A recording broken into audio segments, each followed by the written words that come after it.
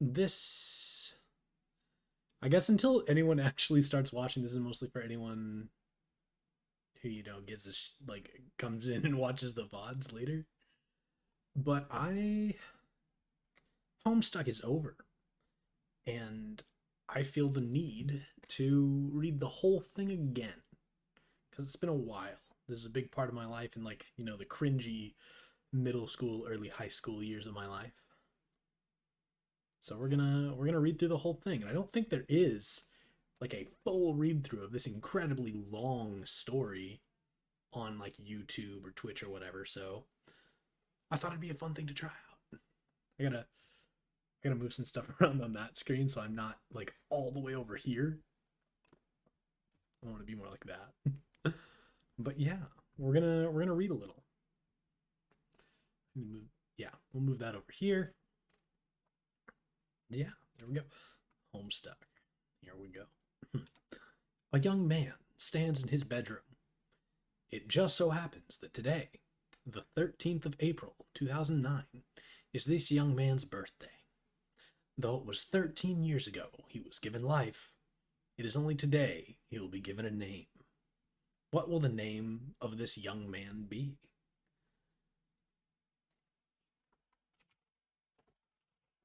Zoo smell, poopler.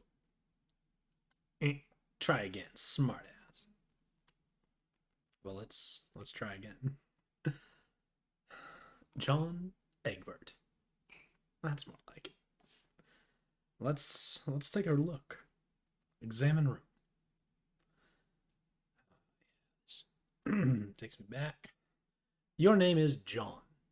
As was previously mentioned, it is your birthday. A number of cakes are scattered about your room. You have a variety of interests. You have a passion for really terrible movies. You like to program computers, but you are not very good at it.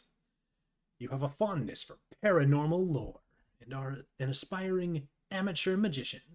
You also like to play games sometimes. What will you do? I'm not sure how well y'all can see it, but these are not these yeah, they're objectively awful movies, but I love them. Like Con Air, Ghostbusters. Ew. What is that one? Mo and Me. I actually haven't seen that one, but like Deep Impact. Heck yeah, we're gonna nuke away that that asteroid. What will you do? John, quickly retrieve arms from drawer. Your arms are in your magic chest, poop lord. Remove cake from magic chest. Out of sympathy for John's perceived lack of arms, you pick up the cake for him and put it on his bed. John, quickly retrieve arms from magic chest. Look, fake arms. It's dumb, but I love it. You retrieve your fake arms from the chest. You use these for hilarious antics. You capture log them in your Silodex. You have no idea what that actually means, though. There are other items in the chest. John, examine contents of chest. In here, you keep an array of humorous and mystical artifacts, each one a devastating weapon in the hands of a skilled magician or a cunning prankster. You are neither of these things.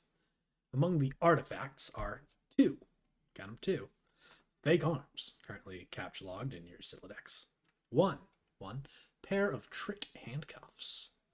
One, count it, one stunt sword. One magician's hat. One pair of Beaglepuss sunglasses. Or glasses, not sunglasses. Several smoke pellets. Several blood capsules. And one copy of Colonel Sassacre's daunting text of magical frivolity and practical japery. And one copy of Harry Anderson's Wise Guy by Mike Cavaney. Some of this stuff may come in handy at some point. For now, you decide to just take the smoke pellets. Man, I'm really bad at this whole reading thing. Sorry, anyone who cares, but am incompetent. You stow the smoke pellets on one of your capture log cards in your Silodex. You still aren't totally sure what that means, but you are starting to get the hang of the vernacular at least.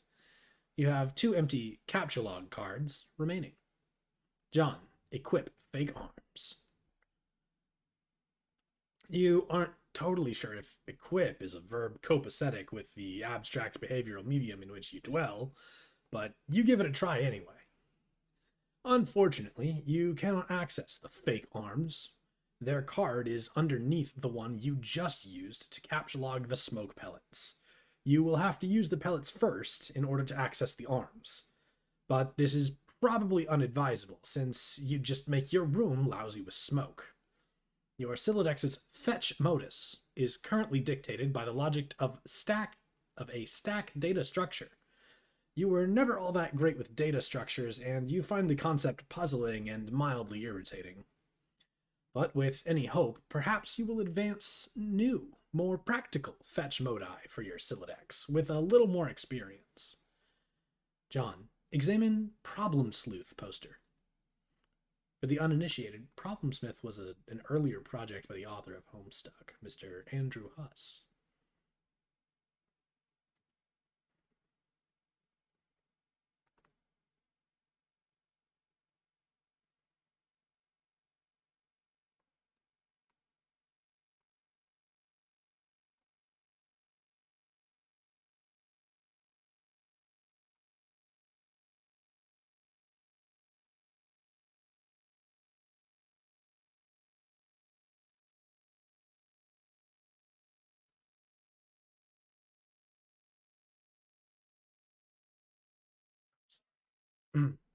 Other stuff started happening on the thing. I saw someone mention my name in this chat thing.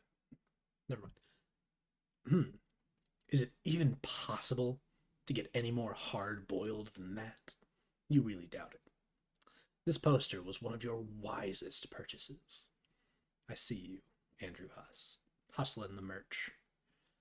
There's a nice spot on the wall next to it. You've been meaning to hang another poster there soon. Read note on drawer. Happy birthday, son. I am so proud of you. This note is rich with the aromas of fatherly aftershaves and colognes. Beside the note is a rolled up poster. Another birthday artifact. You wonder what is printed on this poster. You'll need some way to hang it on your wall. John, acquire hammer and nails. They will come handy. You first placed the hammer into your Silodex, but now all your capture log cards are full. You wonder what will happen if you try to take the nails. You guess it doesn't hurt to try. Take the nails. Take the nails, John. You capture log 4 nails into the top card and push all the artifacts down a card. The fake arms are pushed entirely out of the deck. Oh well, they're probably completely useless anyway, but you probably don't want to do that again, unless you want to drop the smoke pellets and suffer the consequences. In any case, you now feel like you have gathered enough things to get down to business and do some really important stuff. The next thing you do will probably be exceptionally meaningful. John, squawk like an imbecile and shit on your desk. This is the dumbest idea you've had in weeks. Stupid, stupid, stupid. And yet the polished surface of your desk beckons. John, combine the nails and hammer. You merge the top 2 cards. The hammer and nails are now capture logged on the same card and can be used together. John, use hammer/nails on poster. You use the hammer and nails card in conjunction with the card beneath it. Nail poster to wall.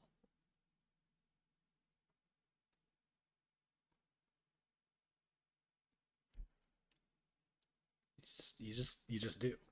Just as one does. You use the hammer, nails, and poster on the blank space on the wall. It's glorious. Exactly what you wanted. The old man really came through this time. John, examine Con Air poster.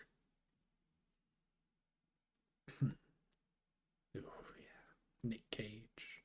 Dirty. Wife beater. Just the undershirt. Put the bunny back in the box. I said put the bunny back in the box. Why couldn't you put the bunny back in the box? John, examine Deep Impact poster. Morgan Freeman's genteel, homespun mannerisms were perfect qualities for a president residing over a crisis. Oceans rise, cities fall, hope survives. Wow. Films about impending apocalypse fascinate you. Plus, a black president, now you've seen everything. I'm pretty sure this was written in like 2009, like when it says was the first day. Like, that's actually when he started writing this.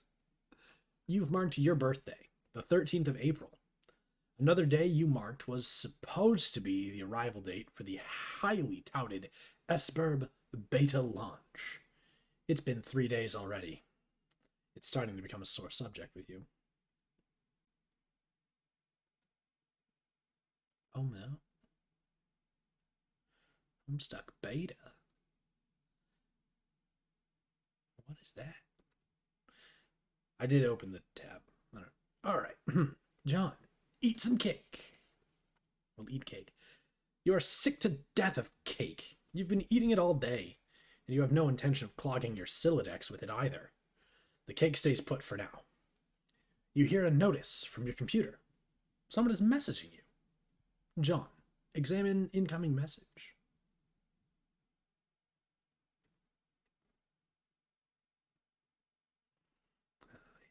His computer screen with the ghost. Carrot cake. Just till death. Till death. I don't know. You pull up your computer. This is where you spend most of your time. You decorated your desktop with some rather handsome wallpaper, which you made yourself. You are really proud of it. Your desktop is also littered with various programming project files.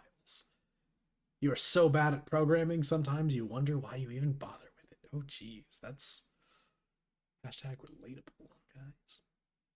Your Pester Chum application is flashing. Someone is trying to get in touch with you. John, open Pester Chum.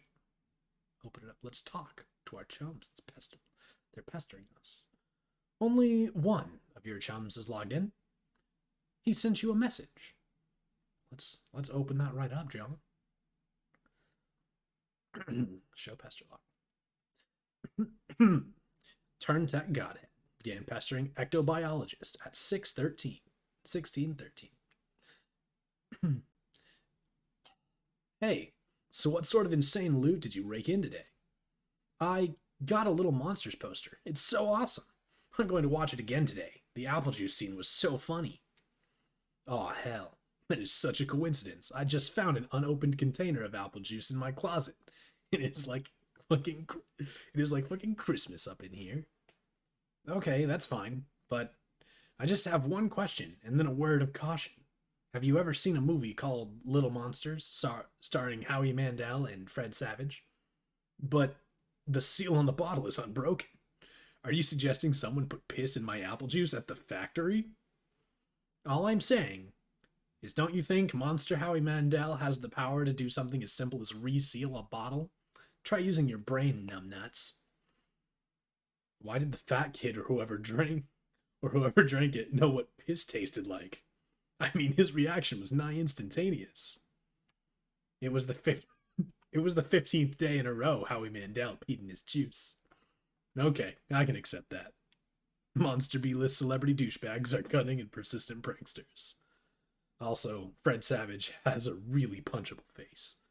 But who cares about this? Let's stop talking about it. Did you get the beta yet? No. Did you? Man, I got 2 copies already. But I don't care. I'm not going to play it or anything. The game sounds boring. Did you see how it got slammed in Game Bro? Game Bro is a joke, and we both know it. Yeah. Why don't you go check your mail? Maybe it's there now. All right. John, look out window. I am going to try to do voices. I'm sorry, I'm not a skilled voice actor. Tire swing in the mailbox. Just, it's a very normal MS Paint yard. You see the view of your yard from the window. Hanging from the tree is your tire swing. In a kid's yard, a tree without a tire swing is like a proper gentleman without a monocle. That is to say, he can hardly be considered a terribly proper gentleman at all. And there beside your driveway is the mailbox. John, examine the mailbox. Do you notice the red flag doodad is in the upright position? I believe that's what the next page is actually about. he's look at how happy this dork is. Look at him. The little red arm swingy dealy thing or whatever it is called is flipped up. What the hell is that thing called anyway?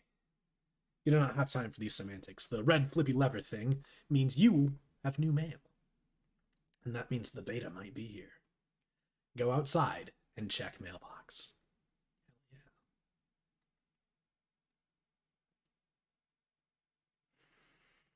yeah. You're about to hurry downstairs when you hear a car pull into the driveway. It looks like your dad has returned from the grocery store. Oh, great. He is beating you to the mail. Does he, roll down his window? John, forget it. Check the mail later. You go downstairs. If you go downstairs to get it, he will likely monopolize hours of your time. You decide to chill out up here for a while until the dust settles. Sometimes you feel like you are trapped in this room. Stuck, if you will, in a sense which possibly borders on the titular. And now your chum is pestering you again. The clockwork of friendship turns ceaselessly, operating the swing lever dealies of harassment in perpetuity. Whatever, the dude can hold his damn horses. John, examine the games on your CD rack.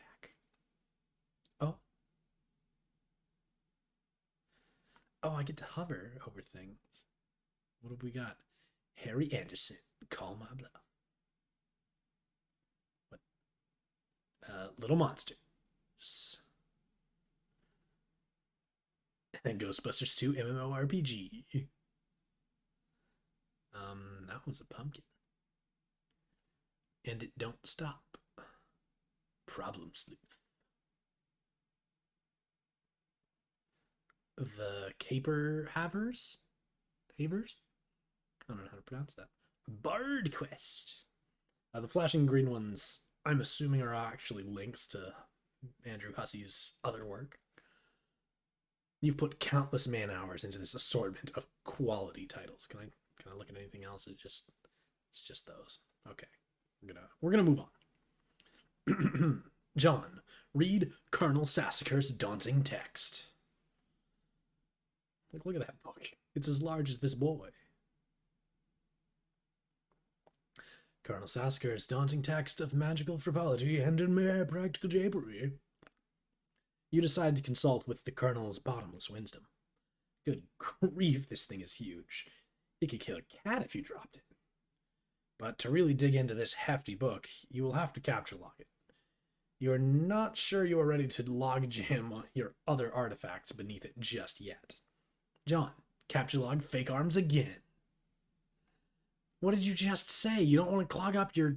Oh, Jesus. In a momentary lapse of concentration, you accidentally capture log the arms again. John, set Pestersohn's status to bully. Oh, yes, bully. You don't think the situation is quite dire enough to go all the way to rancorous, but you still feel the Pesterchum client should reflect your mood change in some way. Bully will have to do, you guess. This unsurprisingly does nothing whatsoever. Oh, right, you forgot your chum is still pestering you. Answer chum. John, answer chum. Show the pester. Is it there? Please say yes. Maybe you can play with TT. She's been pestering me all day about it. She's macking on me so hard all the time, I start to feel embarrassed for her. I mean, not that I can blame her or anything. Yes, it is understandable because you are really attractive. I am attracted to you. Thank you. JK. No, I don't have it yet. My dad has the mail, and I guess I have to go get it from him and see if it's there. And I've been busy spending all afternoon shitting around with my stupid Silodex. It's so frustrating. What's your modus? What? How do you retrieve artifacts from it? Oh, like one at a time, I guess. And if I put too much in, something falls out. Stack? what's what is yours? Hash map. My bro taught me a few tricks. He basically knows everything and is awesome. What the hell is that? You should probably brush up on your data structures. I guess. Did you at least allocate your strife specimens? No. It could free up a card for you. Plus, let you attack stuff whenever things get too hot to handle. Which is never. What have you got? Well, I've got a hammer, but it's trapped under some arms. Wow, you really suck at this, don't you? Just get rid of the arms and then allocate the hammer to the specimens. How? I don't know, just use the arms on any old thing and see if it works. John, combine fake arms with cake. Oh, yes, that glorious. Perfect. That's exactly what I want. You stick the fake arms in the cake on your bed. This definitely makes the cake at least 300% more hilarious. You're sure Colonel Sassacre would know the precise index of elevated hilarity. John, allocate hammer to strife specimens. Yes, this abstract here. Reading through all this stuff. How about now? Hammer kind. You check the back of your strife specimens for the kind abstratus you have in mind for it. John, select hammer. Your strife specimens has been allocated with the hammer kind abstratus. The hammer has been moved from your capsulog deck to your strife deck. Report progress to TG. Okay, I did it. Hammer kind? Yeah. Okay. That will be the permanent allocation for your specimens. I guess I should have mentioned that. Hope you like hammers, dude. Yeah, that's fine, I guess. I can't imagine it's going to be all that relevant. John, capsulog the Colonel's big book. Now that you've got some space in your Silodex to work with, you figure you might as well start squandering it immediately. Ordinarily, this ridiculous book would be way too heavy to carry around in any practical way. You guess maybe this is one respect in which the cards represent some convenience. John, examine Game Bro magazine. Game Bro, Esperb. Why, the game of the year, or whatever, isn't as good as some other stuff I like that's better. John, read the article. Oh, jeez. Game Bro feature on Esperb. So, okay. Esperb is this game that a lot of cats seem hella pumped of, and this beta is sitting on my desk for review, so like, yeah, man, I'll write something. But I don't know, I'm like, so this is about houses or some noise? That's fine. I'm sure that's like fucking dynamite in a handbag for some brosips. But all I'm saying is, when do you get to thrash anything? While you're playing house or some shit, are you ever in jeopardy of getting mud on your doll's dress or whatever from busting out? And I quote, the mad stunts all wicked up ins. Know what I'm saying, bro ya ma? Bro ya ma? Dude, I'm so bad at that. I didn't actually play this game, but I gave it 1.5 out of 5 hats to keep it real. At this point, I'd like to give a shout out to my boy Dennis, who was over the other day. We were going to chill in front of the Dark Knight. He was so psyched of it, y'all. So this one time, he was leaning against the screen door, and the shit popped open, and the back deck was wet, and he slipped down the steps and broke his thumb on the lawn. It wasn't a long fall, but hey, I guess a thumb bone wasn't made for supporting the brunt of a huge useless tool against wet grass. We never did watch Dark Knight on account of Ron trucking his balling canny ass Gert to the hospital. But it's cool. I still got another watch in me, bro. Tell Rhonda. I'm so confused. Bro, no, Dennis was so wasted. I mean, damn. Is that like I don't know who that is, but it's not Jake Paul. I don't want it to be, but that's just the mood I get. I don't actually know what he sounds like. Capture game, bro. It might it might come in handy if you ever need something that burns easily. Capture log, magician's hat. You expend your final card on the magician's hat. Get the funny glasses too. You don't have a free card in your Siladex. However, you are able to merge the Beagle Puss with the magician's hat to create a clever disguise. Can we? Oh, well, it's just that. All right. Wear disguise to fool Dad. John? Who is this John you speak of? You are quite certain there has never been, nor ever will be. Yeah, this is a pretty shitty disguise. While you are wearing the items, they remain on the card, but it is temporarily moved from the deck, thus freeing up the cards beneath it. But we have a space here, so I guess. Okay, whatever. John, leave room. You exit into the hallway. On one wall hangs a picture of a fella who sure knows how to have a laugh. A man after your own heart.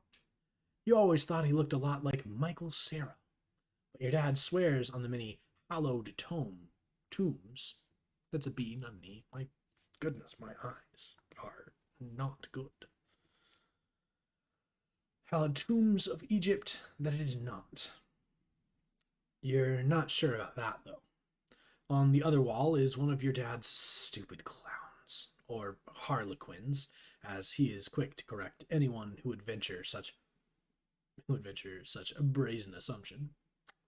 John, go downstairs. Just even more hideous nightmare clown picture or harlequin pictures. And the statue and oh gosh.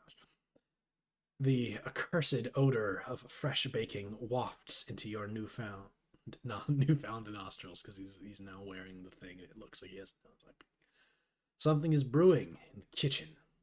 It must be the connivings of your arch nemesis, Betty Crocker, and the rich, buttery aroma of her plot stinks to high heaven. This mission is going to be more difficult than you imagined. John, admire the harlequins.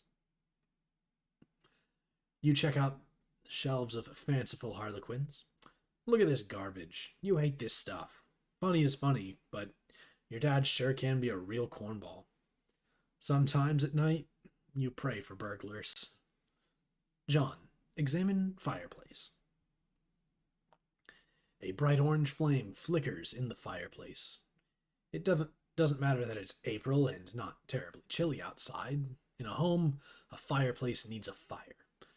Because that's what a fireplace is for. A fire belongs in a fireplace. Damn it. Categorically. I'm not adding the categorically.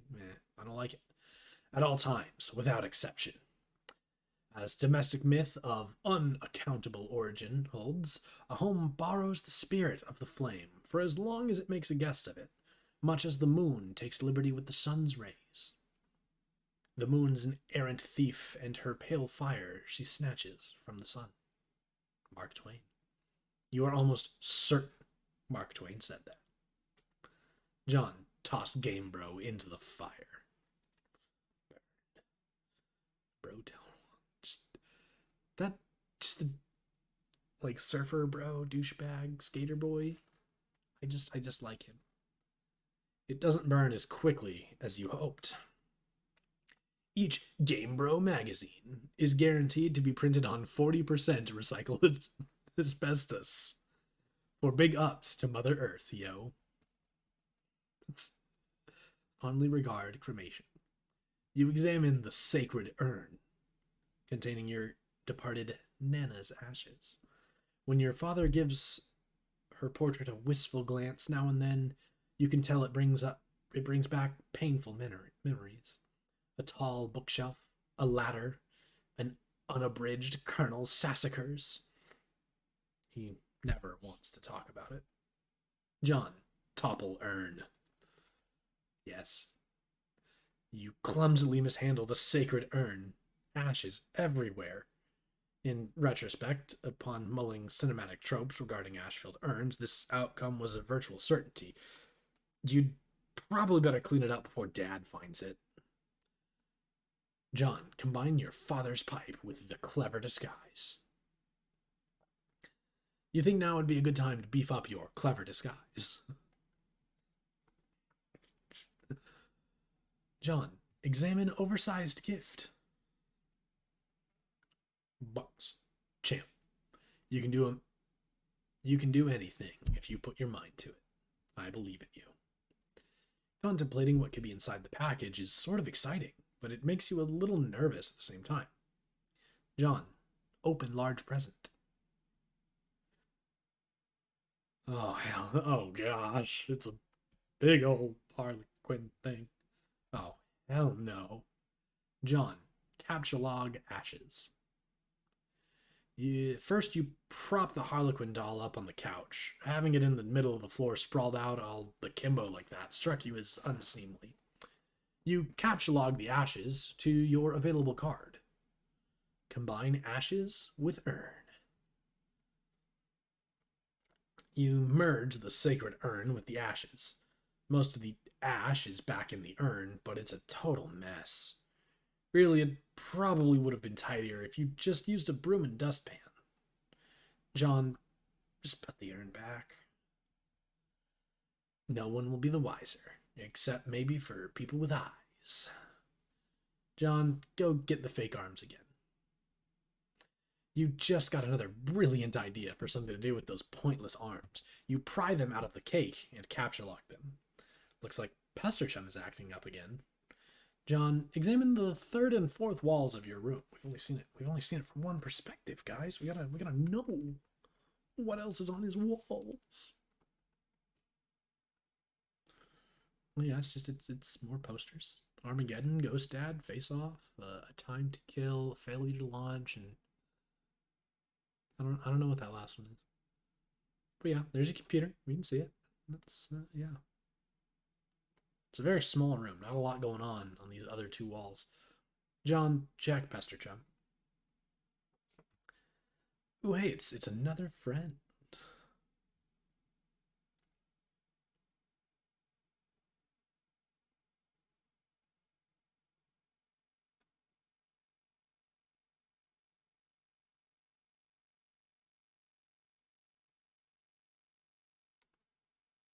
New friend? Another one of your chums is messaging you. John, check the message. Right, show pastor log. I understand you have recently come into possession of the beta release of The Game of the Year, as featured in respectable periodicals such as Game Bro magazine. That's an ugly rumor. Whoever told you that is a filthy liar, and you should probably stop hitting on him all the time or whatever. I can't control myself. I must have a weakness for insufferable pricks. Anyway, I still haven't checked the mail. My dad has it. I'm going to go get it from him, so BRB. John. What? You're wearing one of your disguises now, aren't you? You're typing to me right now while wearing something ridiculous. No, why would you even think that? That's so stupid. Okay. Why don't you go get the game from your father? All right. Wish me luck. Oh, by the way, JK, I was wearing a funny disguise this whole time. Gotcha. I know, John. John, go back downstairs. You can execute that brilliant idea you had. There should be just enough frosting on the fake arms to serve as an adequate adhesive. John, attach arms to doll. You don't care what Sir Colonel Sassacre says. That makes it at least 1,000,000% funnier. John, inspect burnt paper on floor. Roblerone. Guy is snowboarding on a Toblerone. You put this back in the fire where it belongs. John, throw present wrap in fire. As long as you're cleaning up. John, capture log doll. You can carry hefty items, but that thing is just way too big. Get real. Besides, you don't even want it. John, read Colonel Sasker's text. Oh boy. Hell's bells, we are having a mighty sporting time of it. Hold fast, my intrepid fellow branksmiths. We've merely nicked the mahogany of our japing chests. If I may direct the incisive ogle of your bigglepuss to the wriggling regency of rubber bugs, plastic parasites, squirming serpents, pliable pests, and every such order and phyla of creepy crawly. Land sakes alive, we are cooking with petrol now. In further exhibits we shall dwell on artifacts. In further exhibits we shall dwell on artifacts useful to your exploits. Is your pappy's rod and reel handy? What about a bit of iron cord?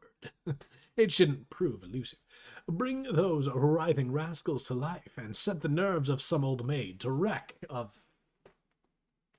I honestly cannot read that word. Hesperus? Do you have a bothersome aunt who never seems troubled to find ways with your sunny afternoons? A broad, splintery fence, a bucket of whitewash, perhaps? By gum, you'll fix her wagon. And what of that tawny gent who puts his lackadaisical lean in his sarsaparilla? You'll have that listless octoroon find the spring in his step just yet.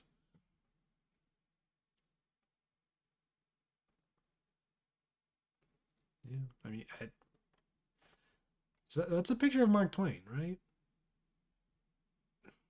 Like, I don't know, man. You thought about consulting the text to determine exactly how hilarious the doll is now, but this text is way too big to navigate it in a timely fashion. You decide to forget it. John, find Dad and retrieve mail. Oh dear, I've highlighted things. Oh no! The door on the left leads to the kitchen, from which the smell of baking wafts.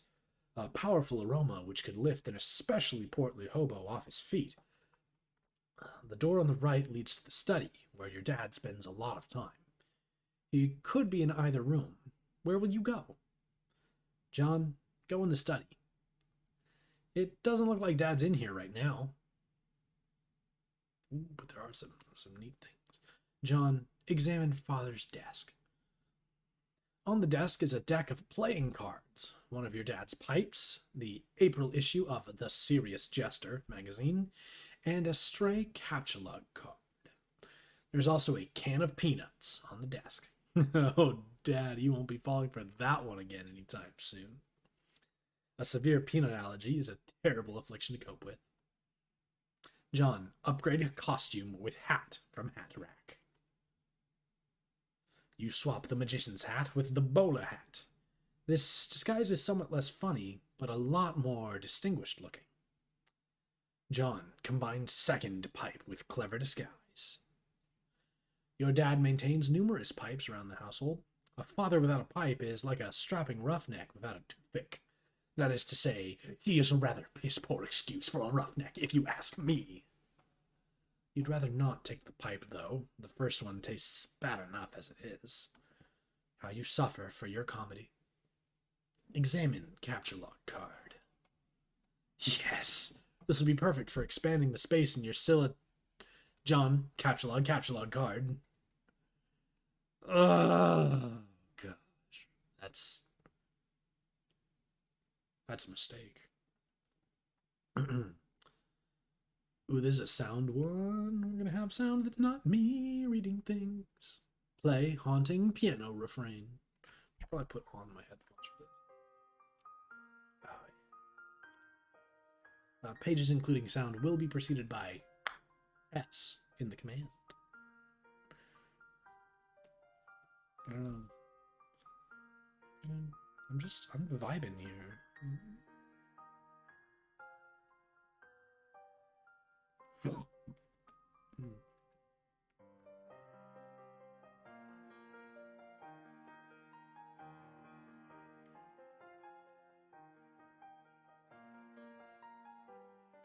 your boy John is in fact a skilled pianist at that direction.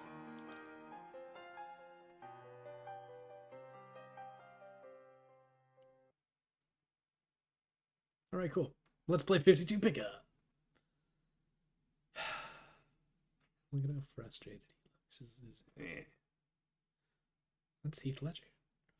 You play the prankster's favorite card game, even though you are alone in the room, thus rendering it an especially foolish version of solitaire. So stupid. Look at this mess. The peanut gallery over there is sure getting a kick out of it. You are allergic to their scorn. John, attempt to leave the house. Let's go. You're too embarrassed. Like, that was embarrassing. Just leave. Pictures of John and Dad. Oh, I see. Ecto. You go back into the living room and contemplate checking the mailbox outside. You think perhaps you should exhaust all possibilities before plunging headlong into a dad encounter.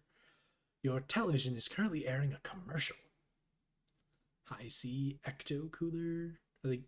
Is it the gushers or like the actual juice? You exit the house. John, check the mail. Predictably, the mailbox is empty. You have already been scooped by your father. More sound. The streets are empty.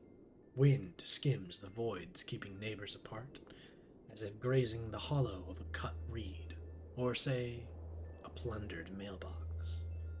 A familiar note is produced. It's the one desolation plays to keep its instrument in tune. It is your 13th birthday, and as with all 12 preceding it, something feels missing from your life. The game presently eluding you is only the latest sleight of hand in the repertoire of the unseen Riddler, one to engender a sense not of mirth, but of lack. His coarse schemes are those less of a prankster than a common pickpocket. His riddle is absence itself. It is a mystery dispersing altogether, like the moon's faint reflection, even one pebble of inquiry dropped in its black well. It is the most diabolical riddle of all. Absence diminishes little passions and increases great ones, as wind extinguishes candles and fans a fire. Walt Whitman. Yes, you are certain Walt Whitman said that. 100% positive. You have a feeling it's going to be a long day. Let's proceed. John, leave a surprise for the mailman. Oh no. No. John, see if your father left the mail in the car. There's a box and a something. Now, oh hey, someone's actually watching. What's up? Welcome to, this mess. The door is locked, and your dad has the car keys. You peer in through the driver's side window. You don't see any mail, but you do see a green package. There's also something underneath it that looks like a slip of paper. Could these items have come in the mail? You don't see anything else that's usually in the mail, like bills and coupons. Maybe your dad forgot to take this stuff inside. John, spy in the kitchen. Yes. You try to get a gander through the kitchen window, but you can't see a whole lot. It seems your dad has been doing so much baking the glass is steamed up. God, he is so weird. But you can see what's on the table just beside the window. It looks like the mail is here. Included among it is a red package, some bills, your dad's PDA, and an envelope that appears to be suspiciously labeled with the Esberb logo. Could it be? Unfortunately, the window is locked. John, go back into the kitchen. You have no other choice. You're going in. Clever disguise, it's time to work your magic. John, enter. Oh no.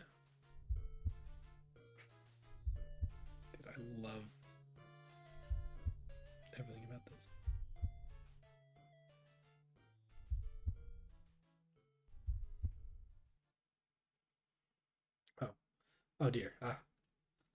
Yeah, this. Yes, he clearly has. He knows the disguise is. It's not a very good disguise. Your dad sees right through your costume. You don't know what you were even thinking with this foolish ruse. You unequip the clever disguise. Your dad wields a dreaded artifact of confection. He stands between you and the mail. There's only one way to settle this. Strife.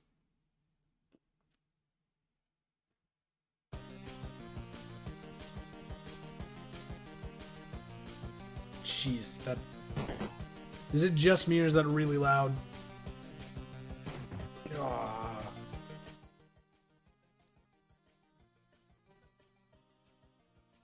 Ouchie. My ears. No. I don't want the cake. I forget if there's any other anime. Oh. Auto pastry instead of auto parry.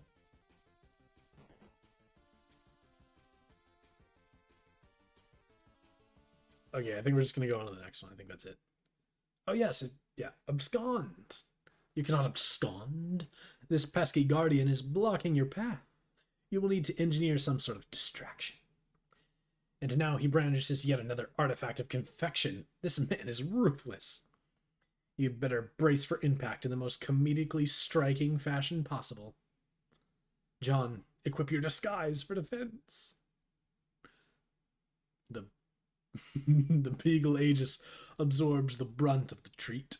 Looks like Dad will enjoy the prankster's gambit on that exchange, as is usually the case. John, capture-log the pie tin. You take pie tin and unequip the Beaglepuss. Everything in your Siladex is pushed back a card. The smoke pellets are ejected from the deck. Yes, this could just be the distraction you were... Nothing happens. What a huge letdown. John, take the cake. When two great forces oppose each other, the victory will go to the one that knows how to yield. Oscar Wilde. Wise words by a man who likely could resist everything but temptation. The cake forces Colonel Sassacre's text out of your Siladex. Sassacre, you beautiful bastard. Now's your chance. John, abscond. Now that Dad is busy placating the smoke detector, you can safely sneak away. John, take the PDA. You snag your dad's PDA. Maybe later you'll switch the background image to something hilarious as a prank. Besides, it might come in handy later. Your spare capture log card is forced out of the Siladex and consequently integrated with the deck. You now have 5 cards to work with. John, take the package. This red package is addressed to you. Take the envelope. You got the Esperb beta. Exit kitchen. John, get the cake off the couch. You capture log the cake on the couch, expelling the pie tin from the bottom card. Combine the cakes to make a double-decker cake. Oh, I remember this. This is a bad idea. You merge the 2 cakes across all 5 cards. Everything in your Siladex is smushed between the cakes. Why don't you think these things through first, John? User, player, I don't know. John, retreat upstairs. We gotta figure this out later.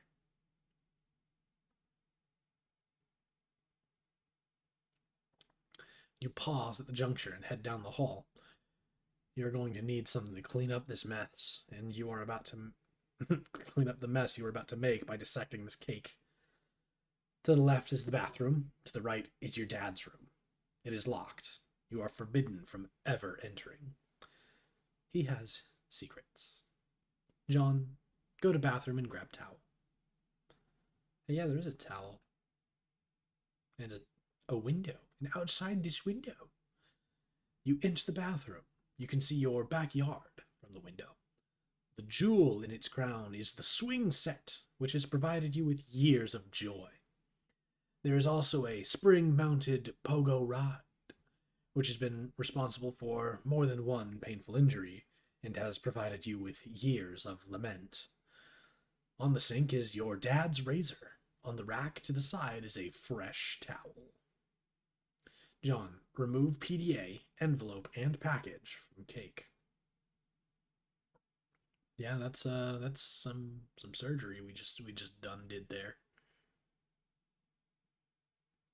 Or well, I get okay. He's no okay. He removes the things, and then he gets the razor. No, he uses the razor first, and then he grabs the towel. He uses the towel to clean things up. Yeah, you take the razor and use it to perform surgery on the cake. You take the towel and clean off the extracted goods. John, retrieve your items. The items force the manhandled cake into the toilet. And just like that, your Silodex is full again. God, this thing is annoying. John, go to bedroom. John, admire failure to launch poster. Got two separate speech bubbles there, guys. What are we doing? You're not usually into chick flicks, but Matthew McConaughey's cool charisma could salvage any heap of smoldering wreckage. This is your McConaughey wall, a casual shrine to an amazing actor. The film above that one is a lot better, you think. Can you see her? I want you to picture that little girl. Now imagine she's white. You got us, Matthew. Your smooth talking exposed our latent racism. Damn, you are so good. Oh, a sound one. Check Pastor Chum. Many beeps. We got Garden Gnostic, but they're not on anymore. And Turn Tech Godhead again. Garden Gnostic began pestering ectobiologists at 1634. Hi, happy birthday, John. Hello? Okay, I will talk to you later. Garden Gnostic ceased pestering ectobiologists at 1656. It was like 20 minutes or so. Yeah. Turntech Godhead began pestering ectobiologists at 1640. Hey, Gigi is looking for you. Why are you even so popular all of a sudden? Is today some sort of special occasion or something? Did you do something to curry favor with the ladies? Did you break your leg on a puppy or some shit? Dude, what are you doing? Turntech Godhead is now an idle chum. I discovered a comet that is going to destroy the Earth, and it was named after me. Now I'm famous, and everyone wants to talk to me a lot. No, stop. Just no. Don't talk about your awful, stupid movies or make references to them. Your gross man-bro crush on Matt McConaughey is an unsavory thing to behold. McConaughey. Sounds like a noise a horse would make. I.e., dumb. Equally dumb are all those pictures of that clown you've got hanging up. Those are my dad's. I was talking about Nick Cage. Oh, what? No, man. Cage is sweet. So sweet. So lame. You don't even like him ironically or anything. This is like for real, isn't it? I do things ironically sometimes. What about what I sent you for your birthday? No, those are awesome. What? No, they're stupid. Which was the joke. The ironic joke, get it? Wait. You're actually wearing them, aren't you? I'm wearing them ironically. Because they're awesome. The fact that they're ironic makes them awesome. And vice versa. Are you taking notes on how to be cool? Jesus, get a fucking pen. You do realize they touched Stiller's weird sort of gaunt face at some point? Ew, yeah. Oh well. Anyway, speaking of which, did you get the mail? Yeah. Did there happen to be a package there? Yeah, there's a big red one. You should probably open it. I would, but it's trapped under the Esper beta, so I'll probably open it after I install the beta. Oh man, the beta came? Yeah, wanna play it? No way. Why not? It sounds so hells of boring. Just get TT to play it. She is all about that. Where'd she go? Her internet is blinking in and out, I guess. Probably be back online soon. Oh, and Christ in a sidecar. Are you still using the stack modus? Seriously, dude? You need to bone up on your data structures. That shit is just ridiculous. Okay, I will. John, open browser and go to mspaintadventures.com.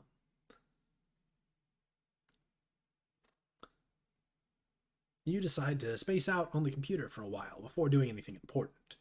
You open the Typheus web browser and direct it to what is indisputably the most amazing website ever created.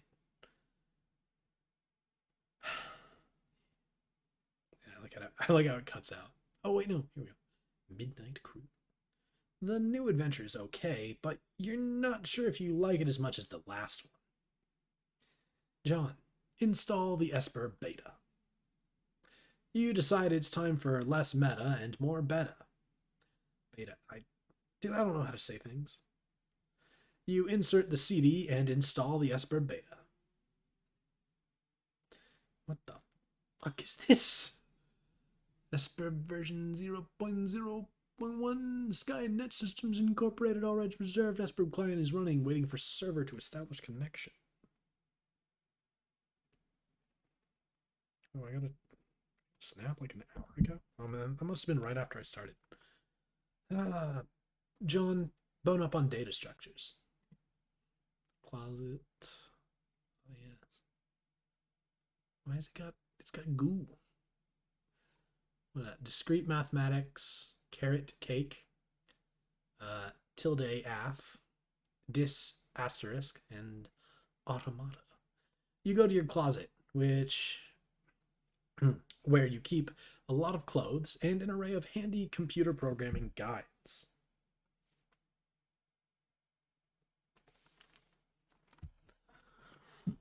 Ooh. John, read Data Structures book. Data Structures for Assholes by Buckminster Funny Uncle.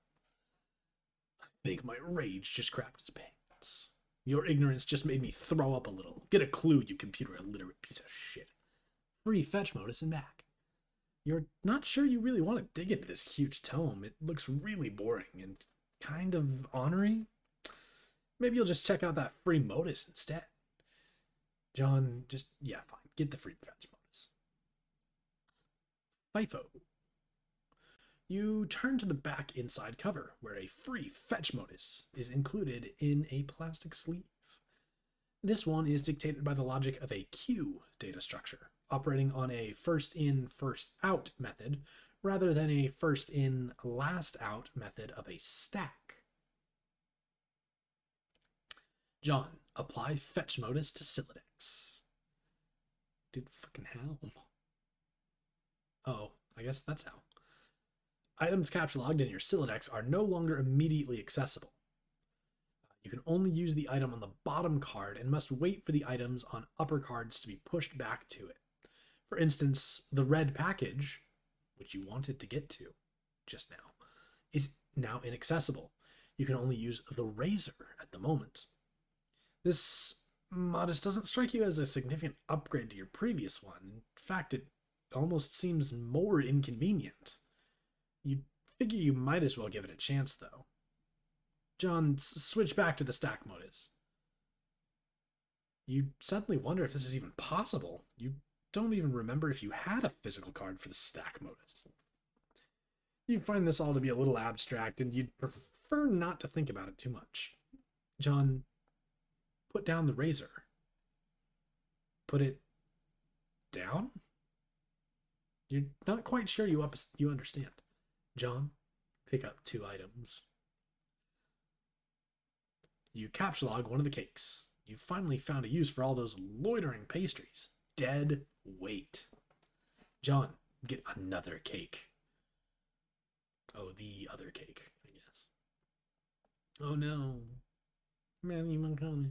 The second cake causes the razor to launch out the front of your Sylladex. Oh, good lord. That beautiful face. You wish the razor would have failed to launch. John, go get more stuff. Yeah, sure. Let's just grab book. You open your magic chest and capture log one of your favorite books of all time, Wise Guy by Matt Cavany. There goes the fresh towel. Might as well grab those cuffs. Oof. You take the trick handcuffs, expelling the PDA like a bullet. Oh, that's probably that's a bit of a problem, I think. Oh, god damn it. Open up that package. To EB from TG. You examine the package. It is from one of your internet chums.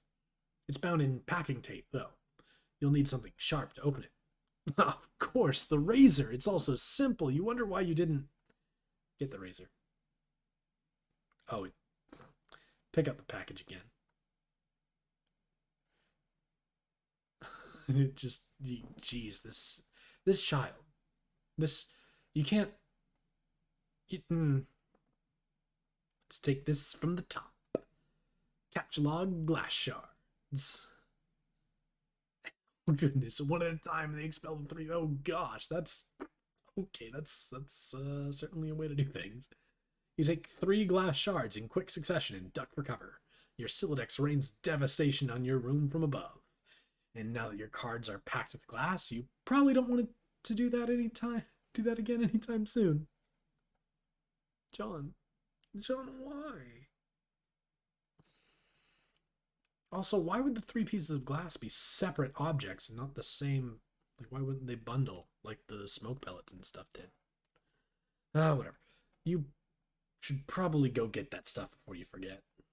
John, use the razor on the red package. We gotta focus, guys. We got tasks, things to do. You open the package. There's something suspicious inside. Something suspiciously dirty and smelly.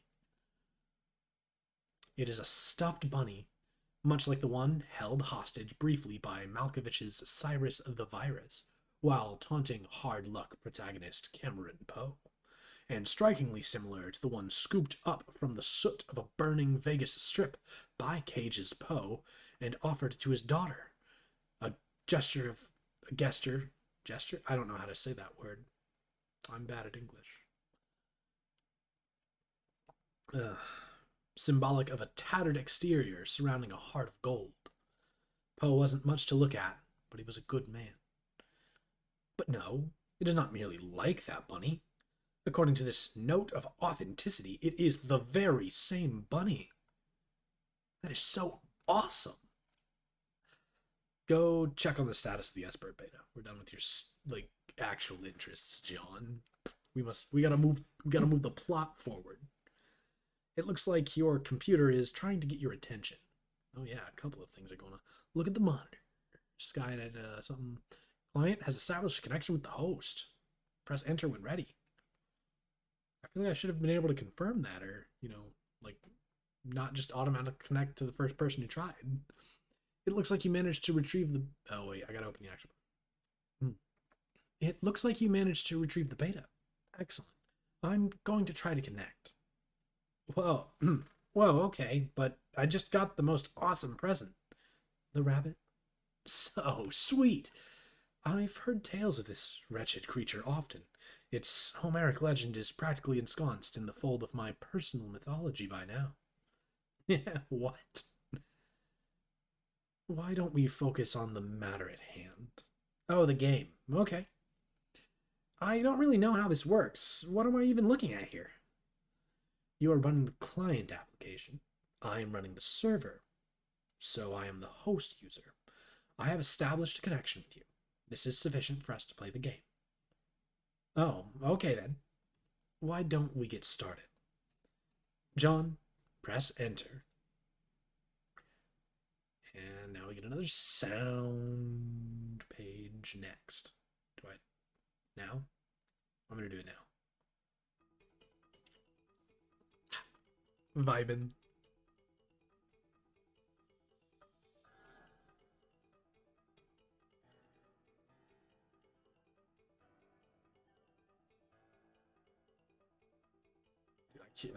I can't read these things fast enough. Wedding, composing tiles, flat. Turnbuckles? Loggers, grind, coax you.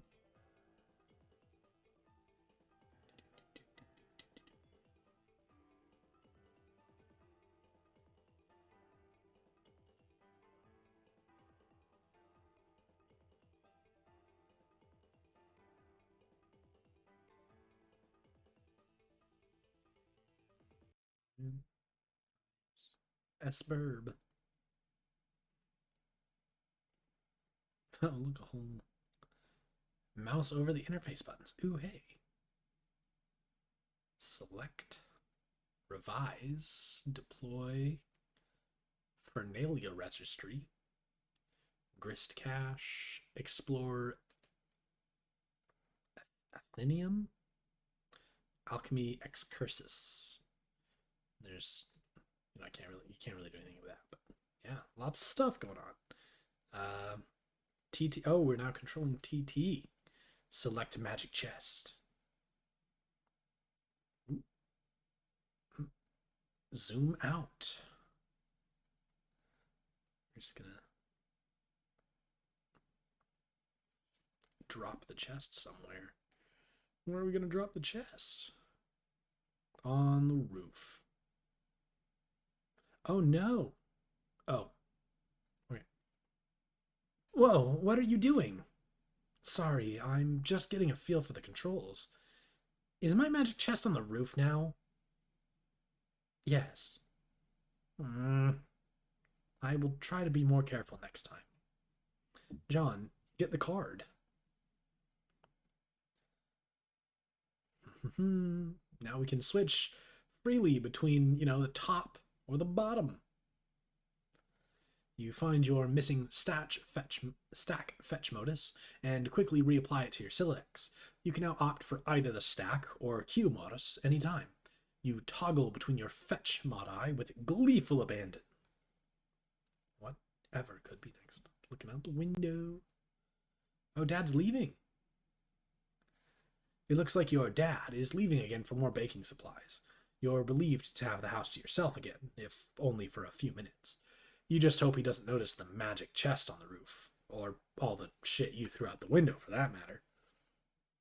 TT, select stuff in the yard and move it back to the room. Oh, we're getting helpful. Oh, it appears to be outside some kind of barrier. Hey, do you think you could do me a favor? Can you grab all that stuff outside my broken window and bring it in for me? I'll give it a shot. Thanks. No luck. It appears to be out of range. I'm guessing it is too far away from you, the player. Select John. You cannot select a player. John abjures the meddlesome cursor. TT, select Bunny. Put the bunny back in the box. Revise room. Ooh, yes. Revising. Chunk. We just got a new big chunk. Just add it on to the house. TT, open the Fernalia registry. TT, deploy totem lathe. This could be. There are three. Totem lathe. What were the other ones? Hold on. The Cruxtruder, one word. Totem lathe and alchemitor. Yeah, we're just gonna select it. It's a thing we can now just drop. It's there now. John, examine this totem lathe.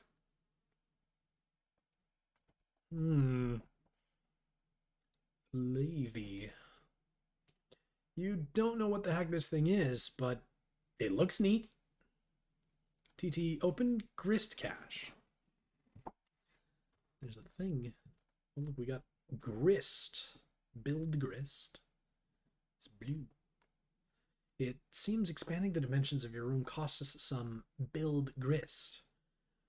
But deploying the lathe did not appear to incur any expense. It looks like certain objects are freebies, probably to help you set up the game. Wow, okay. What do they do? I think it's up to you to find out. All I can do is drop stuff in your house and move it around, apparently. How do I move stuff around? It sounds fun. I don't think you can do as I don't think you can as a client. You will need to install the server application. You should have received both in separate envelopes. I am running both on my computer right now. What? Did you get another envelope in the mail? No. Once you install the server and establish a connection, I'm sure you will be able to manipulate my environment in the same manner. Are you sure you didn't get it? Oh man, I think I might know where it is. Big brain time. Under the green box. In the car. The car that Dad just took to the store. Now that your room is bigger, why don't you move to the far corner? It will extend the range of the cursor and I can reach the items, which you threw out the window for some reason. Good idea. What have you been doing in here all afternoon anyway? I was fussing with my retarded Silodex, but I think I have it under control now. What modest do you use? I like to use trees. Oh no, that sounds so awkward. It's not exceptionally practical, but I think they are elegant. Alright. So yeah, John stood in the corner. She got our stuff back. And she's gonna just deploy more stuff, like the Crux Truder. I like the view. Oh dear. Because you remember the time we got to look at the other side of the living room? That right there, that's the door. Deploy alchemitor. Way out here on the patio. Balcony or patio? I'd call it a balcony. All right. Why is the floor shaking? Are you dropping more stuff in my house? Yes, 2 more large gizmos. Sweet. What is with all these big contraptions? If I had to guess, they appear to facilitate a sort of system involving punch card-based alchemy. To what end? I mean, what are we supposed to be doing in this game? That remains to be seen. Maybe you should go investigate. John, get PDA. The serious business application. The following matters have been submitted in a frank and forthright manner for Pipe Fan 413's judicious appraisal. Gray Slacks 66 decided to return home for a fresh time. Soiled tie will be... Oh, wait. Oh, these are in, like, reverse order. Okay. Need counsel on removing coffee from necktie. Incident occurred 45 seconds ago. Beverage essences rapidly settling into fabric. From Gray Slack 66. Too busy for this. PL Elab on incident. Gray Slack 66 was posturing unevenly to reach for hat on wall hook. Tip of tie slipped in open mouth of pot. Duration of dunk approximately 3 seconds. Office urchin 1280. Photographic documentation of incident. Well pressed attire. Use ballpoint pen to roll up tip of cloth. Extract pen. Press rolled cloth against ceramic surface, e.g. restroom sink. In future, consider repositioning hat hook and or coffee pot. Gray Slack 66 decided to return home for fresh tie. Soiled will be laundered immediately upon return. You grab the PDA, switching back to stack modus so it is readily available. Accessible. The interface is oddly sterile. No hilarious clown wallpapers or anything like that. You mean Harlequin wallpapers. The serious business application is open. It seems your dad uses it to keep tabs on various acquaintances. His fellow street performers, maybe? You guess the performing arts must be pretty serious business after all.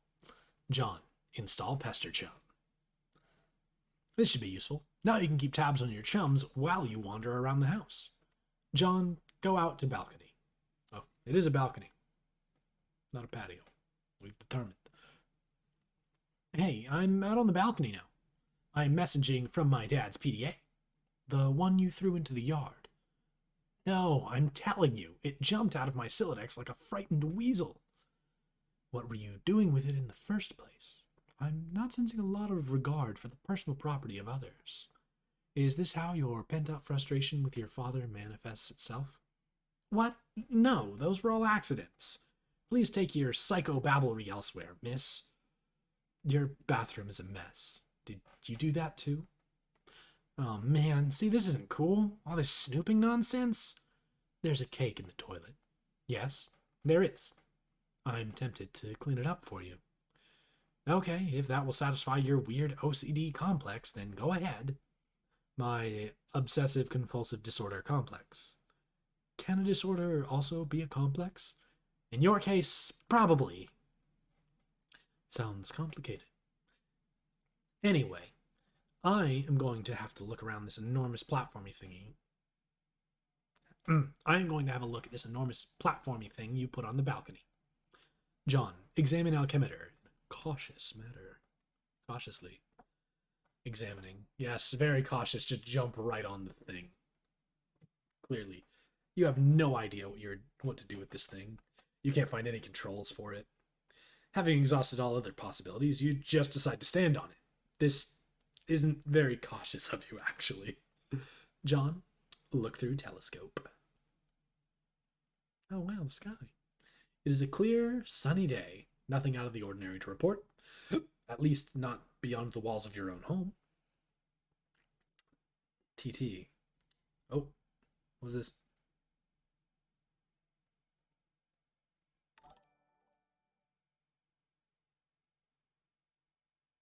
Bro, what? What it? Ah, goodness.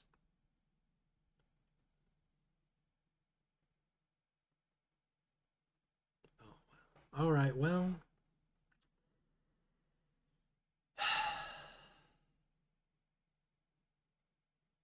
I've got auto mod set like really high, so it flagged like several words. For some reason, he.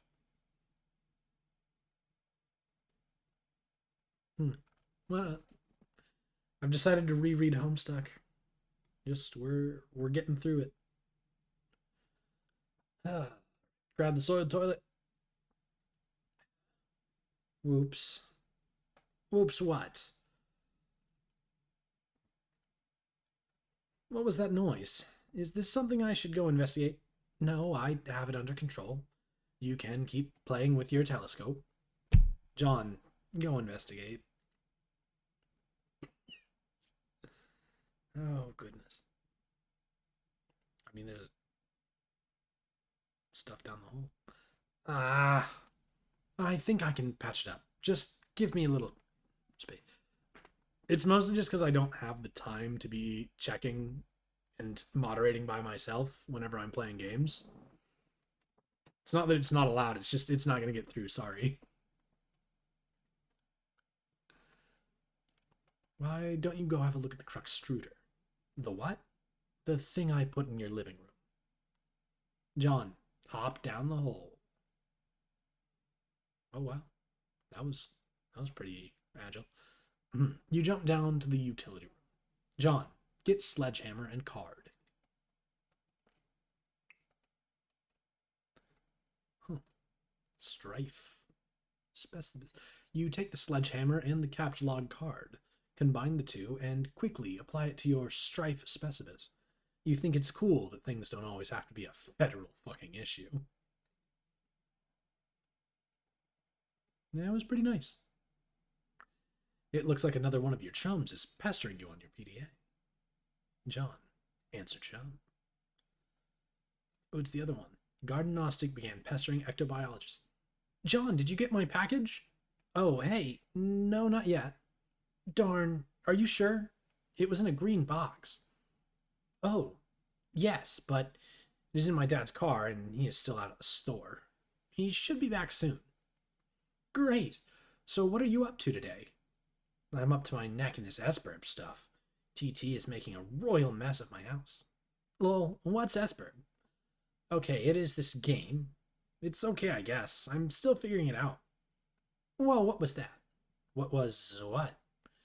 There was a loud noise outside my house. It sounded like an explosion. Wow, really? Wow. I'll go outside and look. Oh man, all right. But be careful, okay? I will.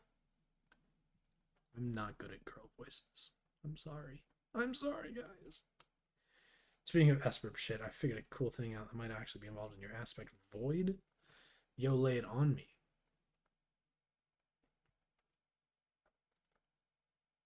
Oh, hell no. You put this thing in the front of the door? There's a door there? Um, yeah? I didn't see it. I just thought it fit nicely in that groove. You mean you thought it was elegant? Okay, well, what do I do with this thing? Hello? What are you doing up there now? Oh no, what'd she do? Oh no! The tub. I forgot about the tub. Oh fuck. I forgot about the tub. I remembered the toilet, but I forgot about the tub. Examine wheel on Crux Streeter. When you turn the wheel, something seems to be pushing up from underneath the lid, but you aren't strong enough to make the lid come off. TT, put the bathtub in the driveway.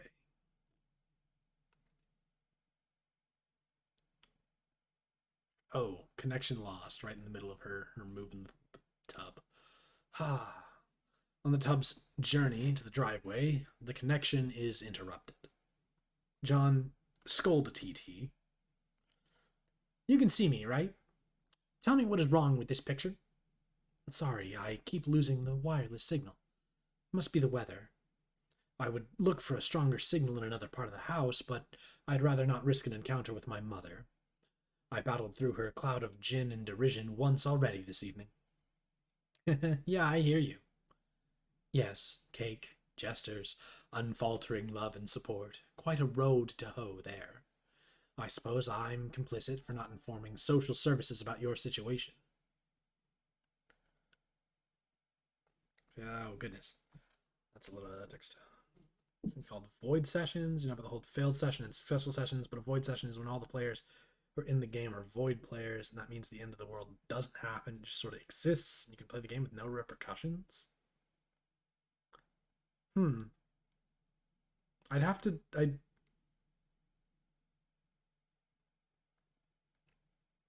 I feel like I've heard of void sessions before used as a term, but it has been a long time since I was like really in the Homestuck scene. That's kind of why I'm rereading.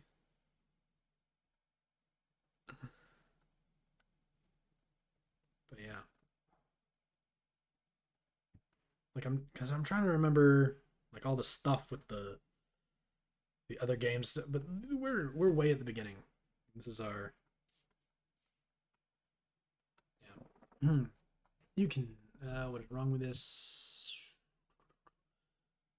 Though I suppose I'm complicit for not informing social services about your situation. I know. What about going outside? Maybe you could catch a neighbor's signal? That presents the same problem. Also, it's raining, remember? And dark. It's dark already? Yes, the sun has already had its way with us here on the East Coast. Its lurid glare has moved on to younger time zones. Okay. John, hit it with the hammer. It's hammer time, guys.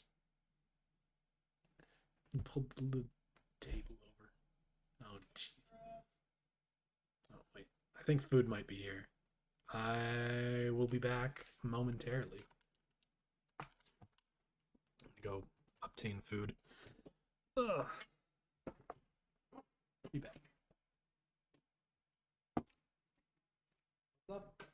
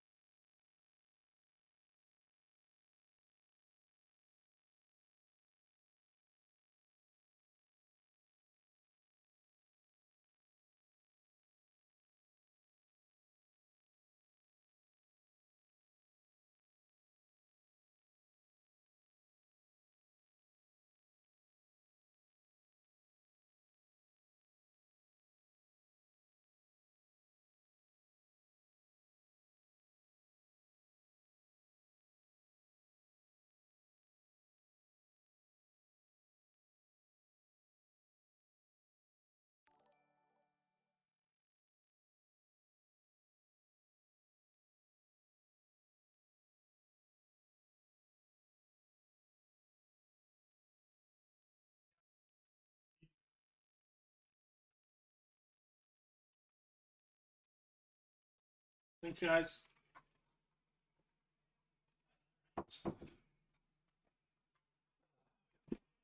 You're reading it all in one sitting? Oh goodness, no. That's what the part one of we're going to read the whole dang thing eventually. This is just part one. This is the beginning. Oh, yeah. We'll get there eventually. It's gonna take a lot of it's gonna take time. It's gonna take a lot of time actually.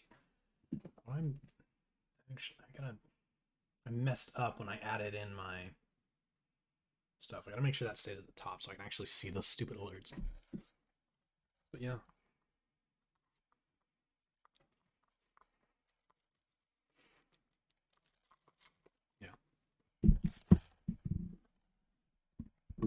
I should probably change the title. But yeah. With that kind of title it does. Lord of Breath. Ooh. Yeah. I mean, hey. I don't know. My desk is a mess.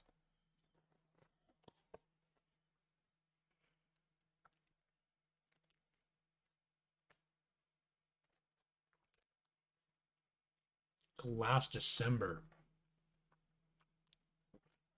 Dang. That's I was all about it back in like middle school and high school.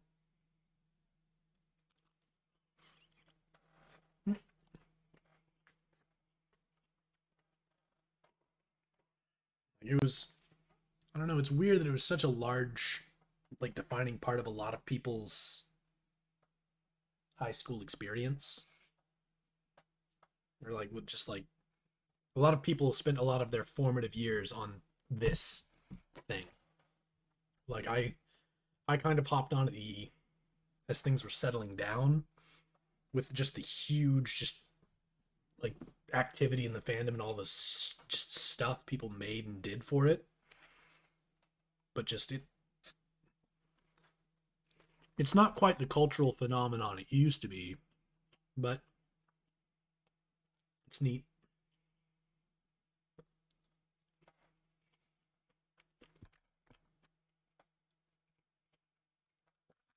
I might switch to chopsticks. It's a little rough. All right, TT needs some help.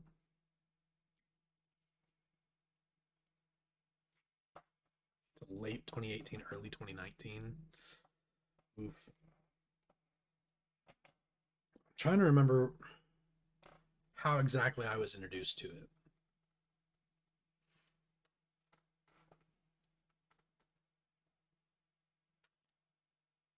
Jeez, who was it? Was it Taylor? Was it at work? I want to say it was a bit before that, like a year or two before then.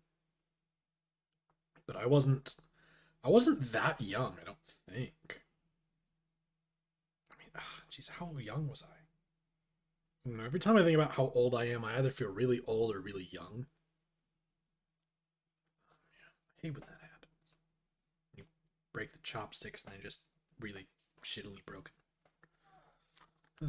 Can't even do this right.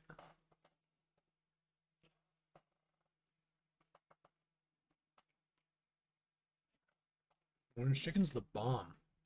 Like, don't worry about hanging out on my stream. Go feed yourself, my friend. All right. Pick up the sledgehammer. Whack. Oh, it is time for stuff to occur. Homestuck Act 2. That's what got me interested. I've only played through Act 1, actually, so I'm a bit behind on the hive swap stuff.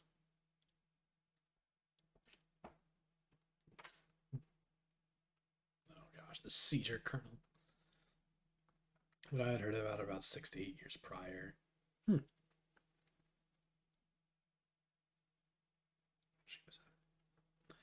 I mean, it's been around for a bit, like 2009. But I don't remember when it got like big because again, it had already been fairly well established when I like, got into it.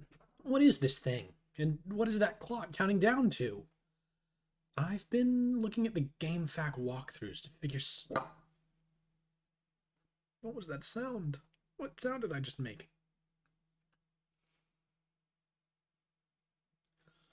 Oh no, really? That's awful. Jeez. Hold on while I read further. Okay. All of these walkthroughs are extremely short. None progresses much further than this point. Weird. Well, I mean, it is a new game. Oh, jeez. It was back in 2012. Ah, don't make me feel so old. Ugh. 2012. Yikes. I mean, it also, if I remember right, it kind of took forever to actually come out too. So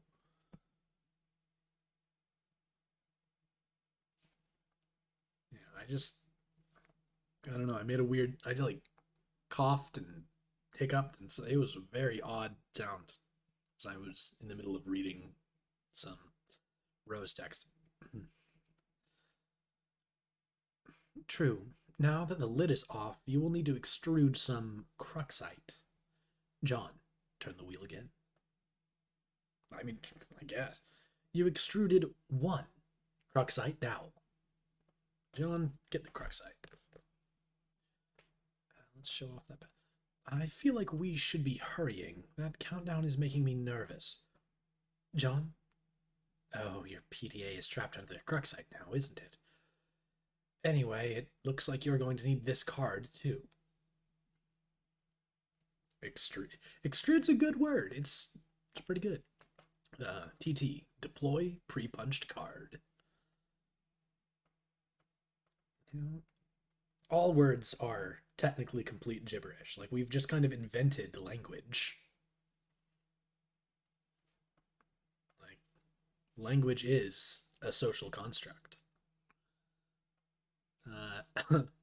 Get the card. A shard of glass is expelled from the deck and maims the Harlequin doll. Oh no. John, captchalogue some fanciful Harlequins. Jeez. He just has to fill it with useless crud. Always. You take 2 fanciful Harlequins. The additional useless fright pushes your PDA to the last card. You then switch to Q modus so you can access the PDA. More glass shrapnel flies from the deck. Just absolutely freaking up this mannequin. Harlequin doll. It's so large, I'm going to call it a mannequin. Jambalaya? It isn't, yeah. Gumbo? Oh, dude, this thing's freaking out. This thing keeps following me around. I think it's trying to talk to me or something. That is probably the kernel sprite. It apparently needs to be prototyped. Twice, actually. Whatever the hell that means. These walkthroughs are horrendously written. Okay. Well, you are the one with the cursor, so just do whatever you think is the right thing to do. Also, fix my bathroom. TT, drop maimed Harlequin into kernel sprite.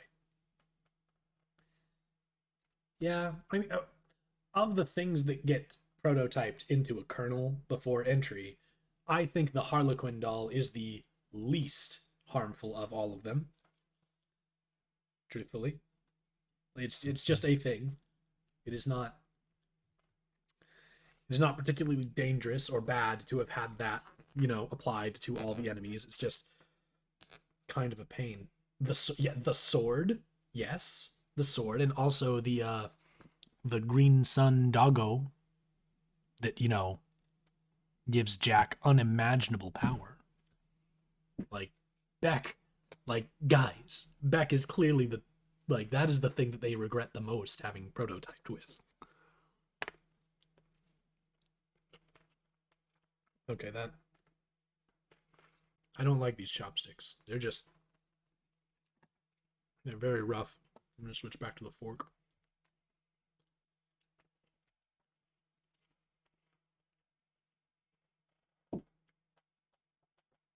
Yeah, I mean, hey, I guess you guys have fairly similar interests. All right, we get sound. Yes. Beep. It's in the sprite. Colonel Sprite has been prototyped with the Harlequin doll.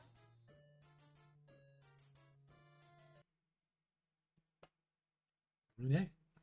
Birds of a feather and all that, right?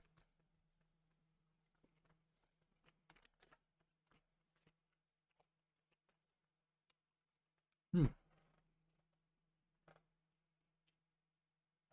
Well, it's not random, just boxes and texture symbols. It's now before the Texas power outage. Yeah, that was wild. It was so cold.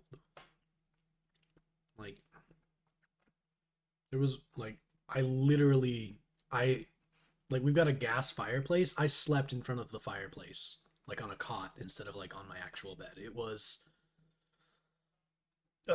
something. Oh boy.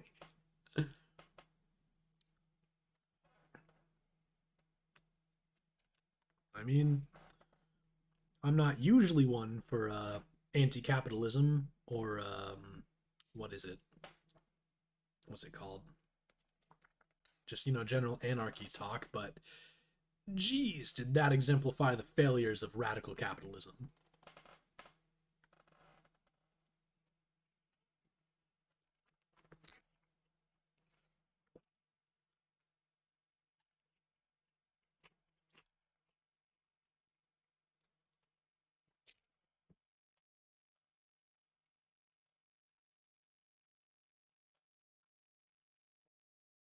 Memories are weird that way. I've almost finished Friend Sim, and I haven't actually started Pester Quest though. I still can't understand this thing's gobbledygook. That was only tier 1 prototyping. There is still another tier to the prototyping process, which, for all we know, merely advances this entity through increasingly esoteric states of linguistics. The clock is ticking. We don't have time for this asinine tomfoolery. This unmitigated poppycock? Extravagant hogwash? Okay, stop. Stop typing whatever thing you're typing. I'm going upstairs to the big platformy thing. The alchemeter. Huh? Try to learn the lingo.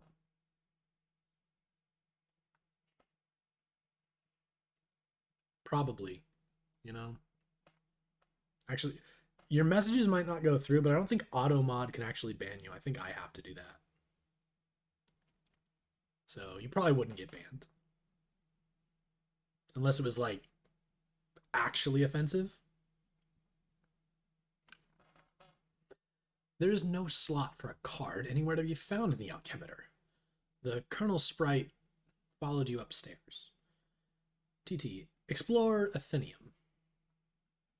A little too uncool. Perfectly generic object. Acquiring a Cruxite dowel seems to have populated the Athenium with one item, a perfectly generic object. You know, it's trying to tell us about the freaking meteor. I think it can leave its tits uncalm. It I think it is I think it's freaking out an appropriate amount for the whole meteor thing. Capture log telescope. I'm gonna grab that, and the PDA is gone again. Wow, John, you're really bad at this.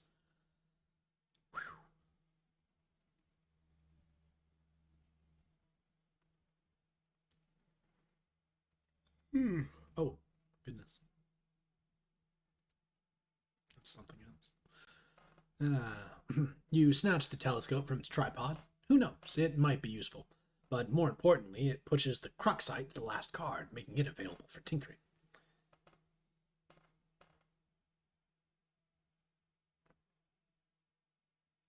Yeah.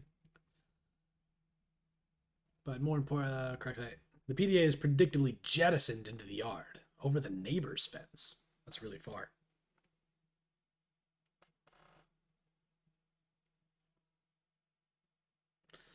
Put Cruxite on weird pattern on Alchemitor.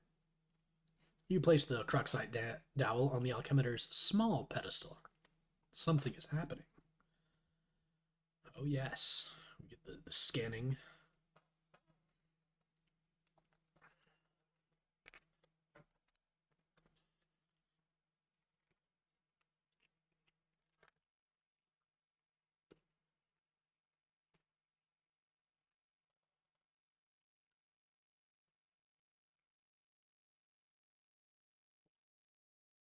To just sneak over and grab the item.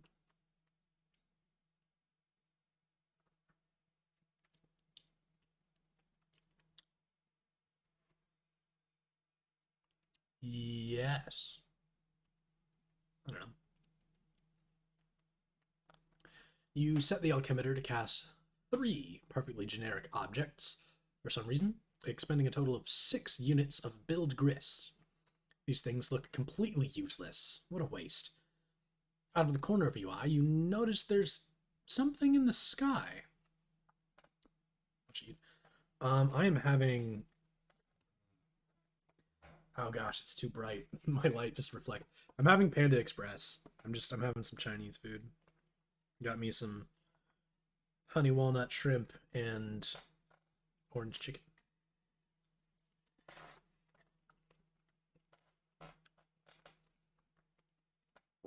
Use the telescope and inspect the sky. You switch back to stack modus and get a closer look with your telescope. Whatever it is, the Colonel Sprite seems particularly agitated about it. I mean, yeah, it's even more seizure-y than usual.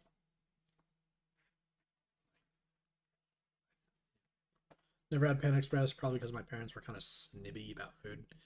You know, sometimes the best food is just like the trashy stuff. Like, I really enjoy honey walnut shrimp. It's a guilty pleasure of sorts, I suppose.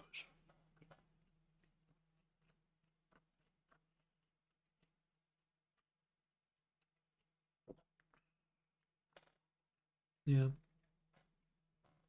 I mean, sometimes I'm just in the mood for recursive. All right. Cool. Sometimes I'm just in the mood for what kind of meat is this? It's been fried and it's covered in a sauce. Is it beef or pork? Like I sometimes I just don't want to be able to tell.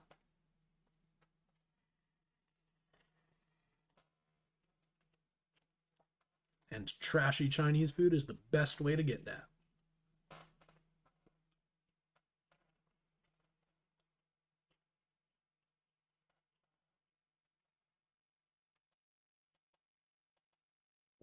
Has the unofficial collection been recommended? The what? I'm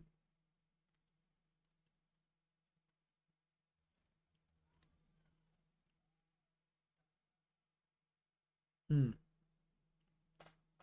I'm just kind of on like homestuck.com.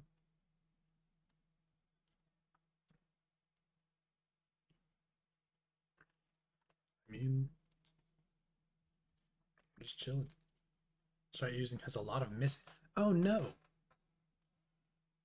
What? Educate me. Dude, my honey walnut shrimp had no walnuts. Oh man, is that gonna mess stuff up? Crap.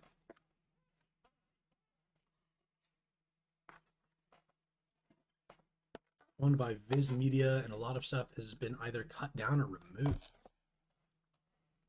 Well, dang.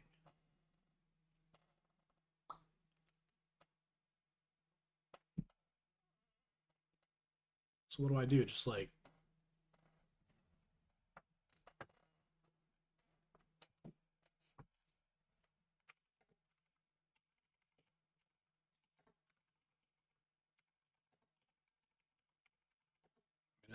Bambosh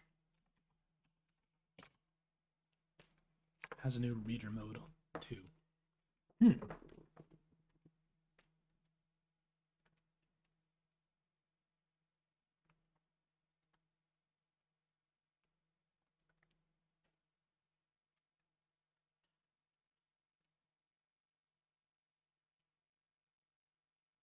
Okay, I mean they're clearly watching the actual stream and can tell stuff. It's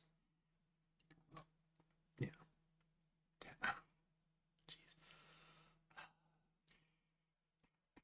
I don't think robots usually joke.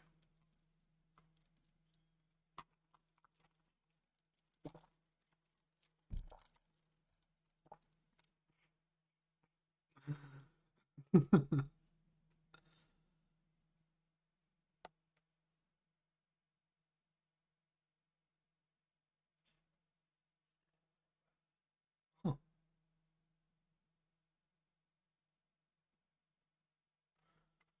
Okay, well, I guess I'll download that.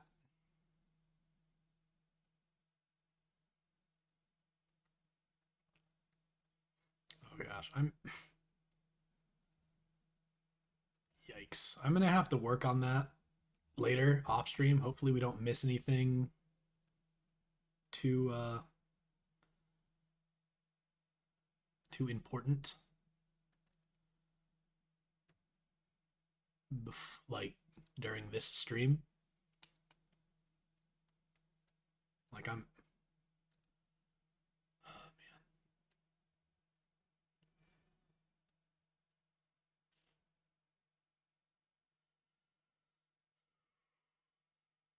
Locate assets button down the bottom once you have the asset pack. Extract it anywhere you want. Oh my gosh, yeah. Dude, yeah, it's so odd that it just is gone. Like I looked into it a little bit and apparently it has just like the way it is and being able to support it on your website opens you up to like a bunch of like security issues because like in order to be compatible with Flash stuff, your website has to, be something that Flash itself can understand. And I don't know. I'm not clear on it. I'm not like really a computer guy.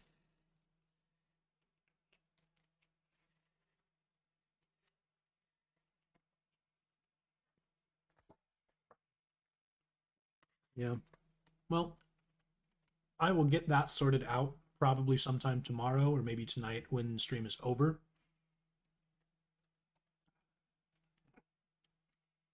But I don't want to miss. I want to find a better place to like cut off tonight's stream. So I guess we're just kind of gonna keep going until I don't know. I honestly don't even remember how long Act One was. I mean, I just patched Flash. It made it pretty clear the stuff that I was reading that that's not possible. I guess like the in order to fix Flash itself, it would no longer be able to do the same things and the way things have been programmed into it. I'm about 2/3 through. All right. I hope there's not like anything too badly missing. Like if we come across a page that just doesn't work anymore, we'll have to put this on hold and actually figure out the unofficial collection. But yeah. Yeah. High five, Colonel Sprite. You figure you've left him hanging long enough. So this is supposed to be like a reading through of just I guess it's mostly for me, but I guess since you guys are the people here and you guys are Homestuck fairly well, but doesn't this whole scenario here kind of raise the question of like because we know bodies can be prototyped from later on. And could John have been prototyped here? Could that have happened? A high five has been. They allowed it. The great Huss allowed a high five to occur.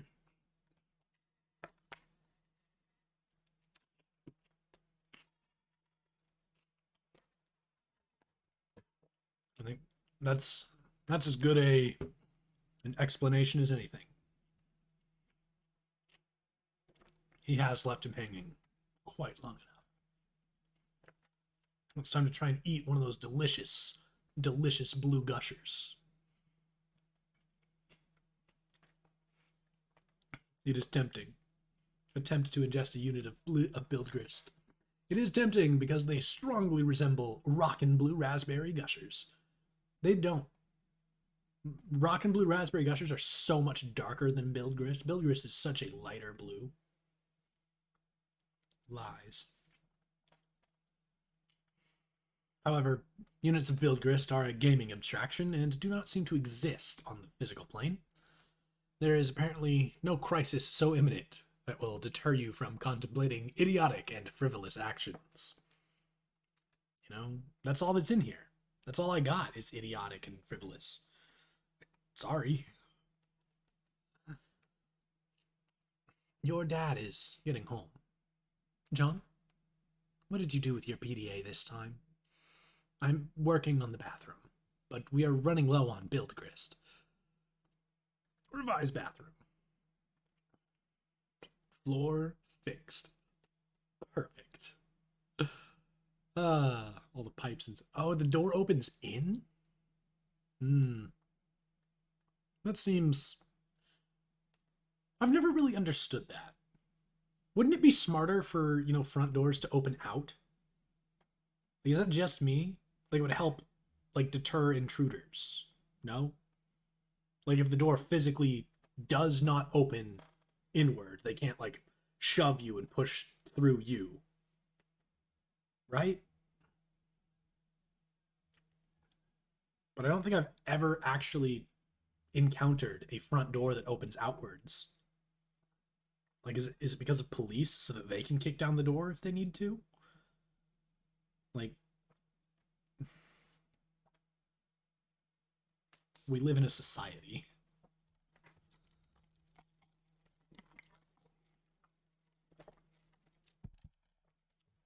All right, John, run to your room and contact TT through Pester Chat. 2 chums have been trying.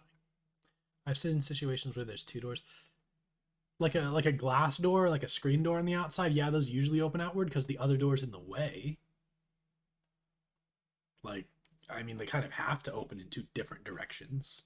So, like, but the thing is, the glass, like the screen door, really doesn't do a whole lot. Like, by way of security. When it comes to that kind of stuff. I don't know. I've got some ideas here. You have to hold the door to keep them from opening it if it opens.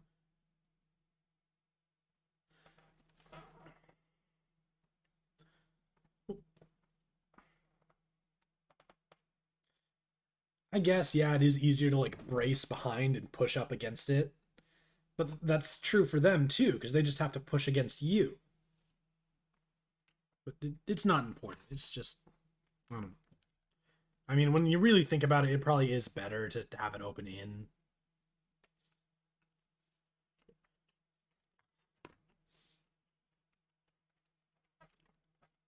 Yeah, if you've answered your door and it's not locked, it is not going to do a whole lot. 2 chums. Let's answer our chums. I'm working on... Oh, no, okay, so I already read that. Oh, man, who cares about the bathroom now? Who cares about the bathroom? Now there's a meteor heading for my house. I see. Do you suppose that has anything to do with the game? I don't know. Maybe. What do I do? I think it's very likely. The walkthroughs vaguely suggest an impending threat before they end. The already poorly constructed sentences become even more curt and ambiguous, as if written hastily and with a sense of alarm. Actually, their dedication to updating the walkthrough under such circumstances is admirable. Wow! Fascinating! What am I supposed to do? If the meteor is a game construct, I think the only thing to do is to proceed and Try to solve the dilemma on the game's terms. Try using the lathe. It says you can use the card on it, but it isn't more specific than that. Okay, I'll do that. Really, it is a labor to read this drivel. If I read any more, my brain will need my brain will need to be spoon-fed from a jar, while it blows spit bubbles in a high chair. I think I'll write my own walkthrough. That is, after we make sure you don't die. Turn tech, got it. Began pestering. You can barricade if it opens in. If it opens out, the thief trash bar can open it and then force your barricade out. That's true. It's definitely easier to barricade and to brace up stuff against a door that opens inward.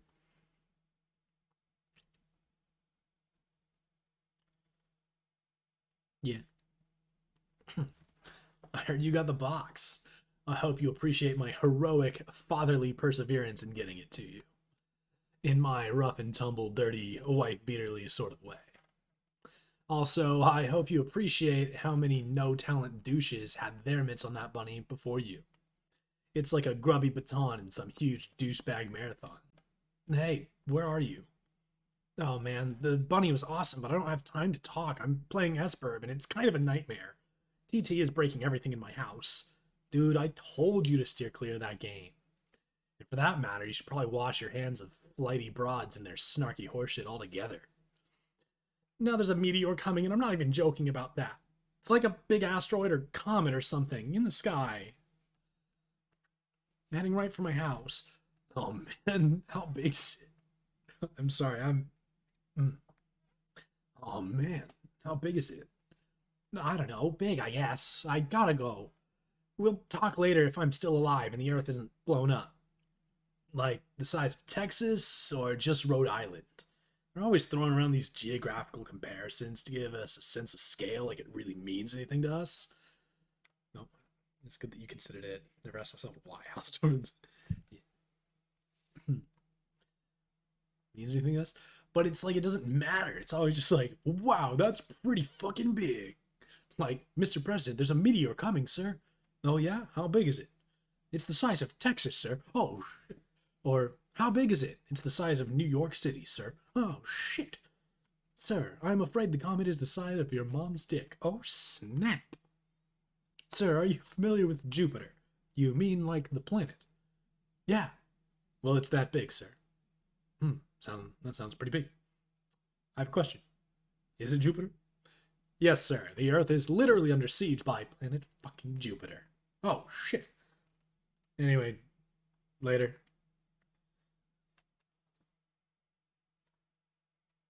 Yeah, most of the time, like, business stores do open out. You are right. Huh. I never really noticed that. Like, other than, like, places with sliding doors, like Walmart. But yeah, in general, they do open out. And, like, schools and stuff, they all open out.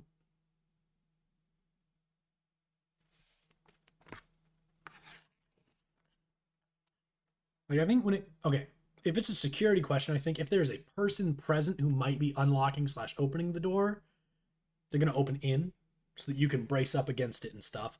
But if it's more likely to be unattended and they're going to have to, like, try to break down the whole door because it's not coming unlocked, I think that would be, like, an outward door situation. Because the frame is in the way of them trying to kick the door down, like, in an inward way.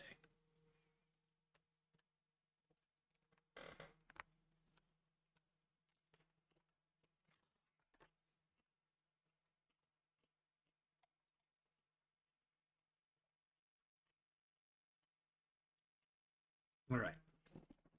Pre-punched card. Totem late. Oh, it's got chisels and shit. You slip the pre-punched card into a slot on the totem lathe. Above the tool arm deploys a configuration of chisels. Now you just need something to lathe. Take Cruxite to the totem lathe. Cursing your lack of foresight, you return to the balcony for the Cruxite dowel that you left on the pedestal.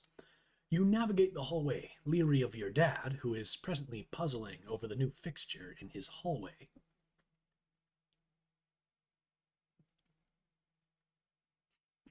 Rose, cleaning up the yard. Ah, yes, the perfect crime. No one will ever be the wiser.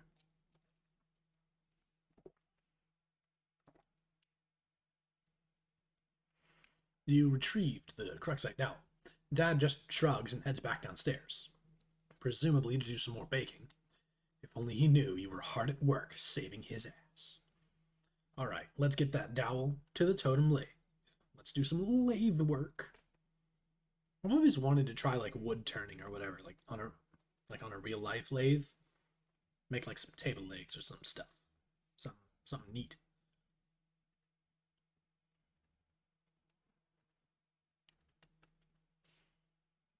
Look at how wobbly that is. Like you make like a vase, like a cool cup. The lathe carves one totem. You take the totem. I'm trying to remember how quickly they just kind of make the whole process obsolete by putting it all in one thing. It takes a while, doesn't it? Alright, I used the lathe to make this blue shapey thingy. Now I guess I take it back to the alchemixer again? Hello? TT is no longer connected.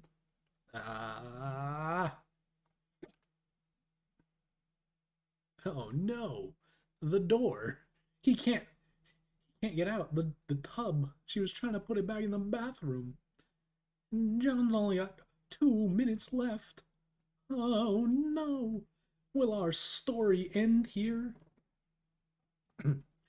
A young lady stands in her bedroom. Due to a violent storm, her house has just lost power, along with her wireless internet connection. This has severed her link to a popular video game she was playing with a young man at a critical moment. That young man is relying on this young lady to re-establish a connection somehow. This young lady named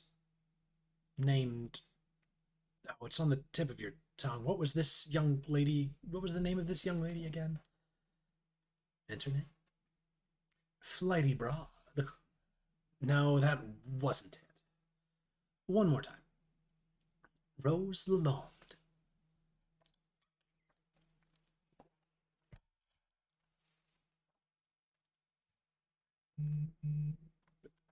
Again? Facebook. Ugh. Your name is Rose. As previously mentioned, you are without electricity.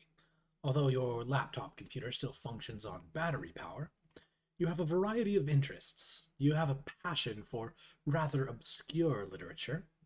You enjoy creative writing and are somewhat secretive about it. You have a fondness for the bestially strange and fictitious, and sometimes dabble in psychoanalysis. You also like to knit.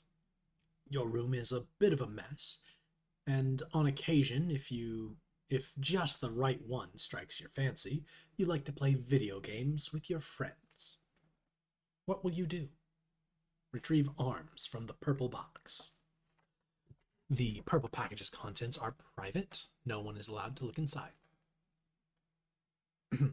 Well then, Rose, you should instead writhe like a flagellum and puke on your bed. Ugh, what a terrible idea. The thought alone makes you sick to your stomach. Good. You need that. Use that. Puke. Puke. Rose, do it. Stroke writing journal and mutter. My friendship. You would only resort to such embarrassing activity while no one was watching. These journals are for your eyes only. Well, get your violin. Come on. Do something. You capture log the violin, storing it in the root card of your Sylladex. Sound page. Rose, play a haunting refrain on the violin. You waste approximately 40 seconds playing the violin while your friend is in peril. Nice time management skills there, sweetheart. John, tell Liv Tyler you love her before the impact.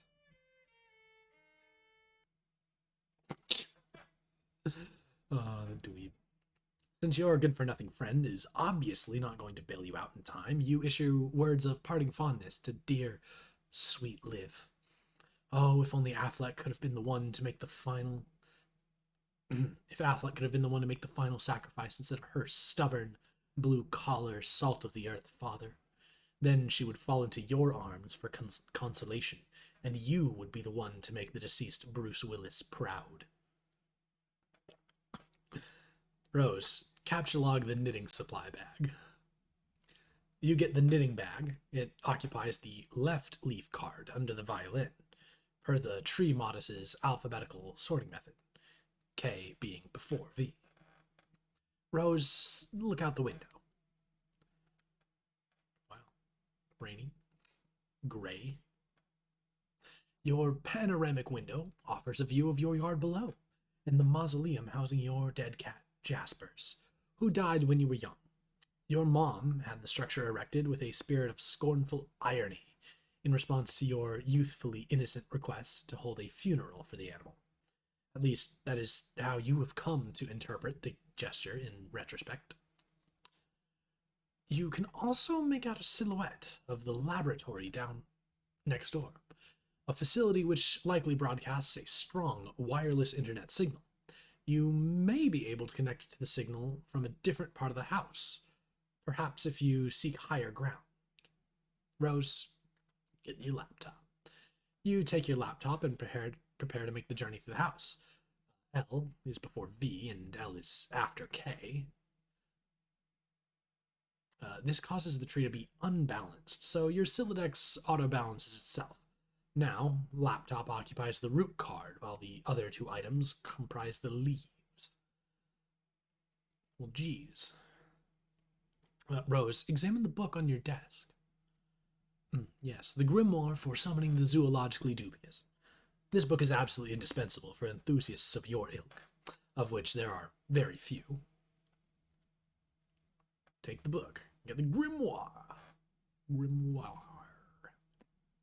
I'm bad at words. Rose, go explore the house. You leave your bedroom. Hanging just next to your door in the hallway is a painting of an exquisite wizard. Your mother collects these awful things ironically. She must know how much you detest them, and there is no doubt in your mind she stores these dreadful things in the house to bother you. Down the hall to the right is the way to the observatory. Perhaps you will connect from up there. You'll be able to connect from up there. Your mother's room is also in that direction. You will have to watch your step. Rose, tiptoe to the observatory. You approach a juncture in the hallway. Beyond the juncture is the observatory. Look at all those wizards. Those are some top quality wizards. Rose, sneak by. Oh shoot, Mom is there. She's hiding in the darkness. We just gotta swoosh right in, and I'm glad that he's in there and we're out here, and I swoosh right in, and I'm the caveman.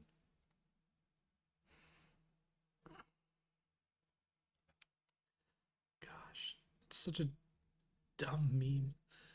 This door leads up to the observatory. You haven't ventured up there in quite some time. Rose, just go through the door. Your friend is in danger. You have like 2 minutes. The door opens to an exterior walkway leading to the observatory entrance. You've seen less inclement weather before. Oh, the things you'll do to help out a friend. Hurry up. Try to connect. Come on. You first put your laptop down on the floor to get it situated, but removing it from the root card causes all the branches and leaves to be severed. Your items are dumped unceremoniously on the floor. Rose, see what you can observe. Oh, geez, yeah. You're in a hurry, sure, but that doesn't mean you can't take a moment to peek through the huge telescope. You find a gap in the clouds. It seems a flurry of smaller meteoroids is striking steadily overhead. You're not sure what this means, but it is somewhat disconcerting. Rose, stop the laptop on the grimoire to maximize elevation. Yes, perfect. You'll need every advantage you can get. Rose, access the laboratory Wi-Fi network. She's on the game facts.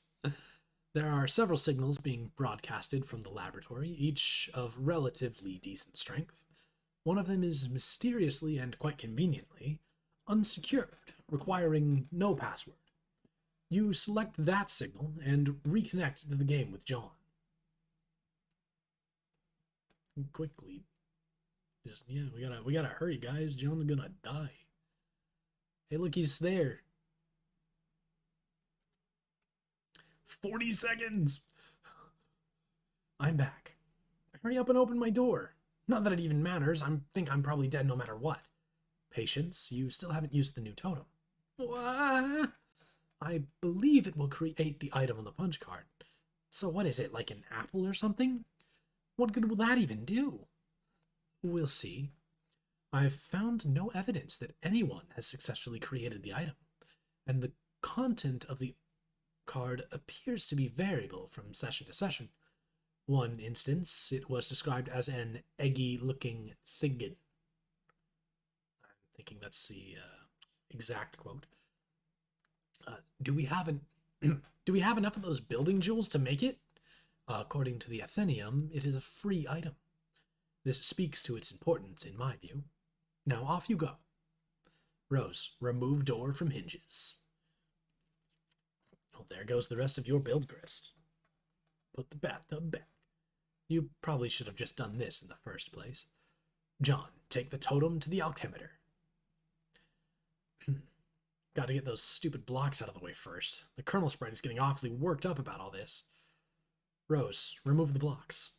You store the perfectly generic objects in your Fernalia registry, potentially to be deployed at a later time. We got the apple. Now, sound time. John's gonna take a bite of the apple. We're gonna get a nice crunch. It's like, as far as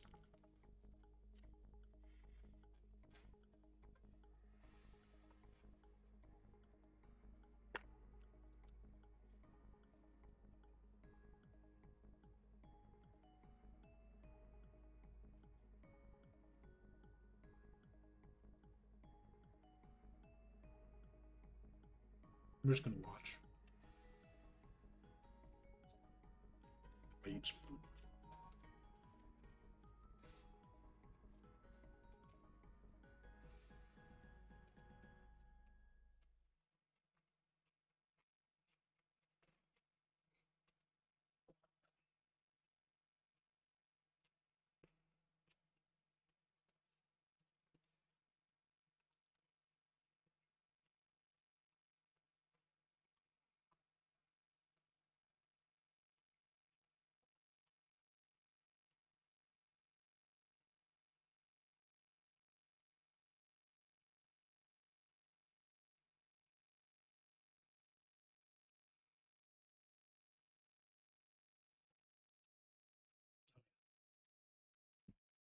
Shit's on fire, you.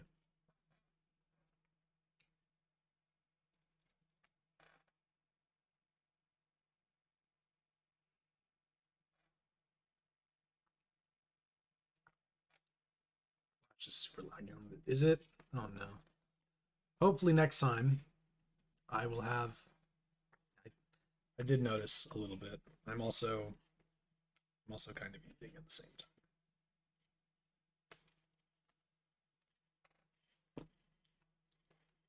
Yeah. All right. That's a good spot to take a break there. I gotta go search my files and unzip that download. Extract those. Probably don't want to leave it in my downloads, but it's kind of the best place for it right now. Yeah, we'll just leave it in downloads.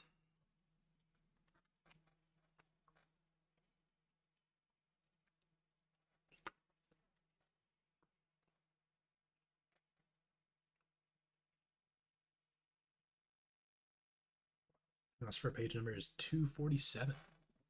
Thank you.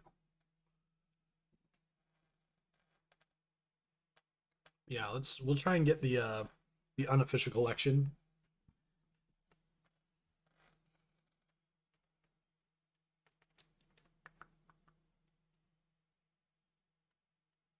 So work because there's the other thing, the assets, right?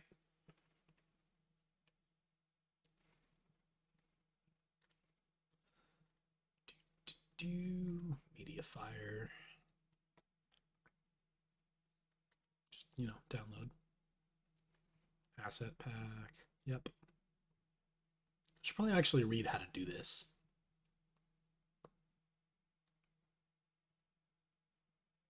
In order to get it running, you'll need to pair the application with the asset pack the first time you start it up. Screen like this with a locate assets button.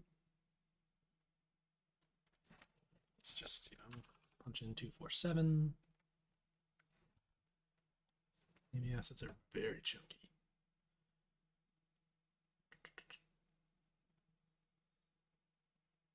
Problem Sleuth, Namco High, and other hussy stuff like that. That's neat.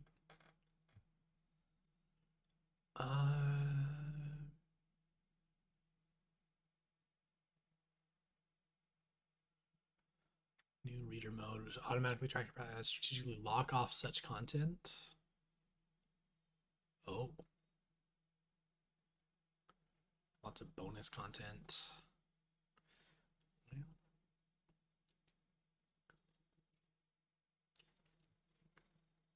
All right, let's go find those assets. Downloads.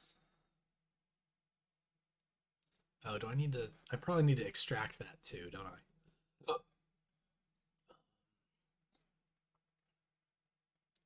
Oh no, is it still?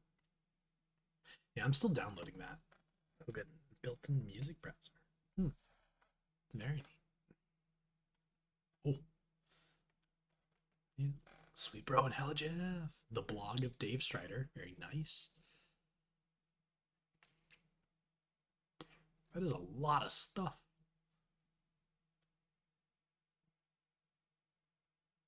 Inappropriate time for ham. Yeah. These are all very neat.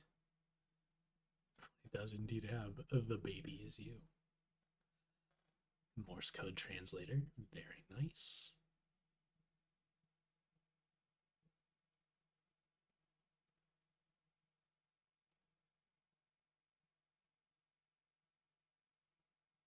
Yeah. Okay, well, I think we gotta wait for Chrome to actually download. Oh goodness.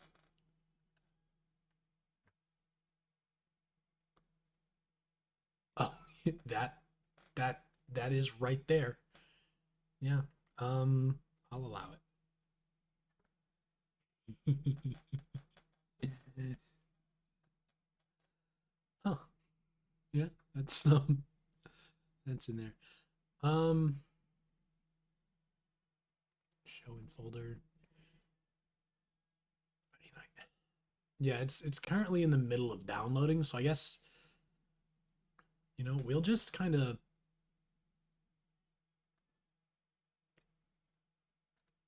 like the asset pack is downloading right now. It says I've got like you got to download both, unzip them both, and then yeah, I've got the I figured that out when I opened up the application and I'm trying to locate the assets and I can't find them because they aren't actually a valid file right now because it's still downloading. It says I've got like 40 minutes left on that, so you know, hopefully we're gonna keep reading. If we run into something that just is unacceptable to miss or skip, we'll yeah.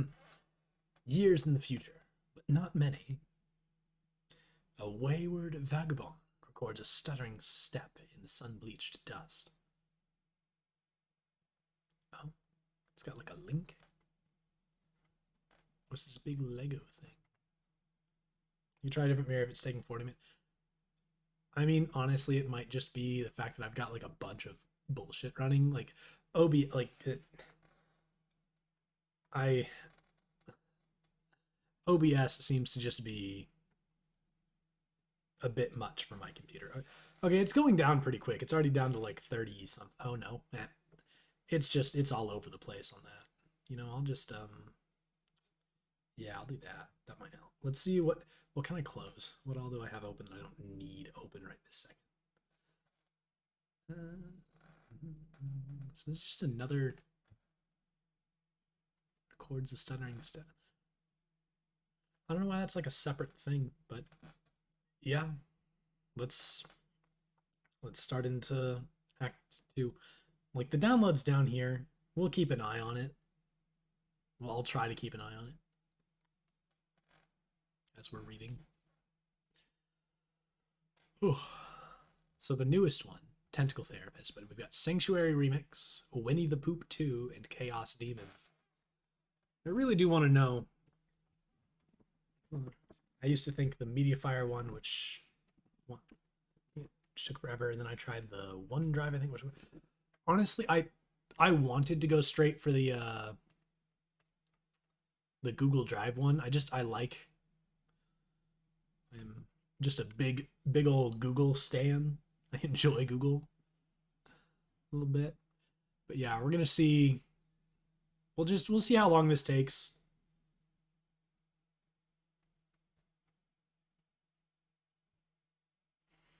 Like, yeah. I don't think it's a huge deal right now. We'll chill with it. I don't think I need this tab open though, because I think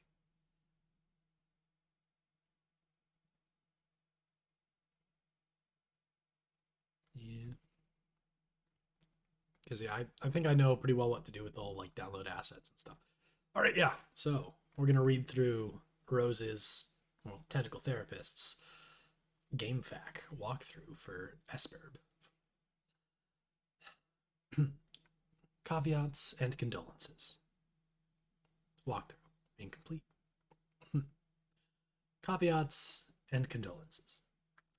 I'd be inclined to dispense with the tribute even under less pressing circumstances. Needless to say, I'll forego the inscrutable ASCII banner, which typically heralds the striking freefall of these documents. I'll also resist the urge to brandish any copyright marks or the particular neurosis that concerns itself with the theft of the utterly mundane. I'll allow other deranged prospectors to stake claims on their worthless plots as the woods burn around them. My introduction will be sparse. There will be no majestic prose blustering into the sails of a galleon as we embark on this voyage together. Nor will there be any ham-fisted prose whipping its limbs under a bedsheet like a retarded ghost. For that matter, I won't set the stage or dim the lights. The mood you will see will be set soon enough. Since you are reading this, chances are you have installed this game on your computer already. If this is true, like many others, you have just participated in bringing about the end of the world. But don't beat yourself up about it. There was never anything you could have done to prevent it.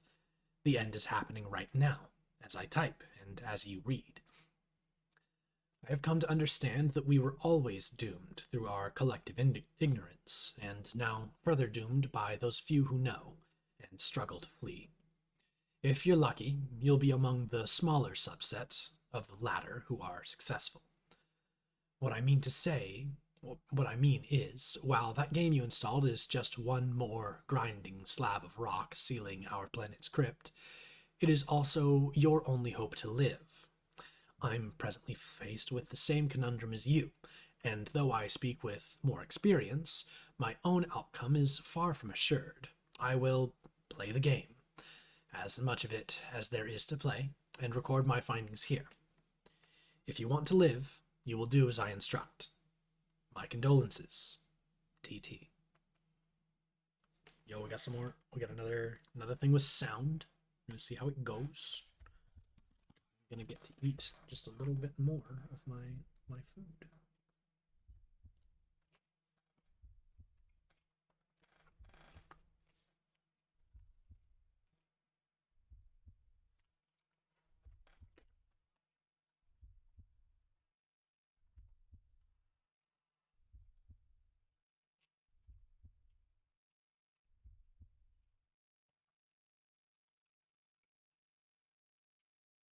Oh, Dad.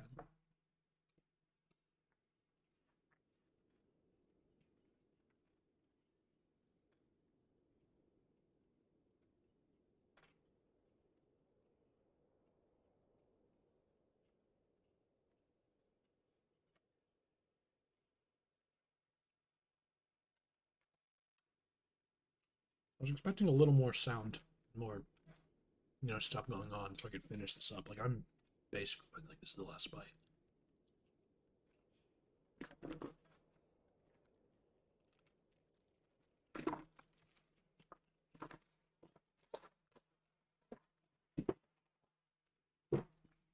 There goes. All right. Let's keep going. You're about to see one of the big changes on this site after super laggy flash on the next page. It will seem over, but it is. Oh no. Oh no. My thing still says like 30 minutes left. The kernel divides. The two halves go their separate ways, leaving behind the sprite portion. So the circle parts. I thought it was just slow. Is it that laggy?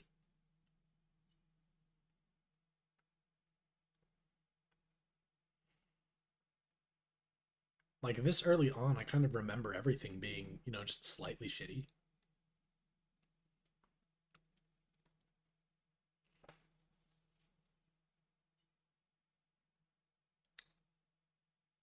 Right, so the arrow's there. It's done now, right?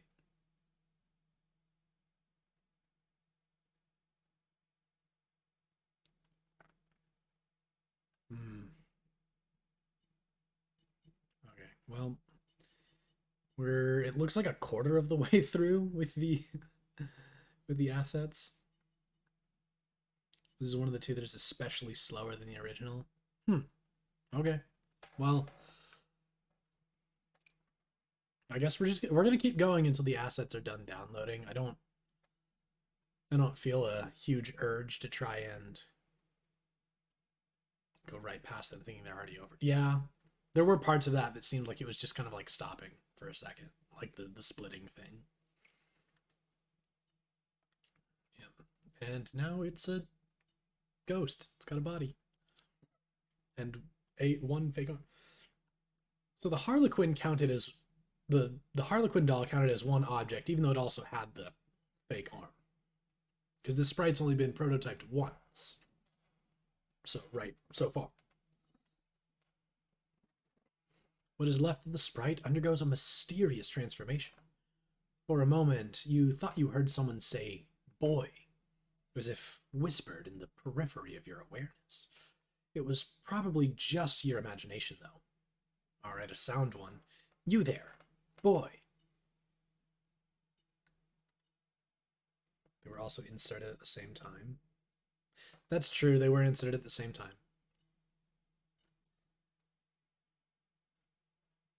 Oh. Yeah. You want a flash-enabled device. Dang. Oh, the little like game stuff. Oh no. Yeah, this is. Dang. Google.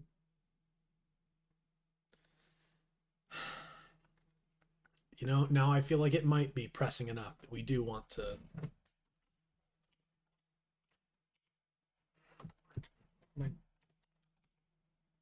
Yeah. Let's see if the Google Drive is any faster. I don't want to wait around 25, 20. Oh gosh. Yeah. Couldn't yeah. No, whatever. Download it. Download it anyway. Let's go, Google. Let's go. All right.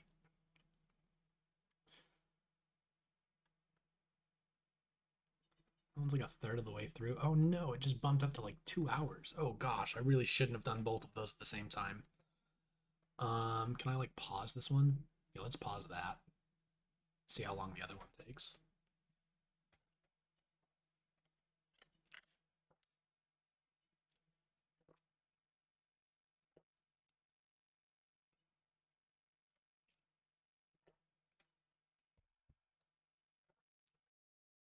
I just realized I'm almost technologically illiterate. I don't even remember what order the like amounts of data go in.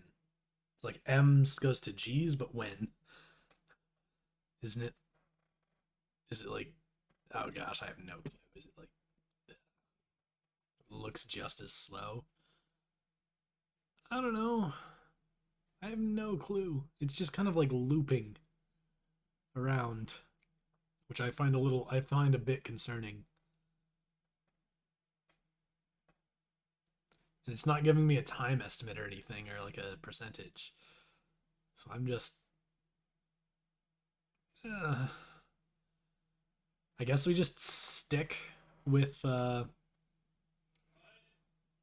with the first one that we were doing. People are shouting. Yep, that's cool. Oh my goodness. Shouting during stream. I gotta be some kind of noise going on, or else you're just gonna hear the other people that live in my house shouting up and down the stairs. Yep, just screaming at each other. Let's cancel that. Yep, canceled. And you can resume. 10, 5, 3, 2, 1 hour. Come on. 54 minutes, 40, 40, 35, 30. Yeah, 26, 25, 24. Okay, yes. No, 26. It's hovering around 25. Ugh. Meantime, you can show me something wonderful. Okay, so someone told me that like that's just what Twitch does to smiles, but that seems intent like what like actually wonderful? Like what you showing us?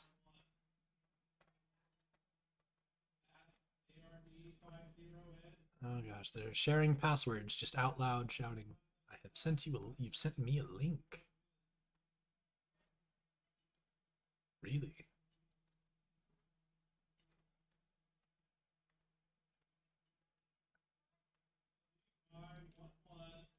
Oh goodness. Yep. They're just shouting our passwords for you guys to hear. That's cool.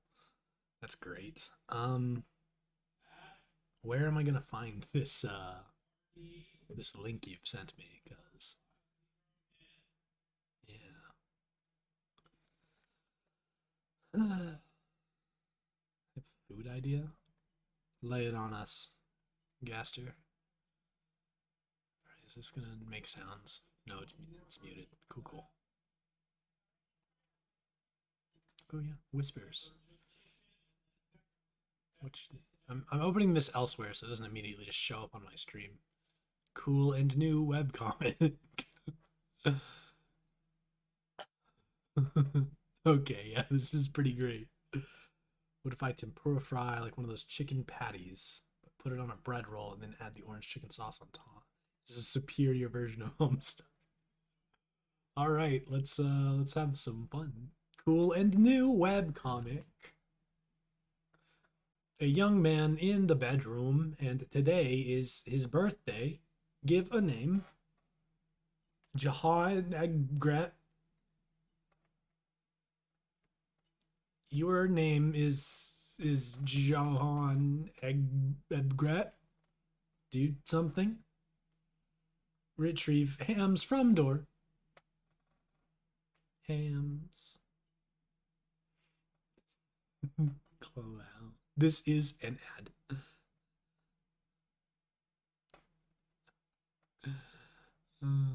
Recommendations probably inaccurate. Oh, this is great. Cool and new webcom. Hams. No one can ever know. Put cake on face. Look at the ROM. You see cake. There's probably some other things too. Shake hands in air while dancing. This is incredibly dangerous. That is why it makes you feel alive. Grab rolling pin next to you and flatten cake into tortilla. Mac and cheese. Yes. Me too, honestly.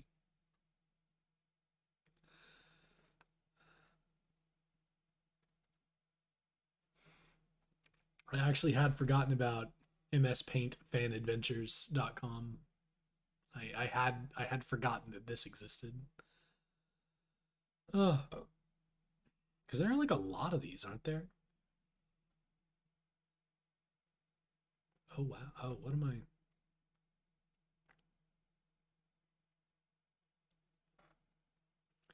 Wow. Oh, that's neat. Recently updated.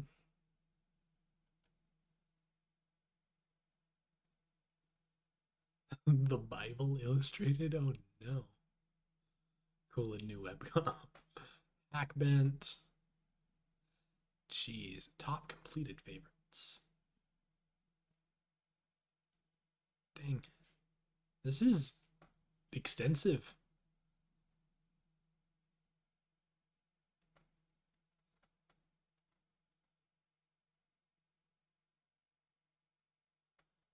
I'm trying to remember. Oh gosh, yeah. There's just so much stuff.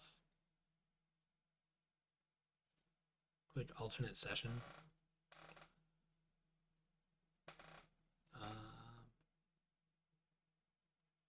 Go back.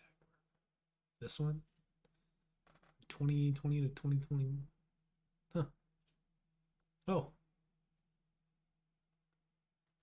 the true start. High five.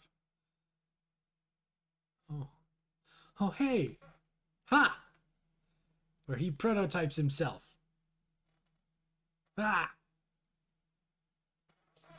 This should have happened. I if you can prototype with a living being. I'm trying to remember all the sprites we have. They're usually corpses, not living bodies. Usually, right? I'm trying to remember any. He was left hanging long enough. Yes. Oh no. Oh, Rose. John, what did you do? What did you do? The living being has been prototyped. Like in canon, they have. Oh, okay. I'm just again. It's been a long time since I read, and it has been a long, long time. Run to your room and contact them. Pastor Chum. Just, what did you do? I don't know. I just high fived that Colonel Sprite. Now I'm inside. I'm guessing you coming into contact with Colonel Sprite must have triggered its second prototyping. Yes, and I know everything about the game now. Really? How so? Well, not everything, but touching it gave me the knowledge to get us through this tutorial faster. Well, then what does your knowledge tell us to do next? Keep placing the next items. I have to contact Dave first before I can tell you everything. I heard you got the box. Yeah. The bunny was awesome. Esper's a nightmare. This is serious. There are meteors heading right for our houses. Oh. Oh, this is different. He knows it's everyone's houses now. Oh. Oh. The big eye. I gotta go. You have to play Esper to escape. It's your only chance. I feel like this is like the. I've been watching a lot of How to Survive X horror movie on YouTube lately. I feel like this is basically that.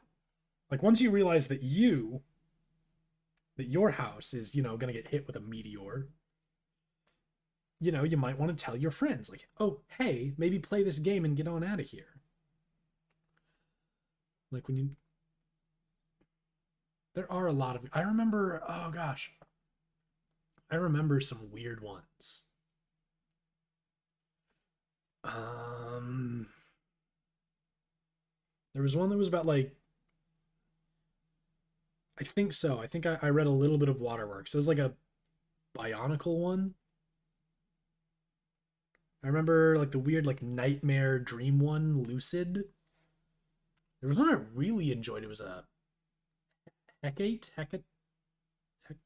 Hecate, something like that. Waterworks is still updating. Jeez.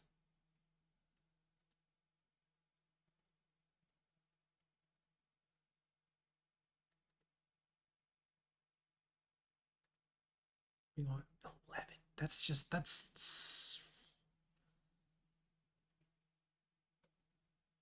I mean, I don't. I mean, I guess That's impressive, honestly, to keep something going for that long as like a fan type project. Like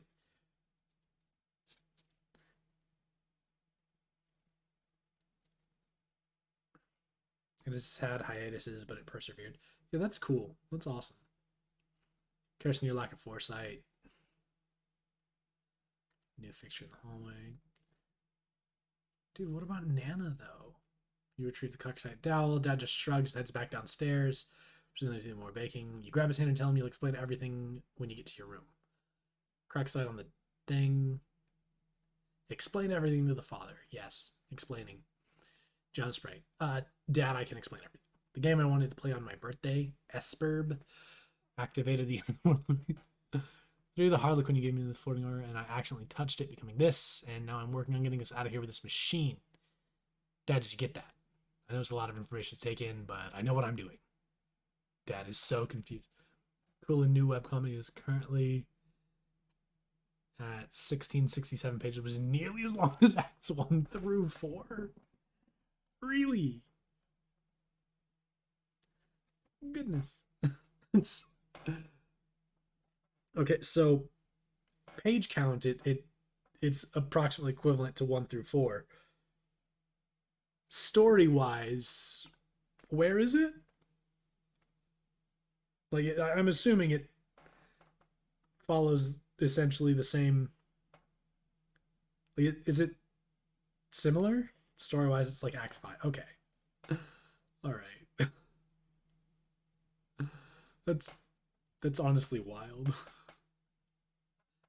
Okay, this thing says another 15 minutes. It seems to have calmed down, but not quite. Not quite Act 5. This is great. I love John prototyped. No, I can tell. Not exactly as strict to 1-to-1 as you may be imagining.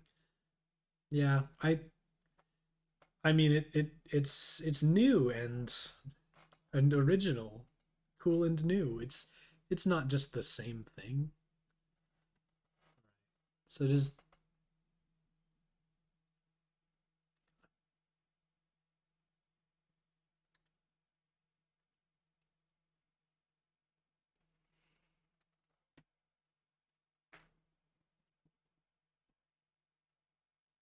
oh gosh. Okay, so this is different. It is not Homestuck. Yes, exactly. um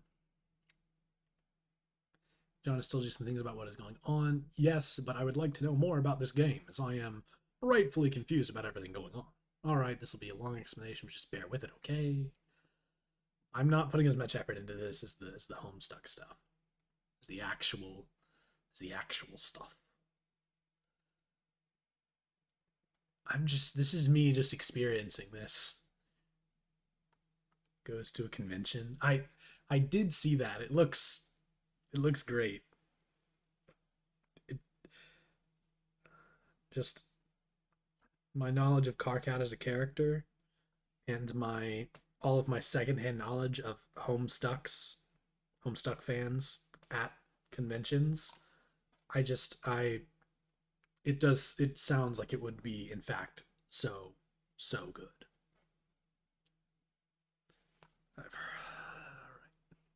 Real time and a minute reminiscent of like Roller Coaster Tycoon of The Sims.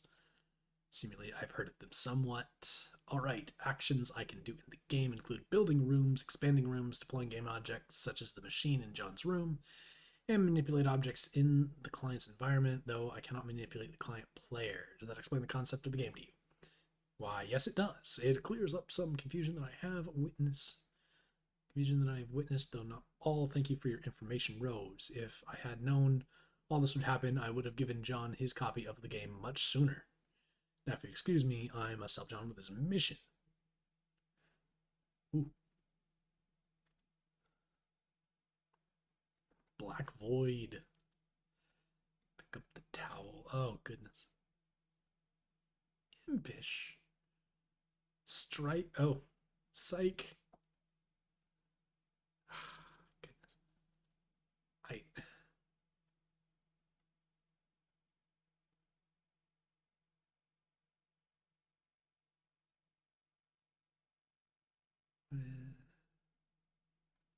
log.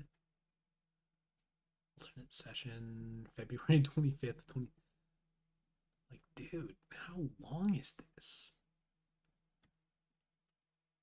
This is huge. I just. Dang. So it's not. Okay, it's not like that long, this one, but. Jeez, I forgot about the whole fan adventures, like, site.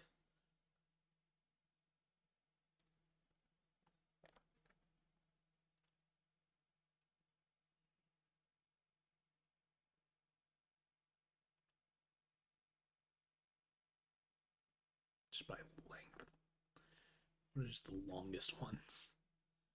Literally, literally just Homestuck. Oh wow. Fortuna. I remember that, but yeah, Lucid Stuck. That one was long, weird and dark.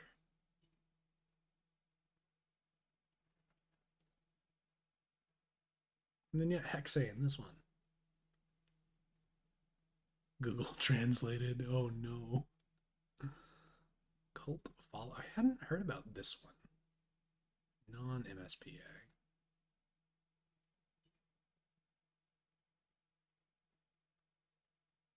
Sweet Jade and Ella John. I think I read Super Ego. Alabaster the Doom. I might have read that. Waterworks. That one's going pretty long.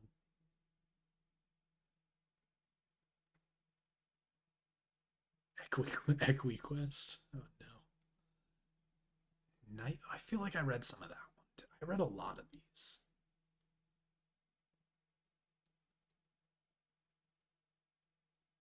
Bionicle. That's the weird Bionicle. Rogue stock.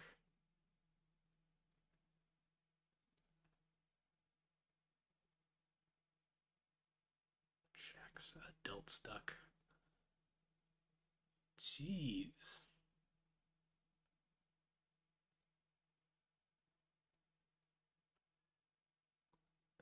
Yikes. All right. 10 minutes left. Ugh. Read the first 5 pages of Carcat Goes to a Convention. All right. It was, yeah, there it is. Your name is Carcat Mantis. Right now, you are asleep on the floor. There are voices and people around you, and music, and honking. You hear the sound of laughter. You better wake up. Gathered friends listening in to our story. Caleb, no, stop. Don't. I am aware that the lore behind a Bionicle is surprisingly deep. There's a lot of it. Yeah. Yeah. Where are you, huh? Your surroundings are blurred. You must have had quite the nap. Nothing looks familiar. This place is big.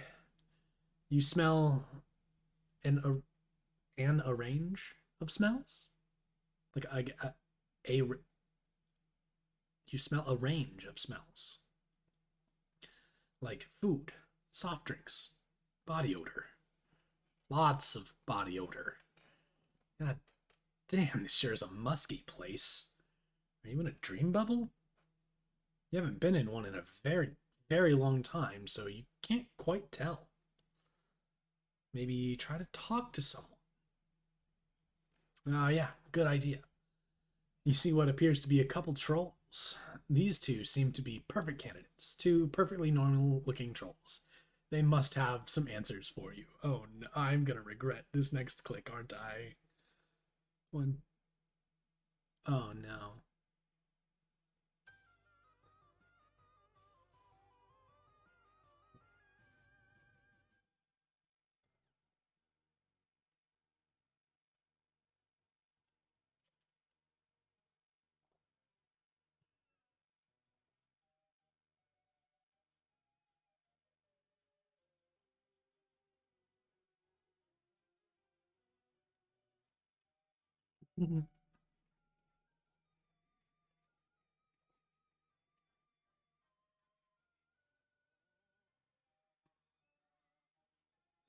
His visual discomfort.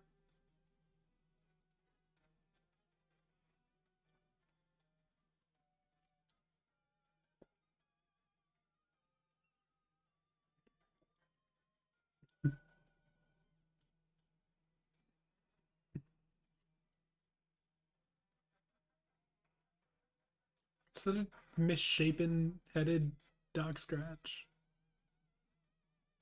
Oh gosh.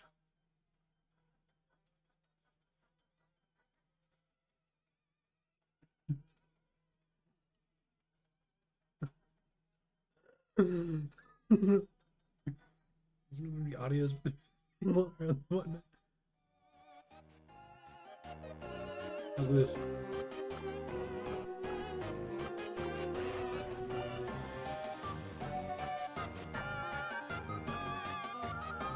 Wait, I feel like I missed something while I was messing with the volume. Oh goodness. Actual photographs of this madness.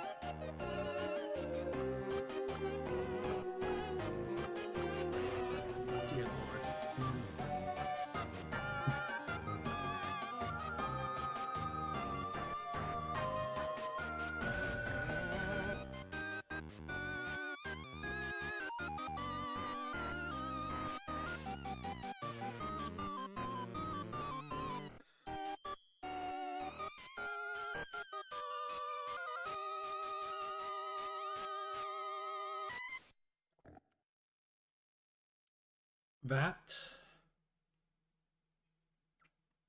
That was certainly something.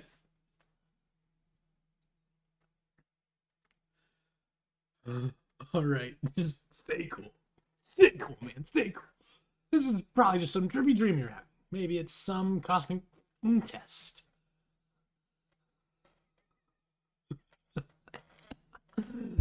He's like he's freaking out. I mean, I ask, is he having a panic attack? But we all know he's constantly having a panic attack. This gentleman right there.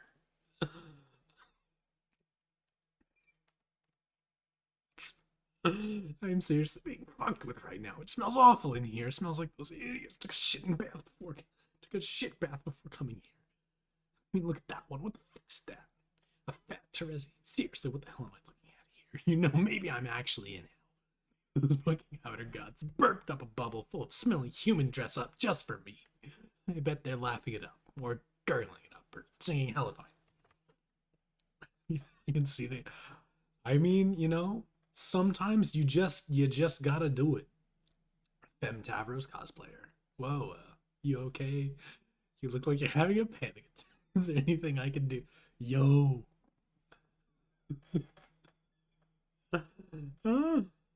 He is just freaking. You painted off, you painted piece of shit. You smell like a new hive. And what's with the snout makeup? You want to play dress up? At least be fucking accurate. I don't remember Tabros being antler beast. Also, he was handicapped in the legs, not the head. Oh, Jesus, just relax. All of that was super uncalled for. Although, you do a pretty good impression of Karkat. Oh no. Just call me. Can you repeat that? Wait, what did I miss? I missed something. What did I just miss? Of Carkles. Oh no. Oh no. She didn't say. I saw the first couple letters and another. I saw the first four letters. I'm like, okay, cool, and just moved on. But no. Oh. Oh.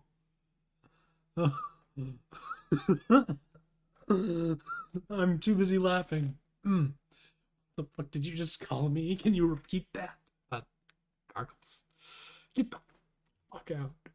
Walk the opposite direction of me before I vomit all over your goddamn face. You are a fucking mistake.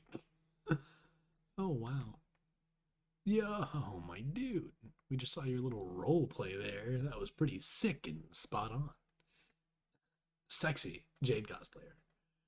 What the? What? That's the real Squidward.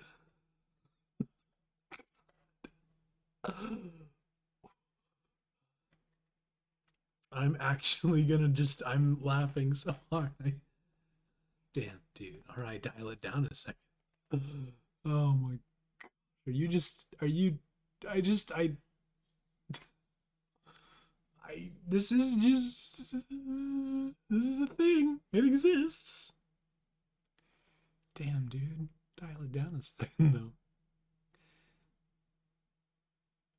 The funniest car cat I've ever seen. Oh no. We were thinking of kicking out the car cat we already have. He's sort of a loser. I can't even begin to wrap my head around what you're inspiring right now. Like, seriously, I have no idea what the fuck you're talking about. I'm not a goddamn cosplayer either, or a fucking role player. Yeah, cool. You want to walk and talk? We can go to the panel and get you set up. You'll do great.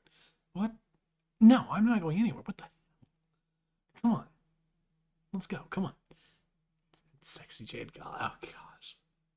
Wonk. Join the Dave cosplayer in lots of fun. Let go of me. Stop grabbing my hand. Hey, come on. We'll take it. Just no. Oh, dear. Oh. Is that one just not wearing a shirt? Or is it like, don't like that. Okay, that is just a long sleeve shirt. Boots and pants. Oh gosh. Ugh. I'm really glad. Honestly, like at this point, I'm really glad that I never actually did go to a con, like as a Homestuck, like as a fan troll or as a cosplay or anything. I've I've never been at all to any sort of con. Like I am now kind of glad, actually. Like, geez, this is just I look back at middle school me slash early high school me, and I cringe because I've grown as a person since then, and just geez, that guy. But this would have been even worse. This is just beyond me. Dave Sprite cosplayer. Oh no, is this like a rap? Uh, yeah. You think you're that. You think you're that. But when you dream, you can't do squat. I'm the bird bro, the crowest crow. If you want me, you better go, bro. You can't stop the wings, you can't stop the flight. You're a one night fling, a stupid dreamin' blight. I wonder if you know about the horror terrors lurking above, giving you the shit terrors. You can't rhyme horror terrors with another terrors. Mm. Oh no, Durst Dave. Yo, this one's for all my dogs and G's. All right, here we go. Uh, uh, yeah. Give it up. Yeah. Ooh. I don't know. Let's go. My name is Dave Strider, the word rhymer, spittin' fire, drinking apple cider while inside her. Yeah, Dave's the name, and I'm here to say that Featherhead here is effing gay. Throw his gay ass in the slammer with Jack, cause they say that orange is the new black. Jack Black, tic tacs, no sacks. Hey, relax, I'm just stating facts. Skirt. Ladies dig a bro who can sword fight, not dudes who lose fights. Dave Sprite. Oof. Pointless and rarely. Yeah. I mean, most of the things that anyone does in their entire life are pointless and rarely impressive. Things are impressive because, not a lot of people can pull it off. Dave Sprite, Bo Babe Sprite, Banana Fana Fo Fave Sprite, Fee Fi Mo Mave Sprite. Uh, you ain't tight, you're loose change. Bounce a penny off of that, Doctor Strange. No, this the whole point of this being done. Like I'm having fun here. This is. Hey, wait a second. The asset pack. We've got it. Oh, the download's done. We don't have to. We don't have to continue this. Huh. Let me just extract that. Hopefully that goes pretty quick. Like hopefully. Oh yeah. Yep. Oh. Okay. It's taken a bit. That's gonna be a while. Oh gosh. Well, Time remaining about 30 minutes. Okay. Where was I? Giddy up. How you like them apples. This is your funeral because we in a chat. At least this one like rhymes. I feel like Dave cosplayer is the more proficient rapper of the two. Like it's derivative and kind of awful, but eh. This is your funeral because we in a chapel, church of the red cheeks. Your cheeks go back to your home. Let your mummy spank you. I'm sure you'll enjoy it. Cue rimshot. Thank you. Dave Sprite is a 1. Dave is a 4. Out of 10, right? Not on a scale of 1 to 5. We're not on a star rating system, right? I would call Dave at least out of 413. Ah, yes, clear. Of course, that's. How could I have been so ignorant? 413. I'm sure you'll enjoy it. Thank you. Why don't you stick that sword back inside, up where the sky don't shine? Well, kid, I've thoroughly schooled you. I'd shake your hand, but I know where it's been. Yeah. Damn, dude, that was sick. Dave. Yeah, I'm the rap god. Follow my Tumblr, guys, and make sure to catch me at the Doomed Timelines panel. Jeez. Cringe out of 10. Yeah. Hey, wait. This thing went from 30 minutes to 3 minutes in like. Okay. The zipping, the unzipping is occurring. Yo, that was pretty good. Thanks, man. Before you leave, want to have a rap battle with me? Man, I haven't seen you around before, but we practice all the time in our Dave groups. You sure you want to go with me? Yeah, I'm down. All right, man. I'll let you go first since you seem to be new. All right. Oh, is this Dave instead of Dave? Oh. Is this actually gonna be good? Carcat be. Oh no. What? Okay. So for a second there. Wait a moment. Wait a moment. So this says Dave cosplayer, and this one just says Dave. Are we implying? Is this piece of fiction implying that Dave regularly just shows up to actual cosplay, like to cons, to just actually be Dave and just trash on fake Daves in rap battles? Because the dialogue stuff has been very clear that everyone's a cosplayer other than Carcat up until right there.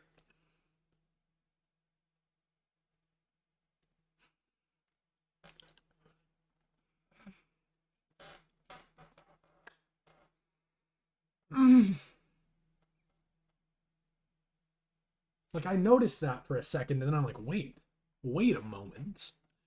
Did that say what I think it said?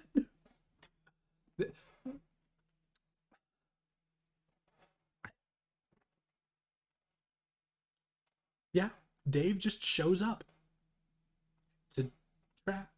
Oh gosh. Oh dear. You are now the star. 1 out of 12. You hate your life. Jeez. Now, I'm gonna be real here. My younger brother, I got him into Homestuck a bit because I was so into it back in high school. It's like, oh yeah, you should read Vass. It's Vriska Homestuck. It's like Sans Undertale. Vriska from Homestuck. But my brother became obsessed with obtaining and trying Fago because we don't have it where we are.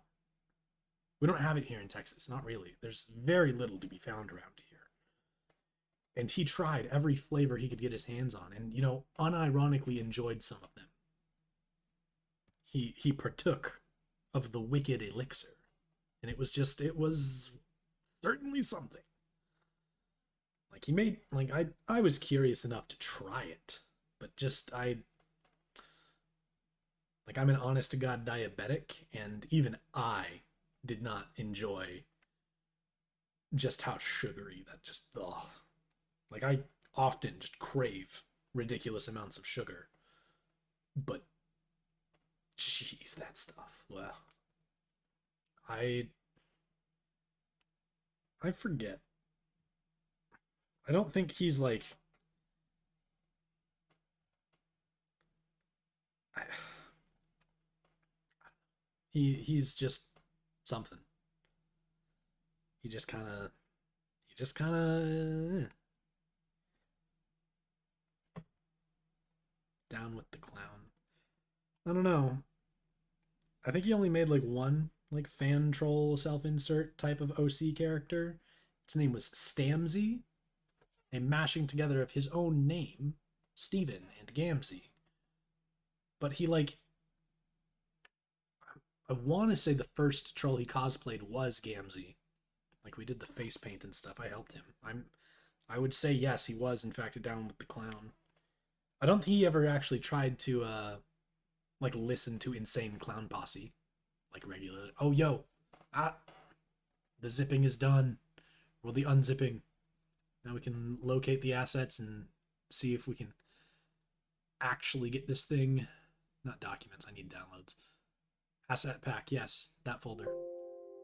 Doesn't look like the right folder. Makes you unzipped it. Contains everything else. Oh, it's probably inside that. That one. That one? All done. Let's roll. Okay. Hey, whoa. Well, yeah, braving the inscrutability that his ICP isn't ill by his fast. Yeah. New readers, how to navigate the collection. Dang. Okay, so new readers. The authors to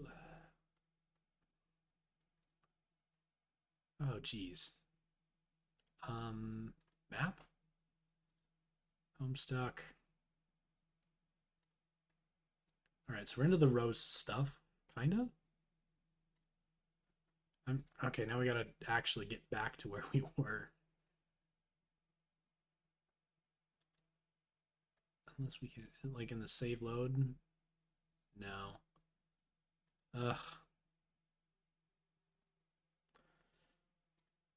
I must have somehow messed up the thing because we're supposed to be on what? 253? Yeah. Well, at this point, I can just. We're going to close Chrome completely. And I will attempt to change this capture in OBS to this. Okay, yeah. First time read, where it's a first time read, but you can leave that mode on or off. Yeah, we're gonna we gotta change that. Make some changes. Okay, is that okay? Yeah, let's just cut that much off. There we go. And back over here, lengthen that much. Yeah. Hide feature extra stuff like music and side comics. Ah. That makes sense. All right. Well, I think we are set to get back into this.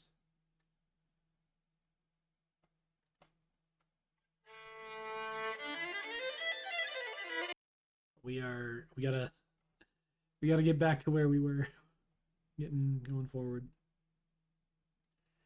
Book on the desk. Explore the house. All right, we're gonna be back there in just a minute. Sneaking by through the door. Observatory. Try to connect. Or wait, because the. Oh no, I've confused myself. I'm dumb.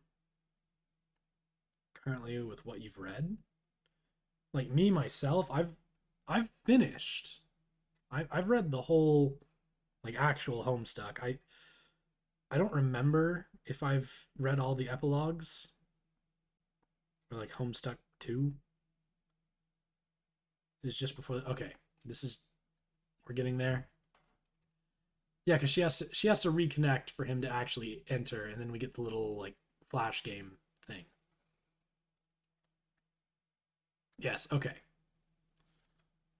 Bathtub, the totem. Yeah. Okay. Here we go. There we go. This is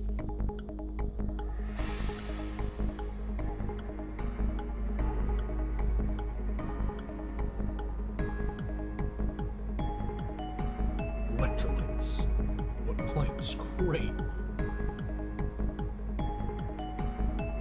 Yep. Lag free. I'm gonna try and make this bigger though. For me, not for you. Like I would like to. Oh no, it won't get any wider.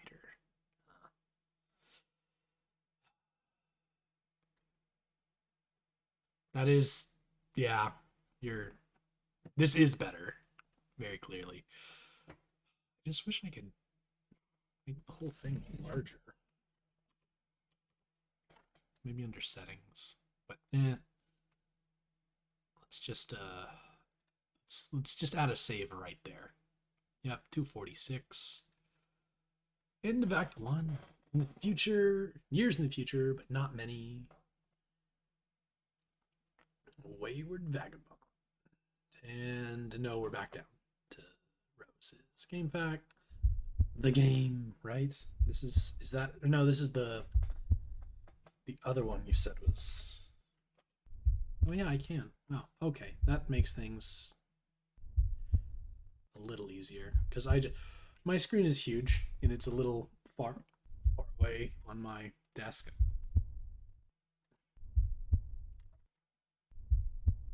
I just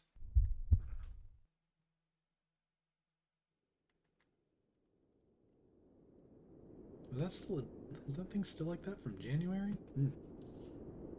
Should have done that. Yeah, something like that size. It's probably fine. All right. Yep, the kernel divided. All right. Yeah, we'd already read. All right. You there, boy? Oh yes, clicking. To walk around, use the mouse arrow keys or WASD keys. Click on various objects to open command menus for them. Outstanding Flash Programming by Alexis Gancro. Bingisner? You there, boy. What's that? It looks different now. After you bit the apple, your whole house seemed to be transported somewhere. Then the apple disappeared, and the kernel sprite went under a transformation too. Aside from the change in appearance, the transformation doesn't seem to have any relevant ramifications. You still can't understand a word this idiot says. The collection adds these songs. I like that. That's cool. The large platform. Good grief. What is it for? The alchemister created the apple, or the tree that sprouted it, rather, right on time to save you from destruction. You're not sure if you can say the name for your if you can say the same for your neighborhood, though. You wonder what happened to your dad. Good grief! What is it, boy? Oh, I'm just gonna walk around. Good John. Boy, listen to me. There's so much.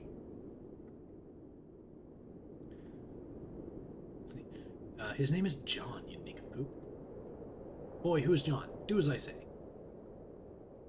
Boy, who is John? What do you want him to do? Obey my commands, John boy.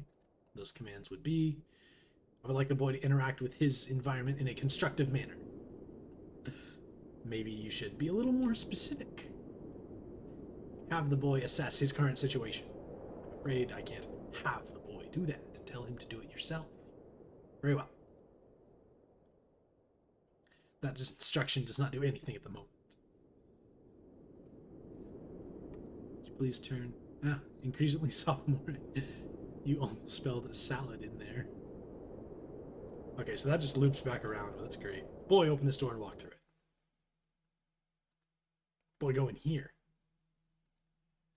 Box. Observe this box. The bunny is not in the box. I said the bunny is not in the box.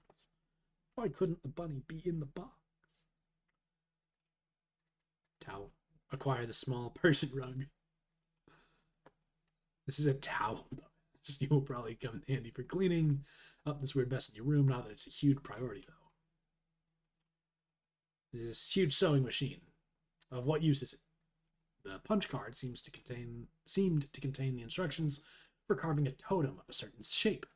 You guess maybe the other punch cards will produce different shapes? It bears further exploration. No. This funny man text. You should ignore it. Just looking at the cover cracks you up. What a great book. Harry Anderson is your hero.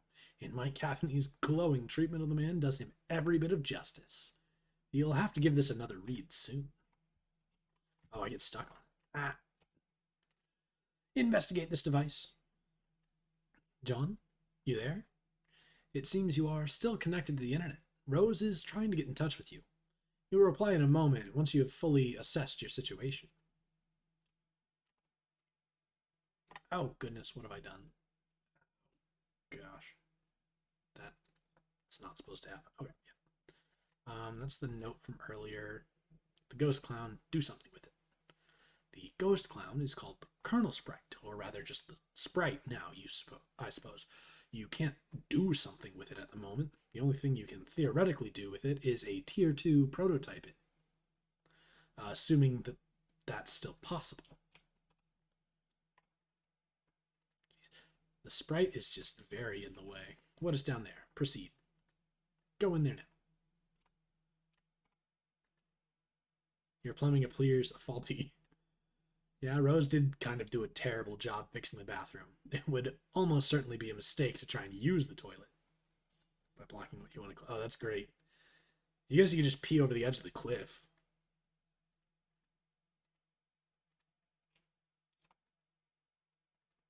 Leave it once, because it is a harlequin. Thank you. I'm fond of this smug fellow, the man, the myth, the legend. All right, let's no, go back. Not a clown. I detest this. Disregard it. That man with the humorous spectacles. Admire him. Oh, Michael Cera. Your warm smile is a shining beacon in these dark times. More harlequins. No. Keep moving.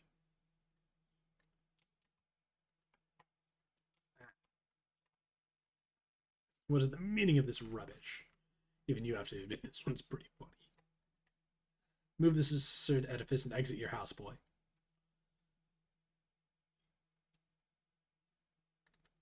House trapped. A small dessert tray? Useless. It is not Michael Cera, but, the disembodied, mind voice doesn't know that. Pretty funny when your dad pied you like that. Got you again by the old man. Vile, pay no mind to this filth. Hey, look, Grandma's ashes. Topple that urn immediately. That would be disrespectful to your Nana. You just won't do it. Or not intentionally, at least. You consider that it is fortunate she is no longer around to witness this sorrow.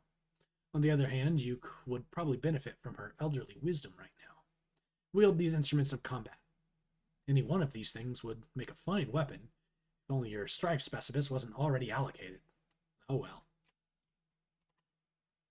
Destroy these diminutive soldiers of merriment. Tired of this stuff. Yeah. Desire for, a Homestuck adventure game of any kind. Like, Pester Quest and Friend Sim are neat, and I did enjoy Hive Swap, but the alchemy system is what I crave. I crave the alchemy system. Like, everyone talks about how Act 1 and to some extent Act 2 are like really slow, and there is the Genesis project. Yeah. It like people talk about how slow it is until you get to like the troll stuff, but this is the stuff that I like first like fell in like that I really enjoyed. Like I very much loved this. Consume nut. Need the Genesis Project Plus. Yep. It would be very nice. You would, but you're not sure if this Dark Realm has any hospitals. This is a mess. Operate this instrument. Oh, he does the piano refrain for the new voice. The original 3D hype swap. Open the Iron Vault. You don't know the combination. Read unpleasant literature. Oh gosh. Clowning around is serious business. Can I disregard this knot? Oh. What about the top hat? Ugh. Okay. Return to the large room. The door you see in a cow. Stream dead. Yeah, stream's hella dead. Wait, like y'all can't see stuff, or just there's no one else here? That's just how it be. Like, this is just how it is, my friend. I do stuff and I talk to myself while I do it. If you want to listen in, that's on you. Plunder the chest. Oh, it's a game cabinet. That's neat. Yeah. Examine this artwork. That was it was 1 week ago. John, you're 12. That is not a 12-year-old's drawing. That is a much younger infinite buffer. I'm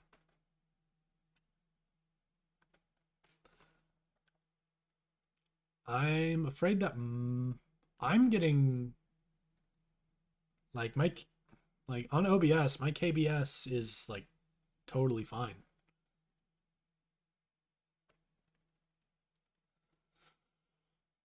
Let's see if I can open up like Stream Manager.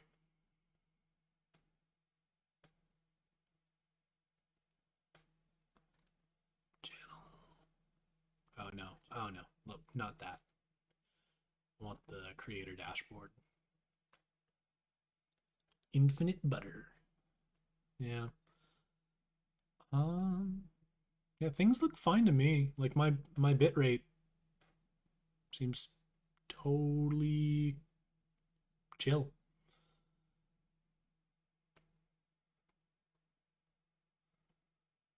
I swear it wasn't on my end since other streams are. I don't know. Maybe you got too many streams going. Yeah, I don't like having like a Chrome tab with Stream Manager open. I like just using OBS's like stream chat and stuff that are included.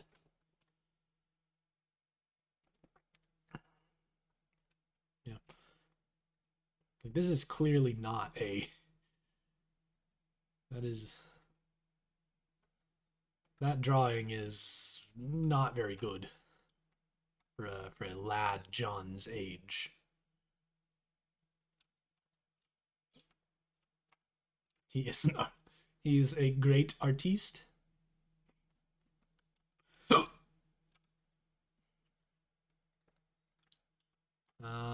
There's no time for laundry. Thanks for being sensible about it. Rifle through them for goods. You don't give a shit about what's in there. Probably nothing you'd be inclined to use now anyway. Exit, boy. Ponder lawn amusement. Your childhood nemesis, the spring-mounted pogo ride, sadly was not swallowed by the void. It will have to wait another day for its comeuppance. Also, Rose covered it in, at least on the level of hussy. Damn. Yo, they broke my swing set!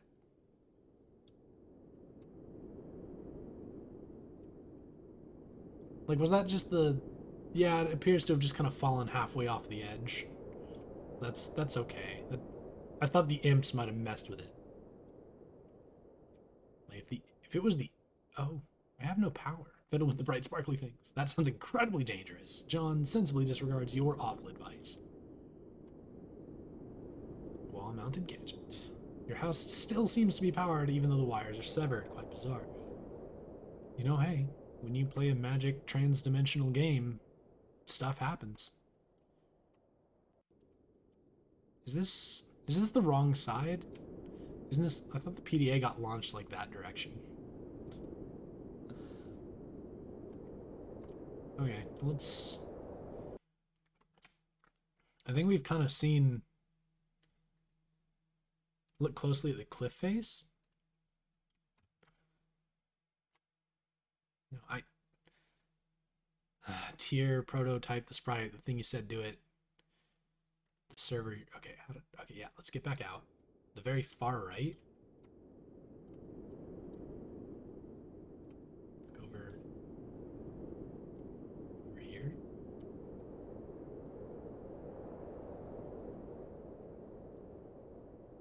Link down. Head turned sideways.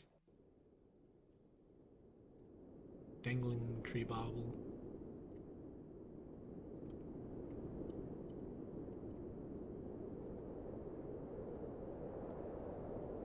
There are words on the very right.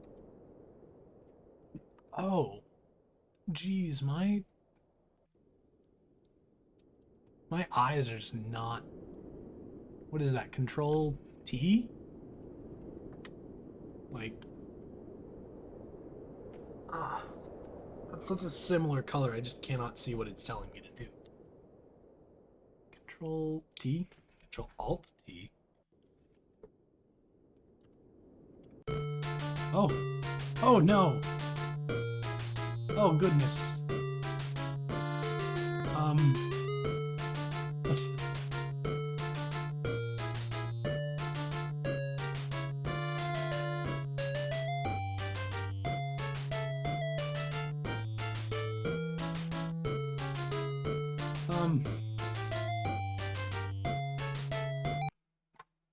we're gonna ignore that. Oh goodness. Was that always like in here around? The alt isn't there, but originally controlled T could work because tabs weren't a thing. It's always in there. Huh. Because I forget trickster stuff becomes relevant later for like a little while, right? Again, it's been really long since I've gone through this. There's stuff hidden. There's more stuff out there. Only accessible in trickster mode. Okay, let's do it. Can I just...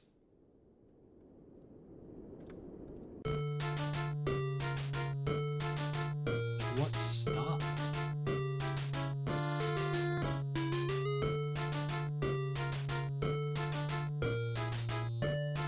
Oh geez, I can go really far, actually.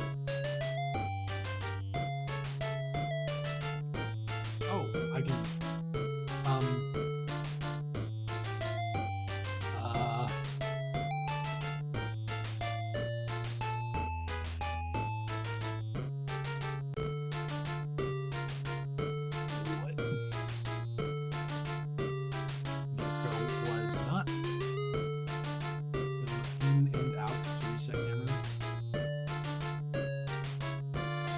Not.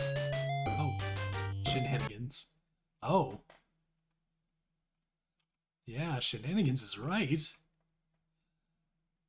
this the pumpkin? Holy shit. It's a pumpkin-shaped graffiti.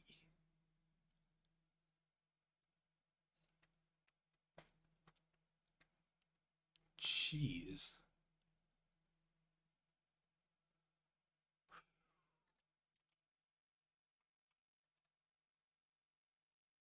Imagination land. Unplug window? Oh, oh goodness. This is... Retrieve arms from safe. Shoot save. Oh, okay, so that just leaves. Goodness.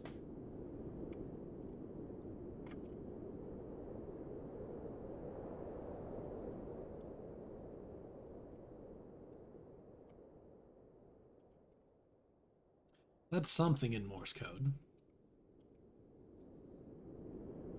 Not that I know any Morse code.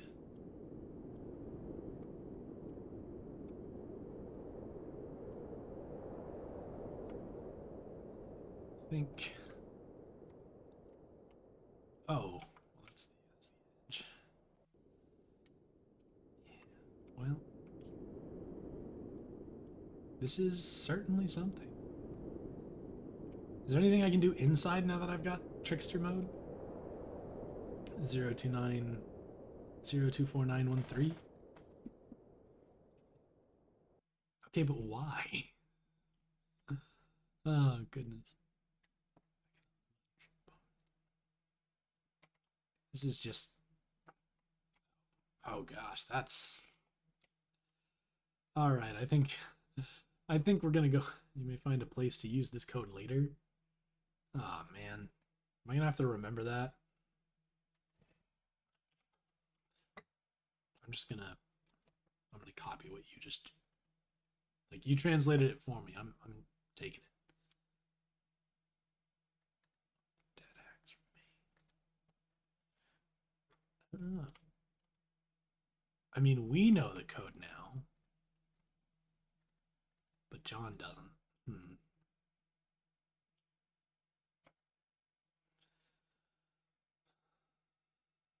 Alright, we're gonna quit all this scurrying around. We're gonna move on. This was very neat. You showed me some stuff I was unaware of until just now. Thank you.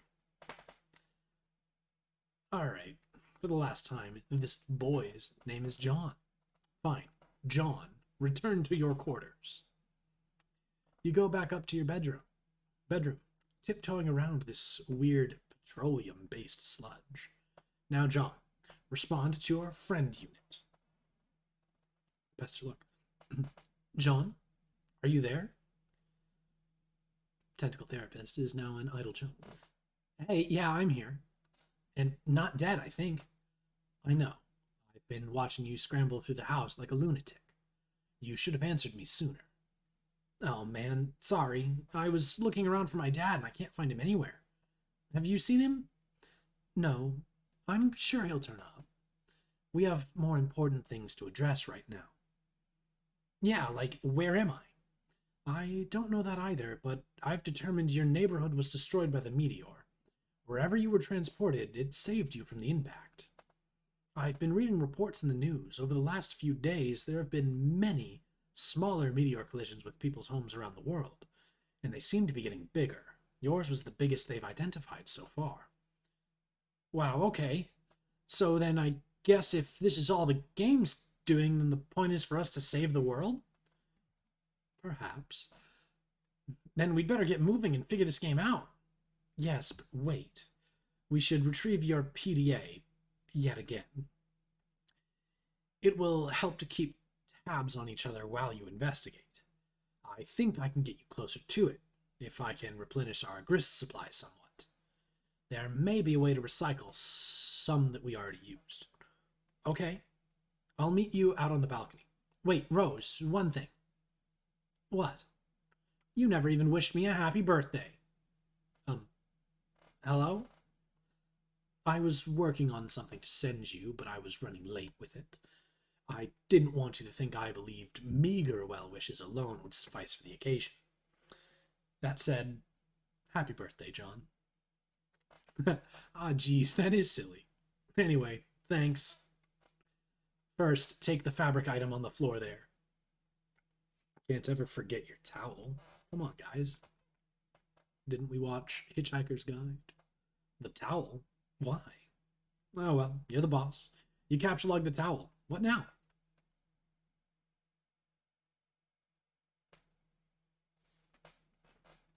Do as the purple text says. To the balcony. John makes his way to the balcony per your awkwardly worded request. Wait, take that. The blue wobbly thing. You whimsically decide to catalog the totem, which was used to create the apple tree earlier. John, recycle the grist as was dictated by your cohort. John cannot do anything with the grist as of this moment. That is up to the Esper player. The client, the host, I mean, not the player. Yes, that will suffice. Rose deletes the perfectly generic objects. 6 units of build grist are restored to your grist cache. Rose spends the grist to drag a new plank from the balcony in the direction of the PDA. John, run across precarious platforms swiftly. John isn't sure about that. It's a long way down. Boy, I said make haste on the narrow catwalk. John is very nervous about the idea, and the strident tone of your commands is starting to make him a little upset. Fine, proceed as your level of comfort dictates. He just, sidles on up. Boop. Now she can grab it. Yep. You cautiously walk within range of the PDA. Rose retrieves it. Oof. Bye. Goodbye to that particular Harlequin. You grab the PDA, launching one of the Harlequin figurines into the night. You can kiss that one goodbye. Just one forward command will suffice, thanks. It looks like you're not the only one trying to locate your father after the disaster. Well-pressed attire at questionable time. Submitting inquiry of concern over cataclysmic event. Pipe fan 413. Reply. Gracelax 66. At Pipe fan 413. Status of health/wardrobe. Fedora freak. Neighboring house struck by flaming projectiles in light of fire hazard. Evacuating house of all expensive garments. Good luck, Fedora. Office Urchin 1280. Good luck, Fedora Freak. Salvage as many hats as is practical. Well-pressed attire. Fedora Freak, you are in our thoughts, along with Pipefan 413 and his enviable collection of pipes. Fedora Freak, thank you all. Report. Most hats removed from danger. Kai is next. These boring men are uninteresting. He's got. But we got the PDA, so we can talk to Rose on the go. John, are you okay? You seem a bit tentative. I'm fine, I guess. Since I got here, I feel compelled to do these weird things I don't really want to do. By some kind of voice that I can't really even hear? I don't know, it's hard to explain. Perhaps the early symptoms of an anxiety disorder, like post-traumatic stress. Yeah, maybe. Who knows? Well, if you can pull yourself together, there are a few more things we should try. Like prototyping the kernel sprite again, if possible. We should hurry. My laptop battery won't last forever. Okay, I'll go back inside. No, don't do that. Hop off this ledge onto that car. Dude. Invasive thoughts? No. Like, I'm not just gonna jump off this ledge. That sounds incredibly dangerous. Go, go, go, go, go. Now you're just being a pest. Which turnip truck did you just tumble out of, anyway? Who are you? Years in the future, but not many. An unsealed tunnel welcomes hot desert air into its stagnant depths. What do I? Okay, we're gonna go through this. Depths, and then there's the mayor. He's my favorite. I love this dude. Boy. So he's the one typing. You there, boy. Yep.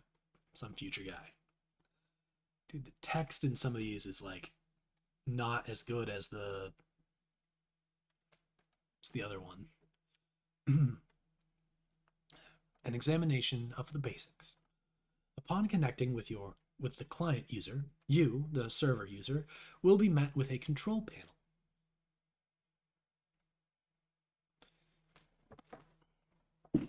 With a control panel allowing you to manipulate your co-player's environment.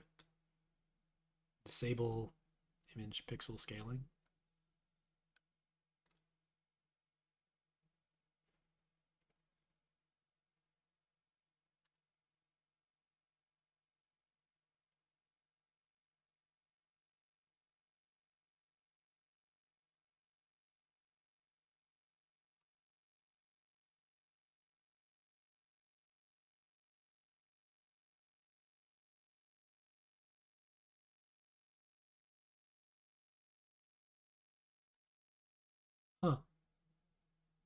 Hmm,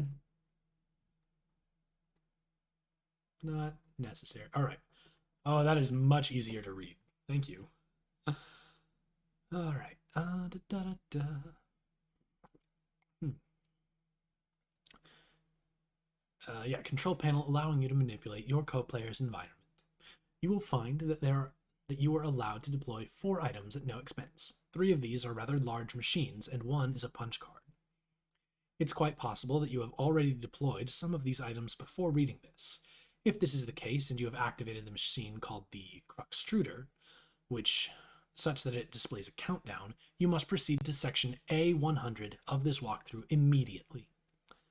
The life of the client user depends on it, and if your co-player has activated this device in your environment too, then yours does as well. Winnie the Poop 2 guy win. You know, that's the one I really want to read. I want to read these other walkthroughs that Rose had to read through to try and save John. Like I want to know what these guys had to say about it. Come on, Winnie the Poop 2. Um, but if not, please refrain from doing anything with the Cruxtruder, aside from merely deploying it. This will buy us some time to think things through properly and to go over the basics of the game before you find your soft, easily punctured head in the jaws of the lion. They probably only the game 1 hat out of 5. Not even 1.5 to keep it real. Game Bro, who didn't even play the game, gave it 1.5 hats to keep it real. Come on. As mentioned, there are 4 items to consider, each playing a role in a process which appears to have a singular purpose: to manufacture objects out of thin air. The designers of the game, judging by the language used, regard this process as a sort of alchemy. This may allude to complexities in the production process yet to present themselves, but for now, the variety of objects you are able to create remains quite limited. The items in question are the Cruxtruder, again, tread lightly with this one, the totem lathe, the alchemeter, and the pre-punched card. I will describe how these devices work in conjunction with each other, and I will use the analogy of having a key made at a hardware store to help you understand. Amateur hour over on GameFAQs. You know, it is. They'll let just anybody write a guide these days.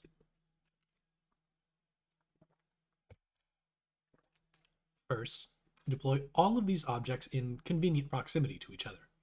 Be sure not to block doors or pathways with them. You can always revise the dimensions of rooms to make space for them, but I'd advise against this, or even experimenting with the function.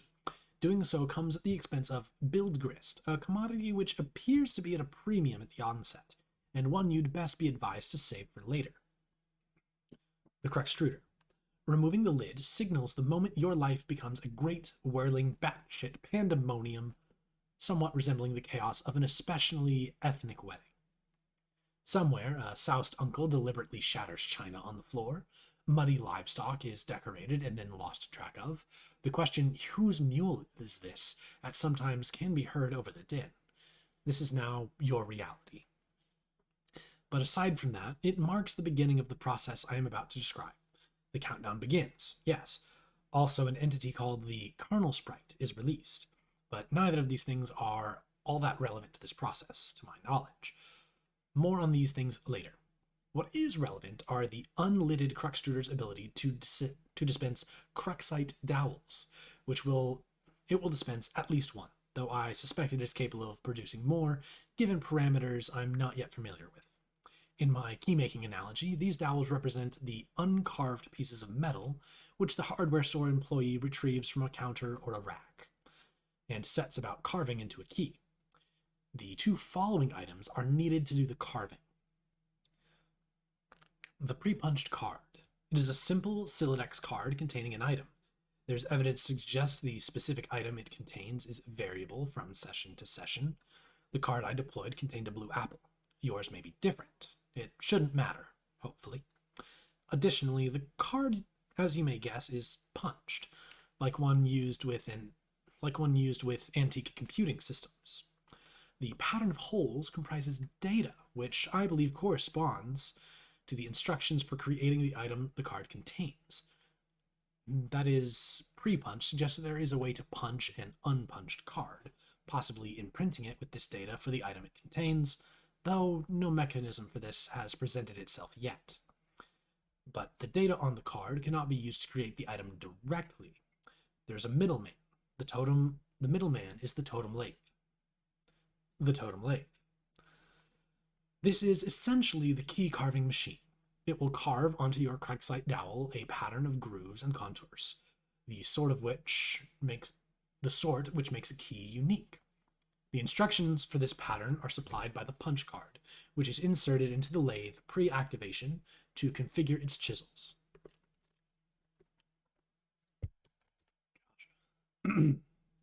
Once the dowel is carved, you have a totem serving as your key, which can then be used to unlock the card item through the alchemitor. But at this point, I will diverge from my key-making analogy and switch to a barcode analogy, which is not a terribly strenuous leap to make, since the concepts of a key and a barcode are essentially the same, one being a unique pattern of grooves, the other of varying black lines. Fun fact, it's actually the white parts of a barcode that the scanners actually read.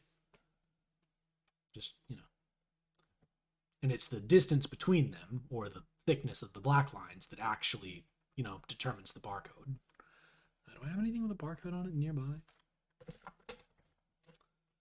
I don't.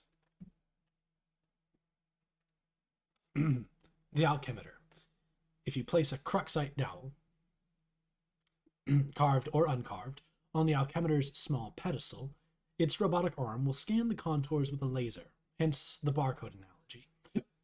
This is the machine's way of reading the data originally imprinted from the card. Then, and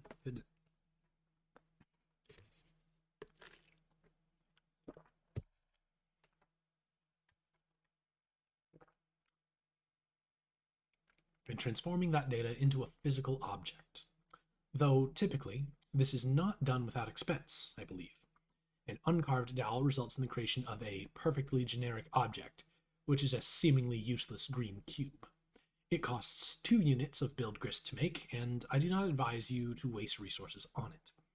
There appears to be many other varieties of grist, ostensibly used in combination to create different sorts of items, which possibly offers some insight into the game's use of the term alchemy.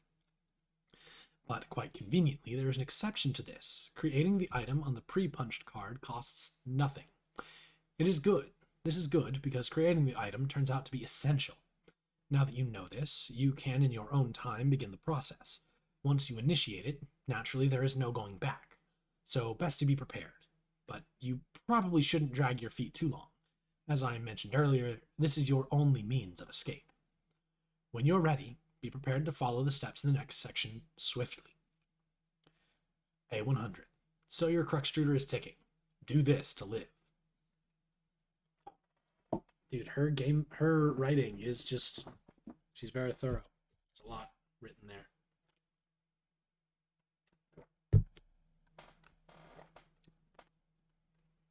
Yep, fire in the forest, rain going on. Silhouette. Flashy flash. In the distance, meteorites fall with greater frequency. The fire in the forest burns so hot, not even the rain is putting it out. Rose, check the status of your battery. Oh, it's pretty low. That's not good. Yep, John, tooling around. Imp. A generator. Your laptop battery's alright for now, but it won't be for long. If the power in the house doesn't come back on, you can think of one last resort. The small backup generator stored behind the mausoleum. Rose, prototype the sprite with the Betty Crocker box. Look at how concerned John looks. Before we even open the pester log, we know he's not cool with it. What? No, man, you're gonna use that? That sucks. What a stupid idea. We have to hurry along. I'm running low on battery power. But the cake mix? That's so dumb.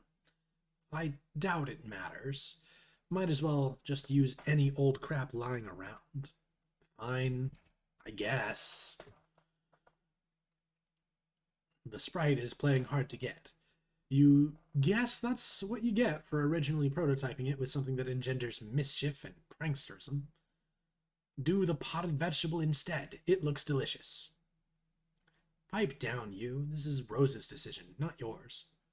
Rose, prototype the sprite with Sassacre text.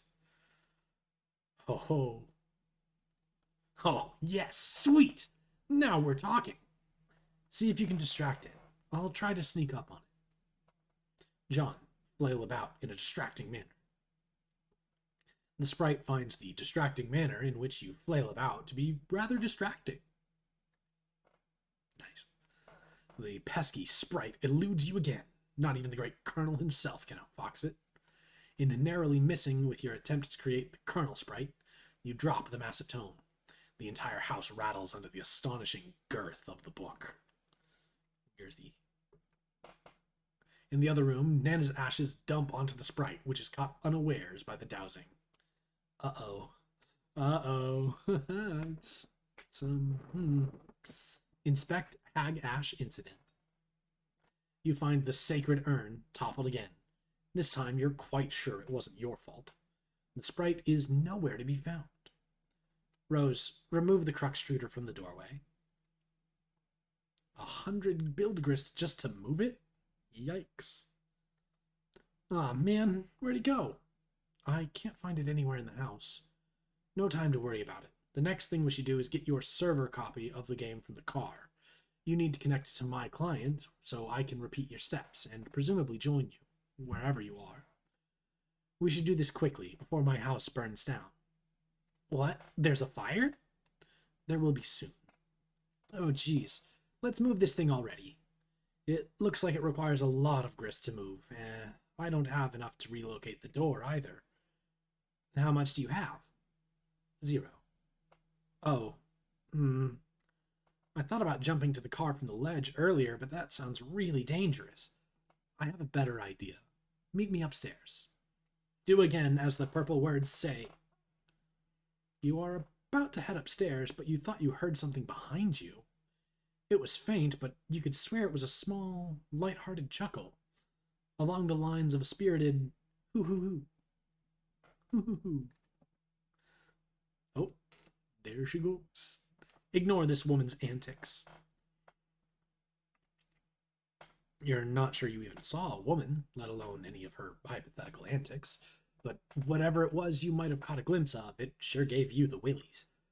You head upstairs on your way to the balcony. Your PDA is acting up again. Indulge the device, but be curt with it. Pester Law. Hey bro, check it out. I'm working on some new rhymes. Dude, I don't have time for your nerdy raps. Come on, this is hells of ill, just listen.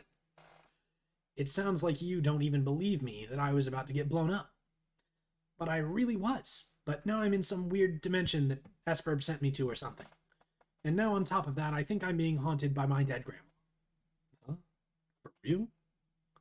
Yeah, it's true, but I'll talk to you later about it. I think I could drop some sick rhymes about all this. Man, see, I just don't think all the rapping stuff is really as cool as you think it is. No, this'll be dope, check it. No, I have to go. Bye. Wait. My Dave rap. I gotta hydrate for this. This is gonna be awful. Armageddon's getting waged on us, but I'm a-getting armed and dangerous. Sending men in space for saving us. See which players more courageous. Ben or Bruce, dudes reach a truce. I'm sorry. Dudes reach a truce. Put their blow shoots to use and upsuck it. Affleck's sacrifice would have to suffice and fuck it. Bro, be a stained glass saint up on a cross getting hella Christ plagiarist. Oh gosh. Bruce's leg off of that crucifix. Enough of this fucking saving fuss. Restrained his ass per McLean Redux while Buscemi remained derangerous. When a plane gone astray pays off a wasted craterous ashtray catering to layers of Matt McConaughey's vague remainder dust. Wait, McConaughey wasn't even in any of those Meteor movies, was he? I'll have to rap about, I don't know, Morgan Freeman or something being the president. It'll be called Obama Made It So That No One Gives a Shit About Black Presidents in Movies Anymore. See, you've got to fill me in on what's going on. I so I have something to rap about besides all your dumb shit movies. This is the dumb... Like, everyone thinks Dave is cool, but he's just as big a dork as John. I will die by that statement.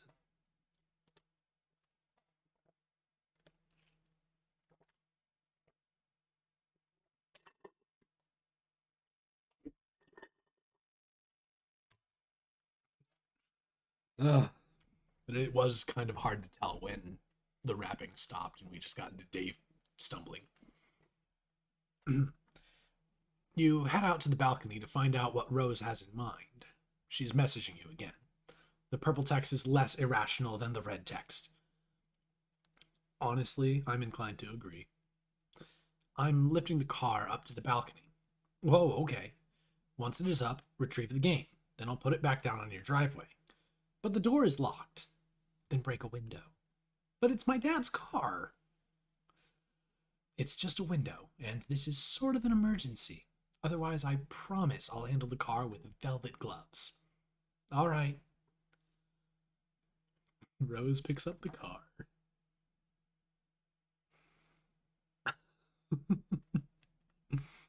Connection lost.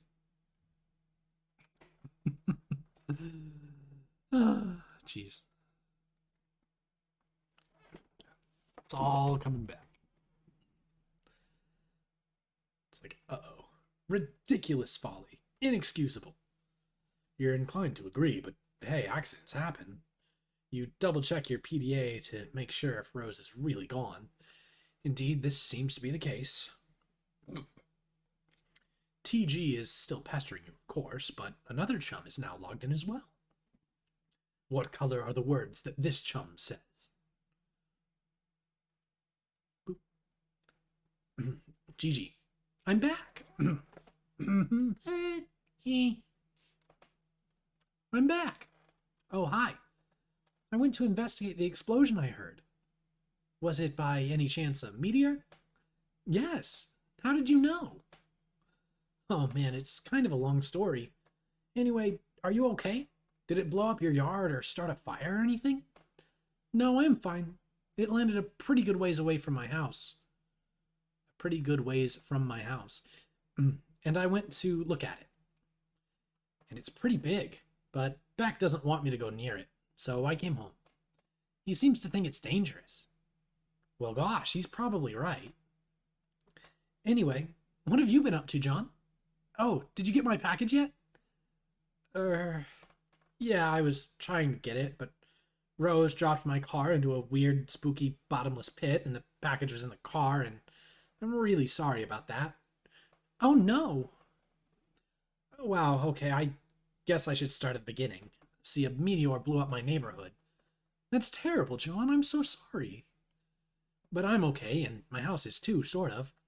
That game I was telling you about, S-Bird, which I was playing with Rose, sort of transported me somewhere at the last minute. But now I'm trapped here, and it's weird and dark, and I can't find my dad, and I just lost the car and my copy of the game in the pit, and I think I have to save the world from the apocalypse.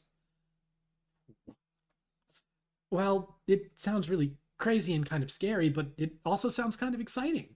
I don't know, John. Maybe this is your destiny. If anyone can save the world, I think it is probably you.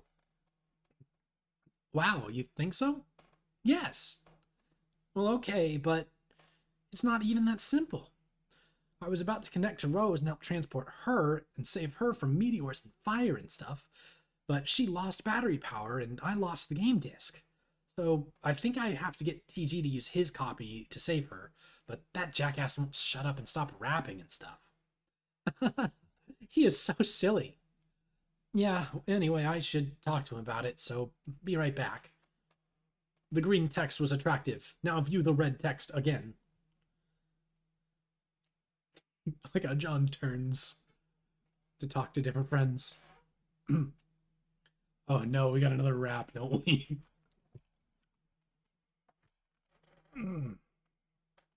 Yeah. I really don't want to. I don't want to try to rap. I'm so bad at rapping, guy. When the film crew zooms in where the president's at, I'm like, if that dude's black, I'll eat my hat. Turns out he is, so we're all damn. Director's got gumption. Like we'll all flip our shit. He ain't shining shoes or something. It's called free emancipation. If it's not pres-election, it's got ascension in Bruce Almighty. Whoops, different Bruce from the one I just mentioned. Ah! Can't explain to me why. This ain't condescension to think I'll shit a brick. Not even he can convey the intention with his quick-spun wit. Rather defray all his tension, sit on his lap while he whittles a splint. And some guy eyes what he does and patronizes, I guess, negros. Not gonna. The mother of invention. We're gonna scroll past that.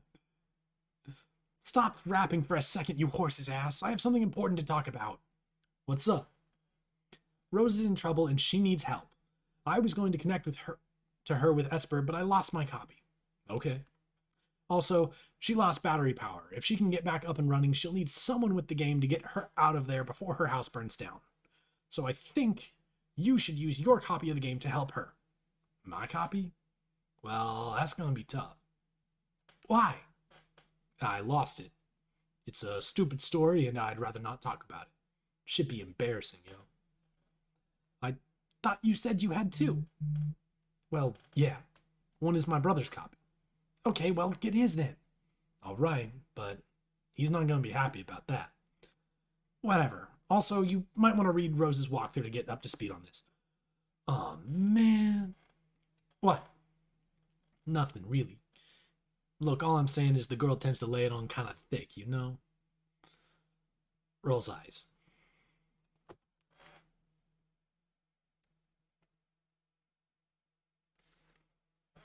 Your laptop is out of battery power. There's only one thing left to do. Time to make your way to that backup generator. Jesus, it's already 10:30? Yikes. Rose, knit a laptop cozy to shield your laptop from the rain. Ha. Whoopee. That would be such a waste of time. Besides, you already knitted one a while ago. You retrieve it from your knitting bag and apply it to your laptop. You capture log the laptop plus cozy. Rose, equip Grimoire to Strife Specibus. That would be incredibly ill-advised. There are some dark forces you just don't want to mess around with. You understand this better than most. You put the book down. Rose, recapture log your items. You grab the knitting bag and the grimoire in that order. It's always a logistical puzzle with your tree modus. The tree auto-balances, leaving the knitting bag accessible in the root card. Wait, the root card's the only one that's accessible? Seriously? And it just drops everything? That's even worse than John's. Rose, allocate knitting needles to Strife Specibus. You feel a lot more comfortable with this as a weapon. You're so handy with those needles, you feel like you could probably use them to fillet a swordfish. You lose the root card in the process, severing the tree. Dave spends all his time rapping and it isn't even particularly good. See, he's just a big dork like the rest of his friends. They're all like 13, right? Is John the youngest, having just turned 13? Are the rest of them already 13? Like they're barely teenagers. They are young children. Like they're babies. Like it's so weird reading this a decade older than the characters versus when I first read this when I was like, 13 or so. Maybe a little older than the characters. Like, geez. The change of perspective is kind of wild. You lose the root card in the process, severing the tree. Hey, Careful with all that stuff. Rose, knit a plush cuddle Cthulhu to soothe your nerves. That would also be a preposterous waste of time. Besides, you're quite sure that you've never heard of this creature called Cthulhu before. There are, however, many other specimens of the zoologically dubious you are familiar with, such as... Rose, consult the grimoire. Fluffulu. Flu-flu? Flu-flu, foul patron of misery. To hear his mammoth belly gurgle is to know the epic of joy has come to an abrupt end.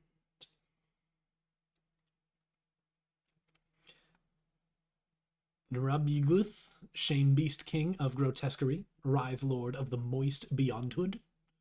Hearing his melodious chirps and tongue clicks causes one's bones to explode. And of course, there's Oglagoth, the Deep One. Whenever he grinds his teeth, all the children of a random galaxy somewhere will frown continuously for 9,000 years, for a 9,000 year span. He is the first and smallest of the smaller gods, appointed in servitude of a vile, unfathomable pantheon of middling gods, which caters to the whims of the noble circle of horror terrors, an omniscient, omnipotent order of the elite few, forever cloaked in the darkness of the furthest ring. Yeah, duh. And then there's this strange page containing some rather mysterious notes on summoning procedures. You've never been quite sure what these diagrams are getting at. I mean, it's clearly a window of some kind. It plugs into a thing, and those are like stained glass windows and like church windows and things. It's something.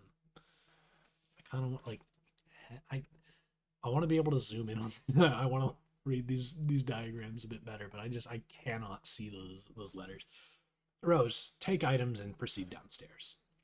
You recaptchalogue everything the way you want it to appear in the tree and head downstairs.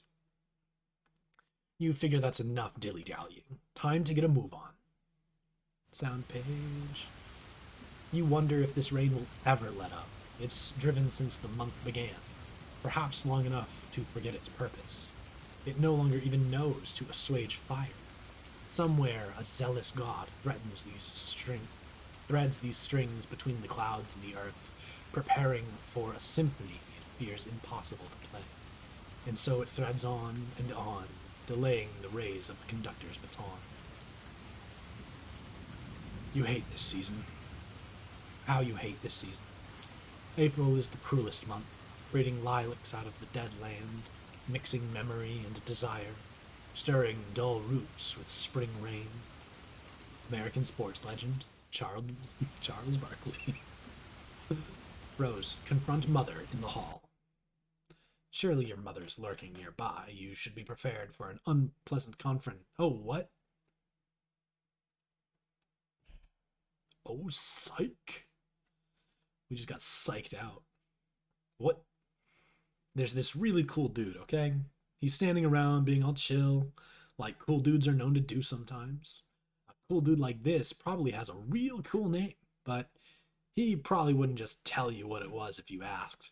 He'd be way too busy for that. Busy being totally sweet.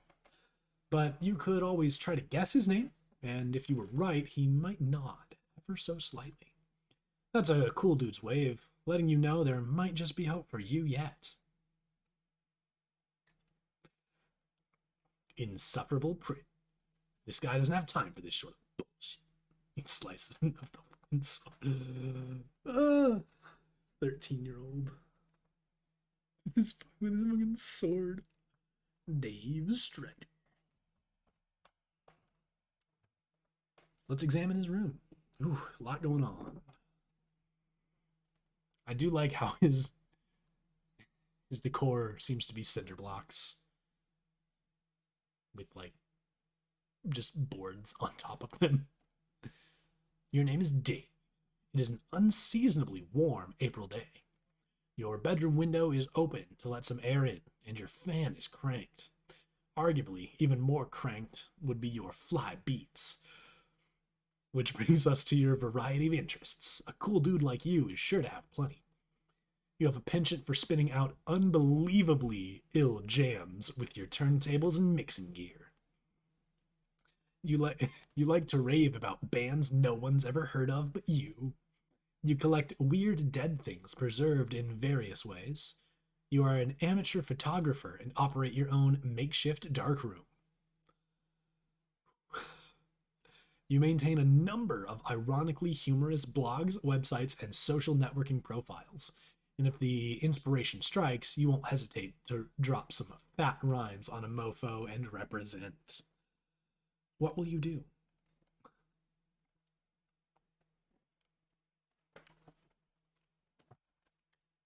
So I guess like his whole room is the amateur dark room, and this is like his stuff. But it's like right. Why would okay? If you were going to, set up shop and have an amateur dark room in your bedroom, why in the world would you set that up directly in front of a window? Doesn't like light, like natural bright light would really mess up any dark room stuff you've got going on. Maybe like over in your closet or just like swap these two. Whatever. Dave, quickly retrieve arms from cinder blocks. Nah. He just doesn't. He's too cool for you. Dave, get the damn beta and save your friend's life. This notion strikes you as nonsensical. You can't imagine how a video game can save someone's life. And in any case, you're quite sure no one you know is in any danger. Anyway, these are your copies of the beta you received in the mail recently. You've labeled them with your name in bold red print to distinguish them from your bros copies, who labeled his in kind. Neither of you really gives a shit about this game or has any intention of playing it, but you'll be damned if you let that get in the way of your campaign of one-upsmanship. Dave, bleat like a goat and piss on your turntable. You would never consider allowing any fluid even remotely resembling urine to touch your beloved turntables. That would risk breaking them, and a world without the gift of your godly science just doesn't sound like a place you want any part of. While you're at it, you might as well wipe out human civilization with a meteor, or something ridiculous like that, which will probably never happen. That sort of thing only happens in stupid idiot movies for stupid idiots. Is this animation just still going? I feel like the Viz Media one was faster, kinda, actually. Has it looped? I'm so confused. Okay. I'm just gonna try to keep track of how many records are showing. Yeah, he's still turning towards it. I remember this animation. It's kind of long, actually, for it to be this slow, dude.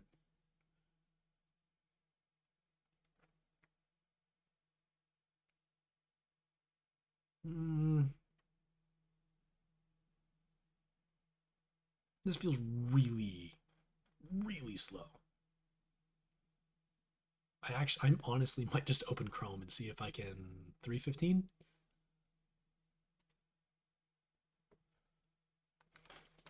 Like, does he just turn really slowly?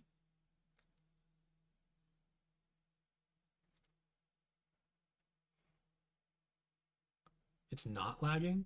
It's just that slow? Oh no, it's just looped already. Okay. It's just that slow. All right. I was this yeah, this was the image I was waiting for because I remember him thinking of a goat. There we go. You will, however, contemplate bleeding like a goat for ironically humorous purposes at a later date. Yeah, it just is like that.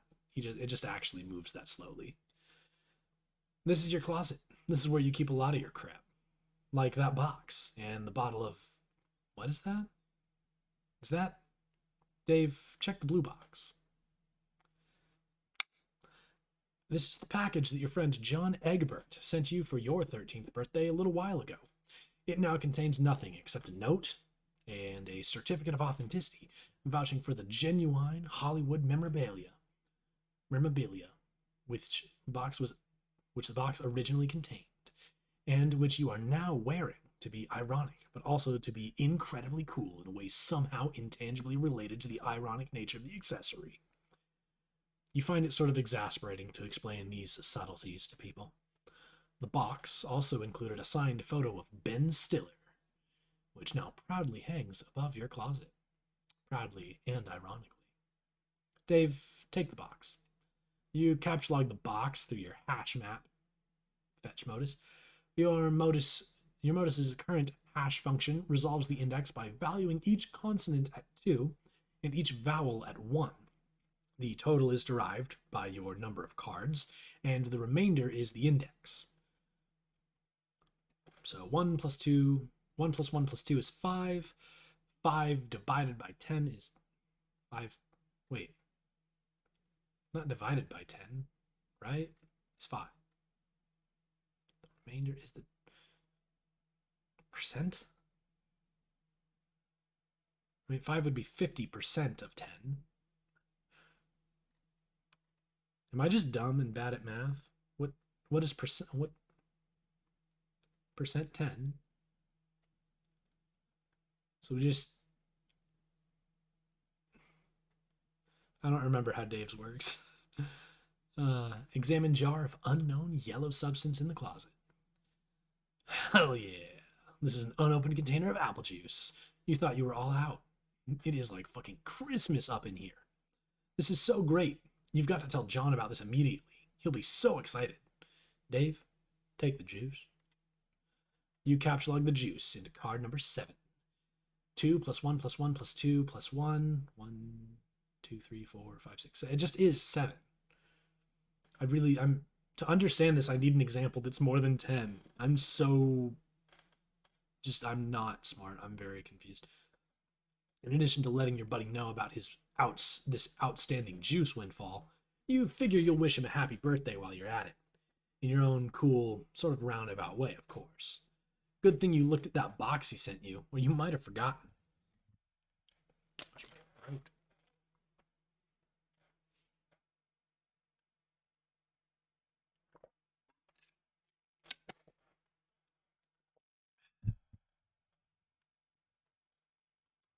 You also might as well ask him about that beta. The kid's been harping about it for weeks. It would be cool if it came on his birthday. He'd be one happy camper. Dope rhymes is so dope. Complete bullshit. Ill beats. Dope rhymes. Hephaestus. This is... Okay, yeah. There's nothing.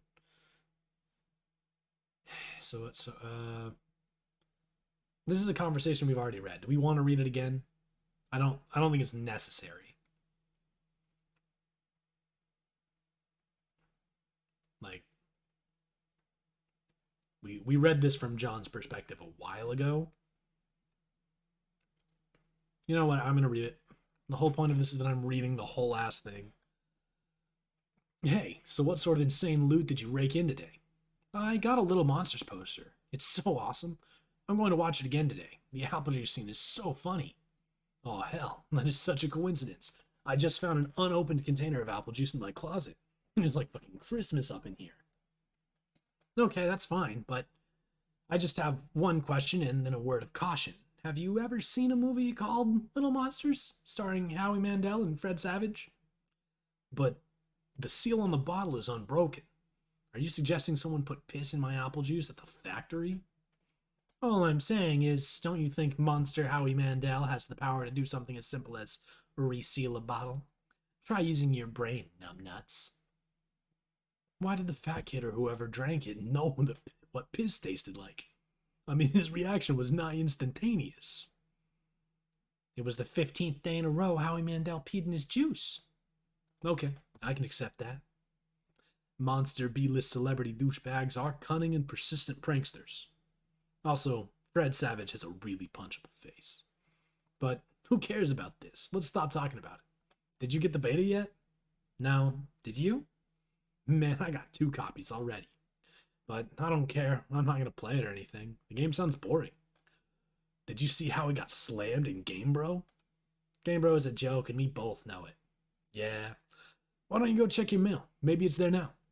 Alright. Dave, go online and view sites indicative of your interests. Oh boy. Sweet Bros Hella Blog. Review of Game Bros March issue. March 13th, 2009. Oh yeah, this was written that day. Chronologically, we're still at March. Wait, no, not March. We're in April 13th? 4/13? Oh. Oh, geez, oh man. When this heady volume of unabridged awesome hit my doorstep, it made a sort of thunderclap. Like the kind I'm sure Moses heard when God dropped stone tablets containing review of a game involving the ambiguous marriage of insane stunts and extreme hunger management solutions for dudes on the go. It's like you see that little bag of chips there, you just grab it and go, bro. Keep thrashing shit up. I am so hella pumped of this. Hella pumped of this. There are some obvious questions, like just how outrageous are these snacks? Will popular beverages play a role, and how critical will they be in your quest to attain absolute sweetness? Will this game land the coveted but elusive 5 hats out of 5 hats? Grand snack, fuck yeah. I want to play Grand Snack, fuck yeah. You open the Hephaestus web browser and direct it to your ironically maintained blog where you post monthly satirical reviews of GameBro magazine. Oh, Dave wrote this. This is a review of the March issue. You've been meaning to write a review for the latest issue too, but you've been sort of dogging it. Something about the game they're reviewing just doesn't strike you as right for satirical purposes. Okay, now I. Oh, so it's just the image. Grand Snack, fuck yeah. I mean, they're doing stuff on skateboards. There's snacks. What more do you want out of a video game other than snacks and skateboarding? In a new tab, you open another one of your sites, a webcomic, ironically maintained through a satirical cipher vaguely similar to that of your blog.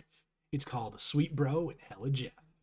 You have legions of devoted fans, most of whom are totally convinced of your creative persona's sincerity, which is just how you like it. So, wait, we can just read through Sweet Bro and... How much Sweet Bro and Hella Jeff is there? I can't wait to be a useless piece of shit all day and play all these games. I'm falling down all these stairs. I warned you about stairs, bro. I told you, dog. It keeps happening. I told you, man. I told you about stairs. How do you do the thing? How do you make a Y shape with your mouth? Oh yeah, bitch. Become a baby. Retain your adult knowledge and assume the form of a human infant. Your satisfaction guaranteed.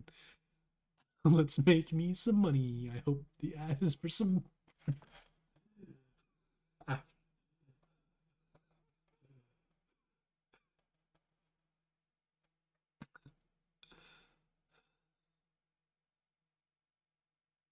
There are 46 comics.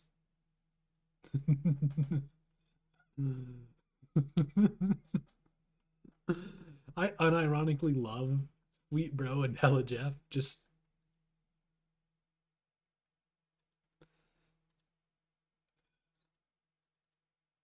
wait, is this number one? Are we on? Okay, we are on number one. We are not. Are we reading all of Sweet Bro and Hella Jeff? All 46 currently released comics. We are. Bro. Yeah, dude. Where are your pants? I took them off because I was banging your mom for a minute there. And now you are banging her. Oh, that's, gross. Today I put jelly on this hot dog. How high do you even have to be to do something like Sweet Bro? Economy. The economy. The economy in ruins. Brah, time to get my game on. Know what I'm saying? I told you, doll. Oh, wait, no, it's scratched out. And there he goes. The squirrel has his game. I am not joking. What did that guy even smoke? This is insane.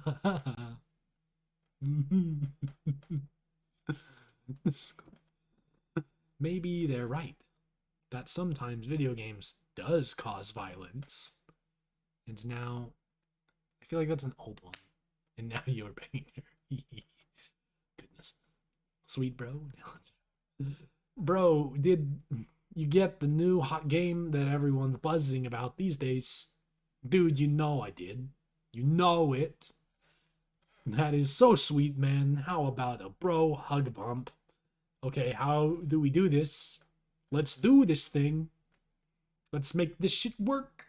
We're doing it, man. We're making this happen. Just its deep fried meme. Bro, I got a ticket for the big game. It's sports. Dog, I am so jealous. You know I love the big game. Oh yeah. It's just they're like cuts of the game. It's this earlier image, but it's and there he goes. The big man has the rock. He's driving so hard through the paint downtown. Alley-oop for the slam dunk. It's right there with the face. I just the pure joy of sweet bro and Helen Jeff. Introducing the new friend, Jerome. Bro, have you seen my socks around anywhere? No, dude. Again with the socks. What is it even with you and socks, man? It's like you must be toking up on a joint to make you stoned or something. I can't even think of who leaves all their socks lying around like that. Ugh.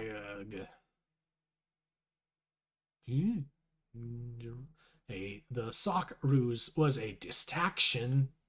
I have the car. He's got the car. Oh no.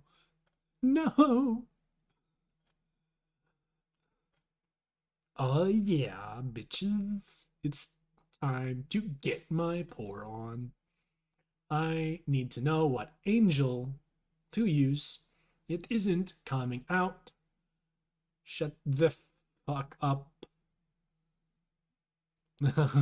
Where do you even get a nut that's that big? The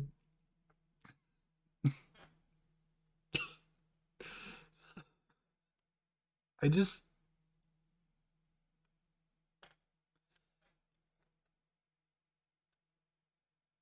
oh no. Attention all you sick fucks.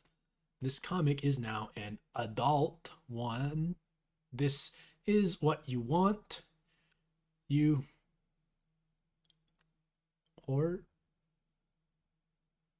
horse heroes horse you slobbering jackals. Only grown-ups of age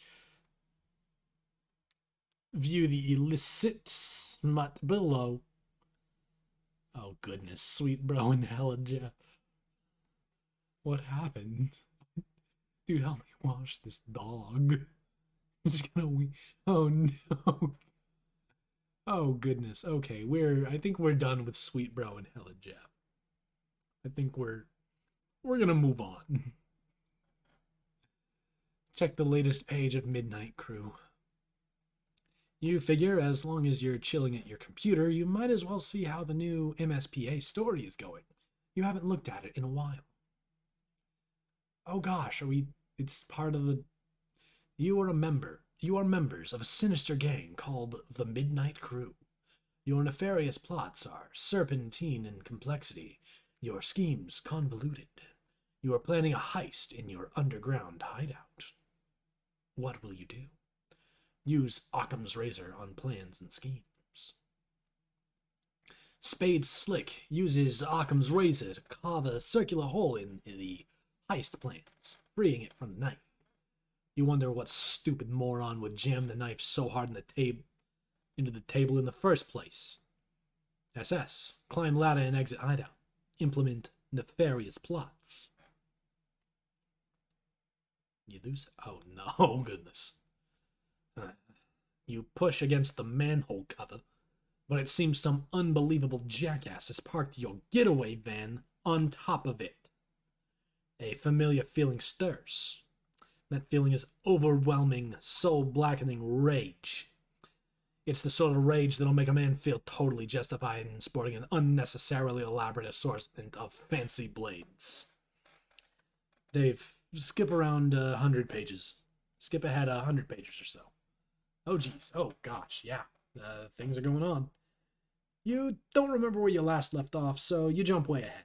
You always forget to save your place in the story. It looks like tempers have become short in this pressure cooker already.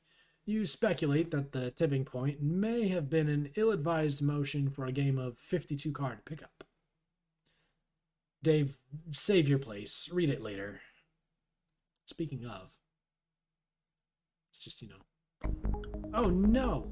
That loaded instead of saving! Ah! Ah! It was like, where, 3:30?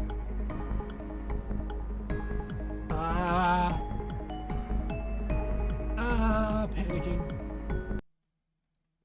Okay, so we're just gonna, drop a new save. Yep.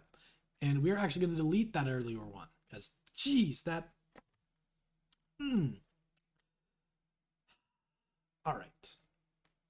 That was a mistake on my part. I apologize for my rampant incompetence.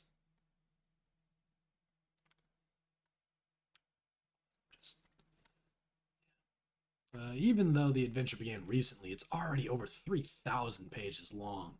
You just don't have time for this bullshit. You'll catch up later. Besides, it looks like someone's pestering you. You're pretty sure you know who it is. Dave, answer your chum. In some cultures, the persistent refusal of a lady's invitation to play a game with her would be a sign of wanton disrespect. Of wanton disrespect, Rose, come on. Either that or flagrant homosexuality. What? No, look. I'm busy, okay? I've got a lot of shit on my plate. I am sort of a big deal, okay? I know. Sometimes I wonder how you are ever allowed to pay for meals in restaurants. It must be hard to keep a low profile when you're always overhearing odd voices whisper, "It's that guy who has a blog." Seriously, dudes can be worshiping me left and right. I can't hardly walk down the street without stepping over torsos of the prostrate. Navigating the urban landscape, I'm sure, is difficult enough without an obstacle course of deferential flesh and skyward asses. Perhaps adapting the art of parkour to your unique environment would help. Yeah, I mean, damn. Like, there's this scruffy little shit at my feet, an orphan or something, I don't know, face flush on the pavement. I'm like, dude, you listening for a stampede of buffalo or something? He braves a look at me, then gives my shoe a little kiss and scurries the fuck off. Heavy is the ground. Yeah, not kicking Oliver Twist in the pumpkin face every day is my gift to the world, I guess. Breathtaking magnanimity. Among other things, I just give and fucking give. Indeed, nary a jewel tumbles from your wishbox of daily exploits, which I imagine does not sparkle. Oh, for fuck's sake, you're just lobbying for me to play that dumb game. Baseless accusation. Look, I am telling you, Egbert is all about that game. He will play it with you and probably be tickled retarded about it. I know this very well. I cannot hasten his mail's delivery, however. Yeah, I'll hassle him some more about it. And look, how about this? If you ever find yourself in the position where your life depends on me playing that piece of shit game, then I'll play. Will that make you happy? More than you know. It perfectly mollifies my grief over the demise of chivalry. John, what are you doing? Stop doing nothing. Meanwhile, in the present, in a place where the present may be a concept of dubious merit, John is spacing out. But a vague and forceful thought jolts him to attention. Or maybe it is that bumping sound coming from the other side of the door. What is that? A thick, unpleasant fluid pools from beneath the door. Troubling. Investigate this.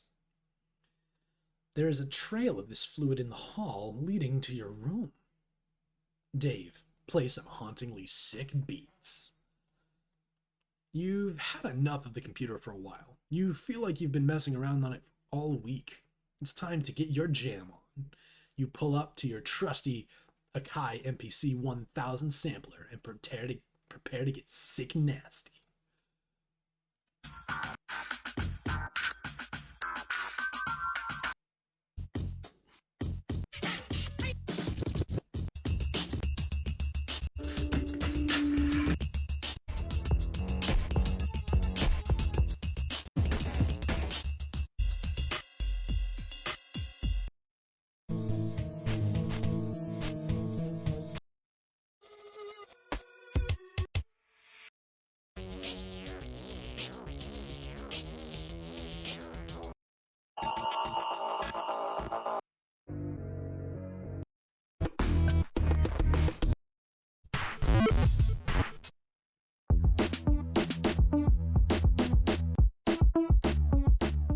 Oh, these dials can be turned. Dude, what all can you do on this? Just play all the different thingies. Yeah, all right. That's oh goodness, that's a lot of stuff. Wait, Captain Planet ending theme, Captain Planet. How do I get that? How do I get store patterns in F? Dude, what?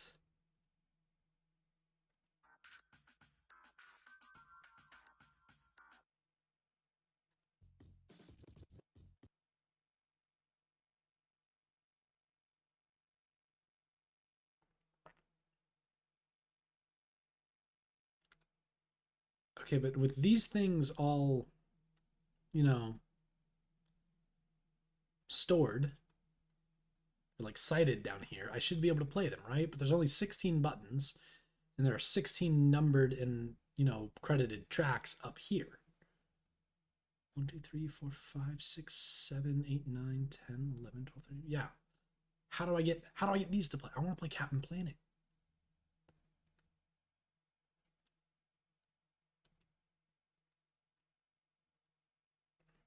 I crave the sick beats. Whatever. Dave, take a sip of the apple juice, despite what John said. Those beets were so fresh, they belong in the produce aisle, is what you're talking about. Soccer moms be thumping that shit for ripeness like melons. Know what I'm saying? After beets that fresh, it would be a crime not to reward yourself with a celebratory swig. 2 plus 2 plus 1 plus 2 is 7.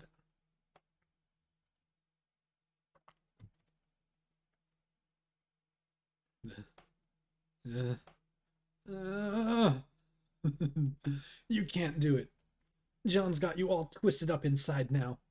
All you can think about is Mandel's gross monster piss. Damn you, Egbert. Shiny hunting a Trico in Alpha Sapphire. Nice. Nice. Shiny hunting the starters can be tedious. Your recaptcha log, the juice.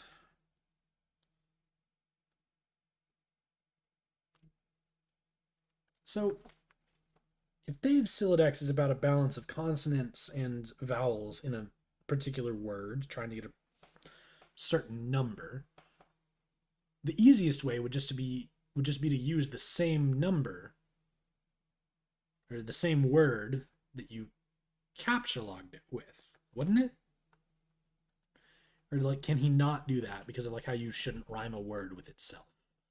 But it's not like swig rhymed with juice. It's like an adjacent word. I really don't know how the whole hash map thing works. Yeah. Oh man. I saw a couple videos on YouTube of like this guy did a whole run of a particular game with only shinies. I want to say it was Soul Silver though. But he did it. He did it. As wild as it is, he did it. allocate sword to strife specialist. Also, Dave. I mean, hey, he can't get it out of his head. Your stripe specialist is already allocated with the blade kind of stratus. There's no need to allocate it. You can wield your sweet ninja sword as a weapon once it is in your strife deck, but you will have to capture log it first before moving it there. Capture log the sword. Uh-oh. The ninja sword. 2 plus 1 plus 2 plus 1. 2 plus 1 plus 2 plus 2 plus 1. Plus 2 plus 2 plus 1 plus 2 plus 1. Or, I mean 2. Is 17. Reduced. So I guess we just drop the tens digit? Really? And then the remainder is what we actually care about. Occupies the same card as Juice, expelling the juice from your Silodex. It splashes all over your turntables and your copies of the beta. Arg. Okay, if the beta's just discs, I don't think Juice is going to ruin it. It is unfortunate for the, electronics of your turntables. Get a towel or something, Dave. Oh gosh, the marionettes, the puppets. Ooh, the puppets. I forgot. I forgot about how many puppets there are. You head out to get a towel from the bathroom across the hall. You glance at one of many radical puppets in your bro's collection and nod in approval. Is there anything not awesome about your bro? No, you think not. You enter the bathroom. There's a damp towel on the floor you can probably use for this crisis. You stop to pay a little respect to one of your boys up there. Hey, little man, how's it hanging? Capture log damp towel. You take the damp towel. Sum is 15, and when we drop tens, we get 5, expelling the box from the 5 slot. Search the bathroom for something slightly less damp. Nah, you decided to wring this towel out into the toilet to make it less damp. Dude, if it's that damp, bro just used that to take a shower. If he's able to just, squeeze water out, that's a damp towel. That's nasty. You gotta hang it up or something so it dries out.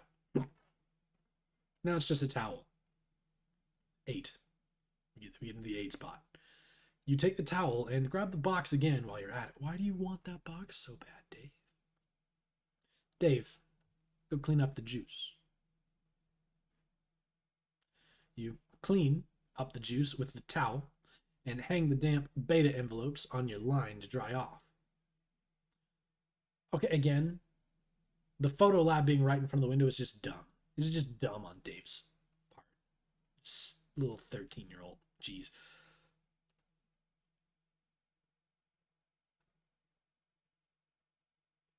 But yeah. His fan. In the breeze of the fan, the betas jostle near the open window. This arrangement is a little disconcerting. If they fell out, it sure would be a stupid way to lose them. Well, Dave, go turn off the fan then. The crisis is easily averted. You can't imagine it will ever resurface later in any way, shape, or form. That beta is as good as yours. Forever. You should probably go pester Egbert again. You wonder if he found the beta yet. You also might chat about your respective Sylodices and fetch Modi, if the topic happens to come up. You wonder if he is anywhere near as smooth with his Silodex as you are. Probably not. It's probably not even humanly Suddenly a rambunctious crow flies in the open window and snatches the beta. Possibly to make a nest with it, or maybe just for the sake of being a brainless, feathery asshole. You yell at the bird. Stop. Oh no, stop is a... So I guess when he uses verbs, it obtains a noun? It's got to have something to do with the parts of speech. Or how does the Silodex determine what word, obtains an item and what word uses an item? Really? Ugh. You accidentally launch your ninja sword. Everything goes flying out the window. Dead bird and all. No one can ever know about this. Dave, look out the window. Yeah, you can kiss all that stuff goodbye.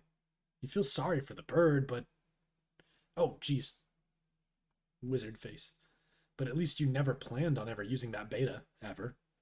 Anyway, now that that bit of ugliness is behind you, you guess you can look forward to 7 more hours of messing around in your room. Whoa, wait, what? It's wizard time! We're going back to Rose's house. In the foyer, just a massive wizard statue. Looking right, like we just look right up his nose. You prepare to descend the stairs to your living room. You are standing eye to eye with a familiar foe. A 20-foot tall granite statue of the mighty wizard Zazarpan the Learned. The decorative choices of everyone are just so questionable. And these houses seem like at the same time rather large, but also rather small, only having like 1 or 2 bedrooms total. Whatever. The houses are weird. Your mother had him installed through a hole in the roof with a heavy-duty crane. Just look at that mystical gaze. To peer into those aloof, glassen eyes is to arrest the curiosity of any mortal. To behold the wisdom concealed in the furrows of that venerable face is to know the ceaseless joys of bewilderment itself. Any man so fortunate as to catch askance askance his merry twinkle or twitch of whisker, which shall surely have all his dreams fulfilled. You find this grisly abomination utterly detestable. Rose, psychoanalyze your mother's love of wizards. There is nothing to psychoanalyze. Your mother clearly has no real affinity for these damnable things. She only collects them to spite you. If anything, she finds them even more repellent than you do. She's just a committed woman. Rose, go downstairs to the kitchen back door. You descend to the living room area of your home's expansive open layout. There is the sound of rushing water beneath the floor. It tends to strike guests as a strange presence in a living space, but it's become hardly audible to you through familiarity. There's the front door, but hopefully there's no need to make the long trek around the house in the rain. You might as well see if you can slip through the kitchen and out the back unnoticed. Rose, view your mother's solid copper vacuum statue. Oh, but it's bronze, not copper. But it wasn't always. A while ago, you gave this as an ironic gift to your mom for Mother's Day. You even customized it with a drink holder to support one of her ubiquitous alcoholic beverages. She liked the gift so much, she had it bronzed and put on this pedestal. She even left it plugged in so it can still be turned on now and then, but never do any cleaning. It never leaves this display. I mean, I think it would be pretty hard to actually function if it was covered in bronze. Yeah, it's, not typically like flexible at the hinge parts and the wheel parts. Just a note. Also, I'm pretty sure it'd be heavy as hell. Sometimes at night, when you're in your room, you can hear it wailing from downstairs. She must know you can hear it. She's completely deranged. Grab the Eldritch Princess. It's too big to capture log. Not that you would want to move it anyway. The pretty princess doll has been sitting there for months, ever since your mother got this abomination for your birthday, as a totally passive-aggressive gesture. You decided to make it much less abominable by knitting Her Majesty a new head and new arms. Now it brings a mischievous smile to your face whenever you walk by. Your mother hasn't removed the doll yet, and probably never will. She would never be the one to blink first. Acquire Umbrella for protection from elements.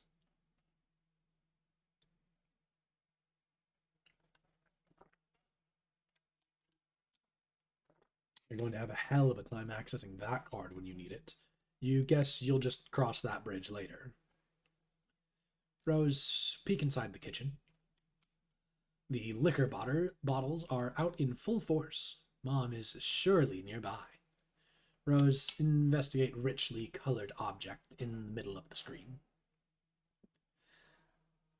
That would be your refrigerator, whose surfaces have customarily served as the battlefield for a chilly siege of passive-aggressive one-upsmanship. This was a drawing you did of your cat Jaspers when you were younger, along with a poem about him. Your mother bought this ostentatious $15,000 frame for it and had it welded to the door. Dude, what does Rose's mom do for all that money? That's a lot of that. Like, she's clearly rich. 20-foot wizard statue, $15,000 frame. Using the colorful magnets, you recently left a succinct message, which may or may not have been directed toward anyone in particular, but you couldn't find the letter W, so you just stuck two V's together. Your mother then purchased a fresh pack of W's and left them there for your convenience. Appreciative of the thoughtful gesture, you left her a sincere thank you note, which you had legally notarized and then marked with a drop of blood.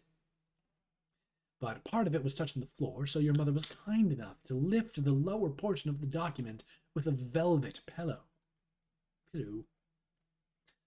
Rose, attach a W to your face as a fake mustache. This is incredibly silly, and you're not sure how it fits into your campaign against your mother, or getting your computer back online to escape your doom. It's hard to resist getting a little silly sometimes, especially when you are absolutely positive no one is watching. Rose, capture log the W.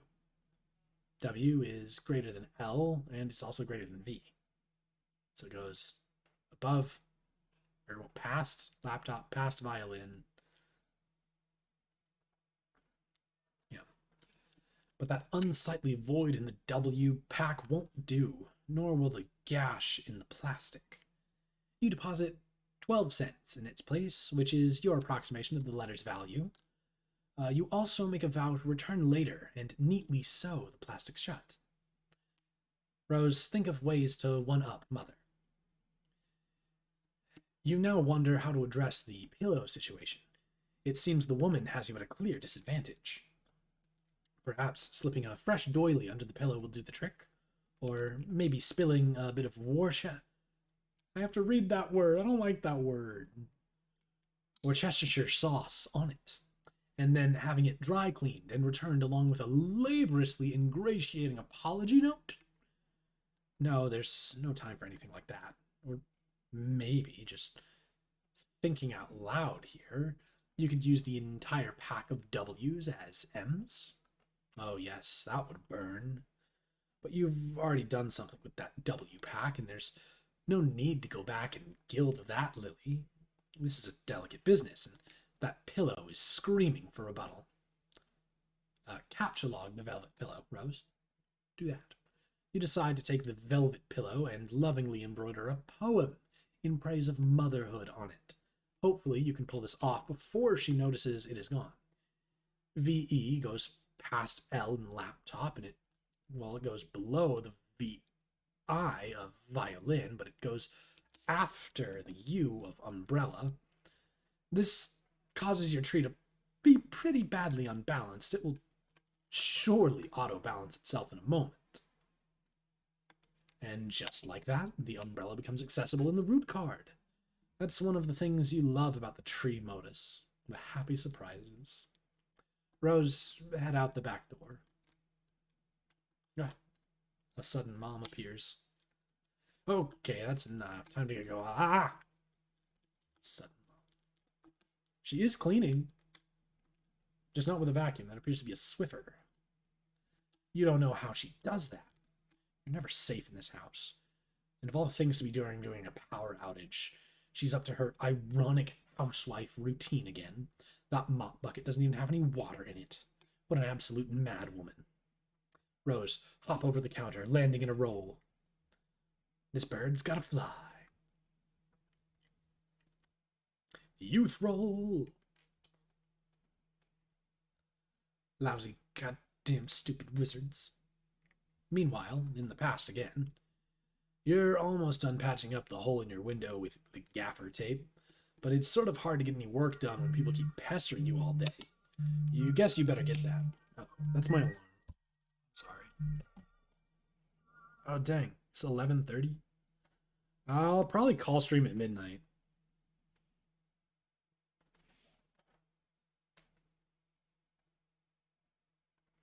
I mean, damn. I gotta go take my meds and stuff before bed. It's ridiculous.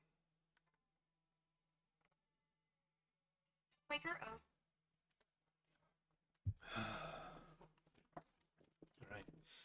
Alright. Sort of hard to get any work done when people keep pestering you all day. You guess you better get that. Alright, we'll cut it off at 400, I think. Dave, answer your chum. Show pester. Garden Gnostic began pestering Turn Tech Godhead at 1836. Hi, Dave. Hey, what's up? Not much. What's up with you, bro? Good one. It's alright. Being chill, I guess. You know how it goes. Great. Feeling cool today, Mr. Cool Guy? Oh man, you know it. So cool. You know shit is ice cold up in here. Shit is wicked bananas, I am telling you. So, have you talked to John today? Yeah, we were just talking a little while ago about how he sucks at his Sylladex. Can you believe he uses Stack? That kid is ridiculous. Well, that doesn't sound like much fun. What was it you use again? Wait, never mind. I forgot. Whenever we talk about your goofy modesties, I get a migraine. What do you want with John? I wanted to tell him happy birthday and ask him if he got his birthday package. Oh, yeah. I was being sort of cagey and told him to check the mail because I was wondering if he got mine, if mine came yet. I think it did. Yeah. And I think mine came too. So, I guess you want to know if he likes it or something? No. He will not open it. He will lose it. Oh, wow. Sorry to hear that, I guess. No, it's good, actually, because he'll find it again later when he really needs it, which of course is why I sent it in the first place. See, like, I never get how you know these things. I just know. Or I don't know. I just know that I know. All right. Anyway, I have to go. I have to feed Beck, which is always a bit of an undertaking. Man, if I were you, I would just take that devil beast out behind the woodshed and blow his head off. I don't think I could if I tried. Yeah, say hi to your granddad for me too, okay? Yes, I guess an encounter with him is almost certain. It is usually intense. Yeah, well, yeah, isn't it always with family? But he sounds like a total bad. Yeah, he totally is. Anyway, gotta go. See ya. Heart. Dave, get your phone. It'll be handy to have your phone on standby. It equals 8. So you won't always have to go back to your computer whenever someone pesters you. This way you can text message, also 8, people no matter where you are or what outrageously cool thing you're up to. 8. Drops the towel. So cool. On his head. It's great. John, pursue adversary into that room. And even meaner while in the present, sort of, once again the slippery antagonist eludes you. You only find more of these unpleasant, oily smears. Someone is pestering you. Both your PDA and computer register a message. This chum will know what to do. Pester law. All right. I'm out of my room now, looking for my bros game. Oh, good. Yeah, there's no sign of Rose yet. I hope she is okay. Well, if she comes back, I'll be ready. You better know what you're talking about, because this could get ugly. Brought my phone, and I also took my awesome katana with me, in case things get too hot to handle. And they always do. You mean that cheap piece of shit you have on your wall? F you. It's sharp, and it's awesome, and it's a sword. End of story. Okay, I don't really care. I'm in my room again. I really think there's someone else in this house, like monsters or something. Howie? Howie? I wish. Dude, monsters aren't real. That's stupid kid stuff for stupid babies. Maybe. Yeah, you're right. What are you, an idiot? Of course there are monsters in your house. You're in some weird, evil monster dimension. Come on. Skepticism is the crutch of cinematic troglodytes. Like, hey, Mom, Dad, there's a dinosaur or a ghost or whatever in my room. Yeah, right, Junior, go back to bed. you, Mom and Dad. How many times do you want to watch this trope unfold? It wasn't damn funny the first time I saw it. Just once, I'd like to see Dad crap his pants when a kid says there's a vampire in his closet. Oh shit, everybody in the minivan. You put Dad of the Year right there. Okay, stop. What do I do? What do you have, a hammer? Man, so lame. Okay, whatever. You should look into weaponizing your Silodex. My bro is always getting on my case about it, but man, it's not as easy as it sounds. But if you frighten monsters left and right, you don't have much choice. Okay, I guess I can read up on data structures some more. How's it going there? I'm out in the living room. He's usually here, but I don't see him. Might be playing his mind games. He's always pulling his ninja shit. All I see is little Cal over there, so I guess he can't be far. Oh god, so lame. What? See, I just don't know why you think it's cool. His ventriloquist rapping thing. Oh, Lil Cal? No, man. Lil Cal is the shit. That's fine. You're entitled to your opinion. I am just saying that being a white guy who is a rapper with a ventriloquist doll is not cool by any stretch of the imagination, or by any definition of the word cool, ironic or otherwise. That's all I'm saying. Yeah, bullshit. Cal is dope. Puppets are awesome. John Egbert blows. The end. Yeah, more like the opposite of all those things is the thing that is true. I'm going to read. Good luck with your bro. Read your book. Stay wary of these foes. Monsters. Only retarded babies who poop in their diapers believe in that stuff. There's one.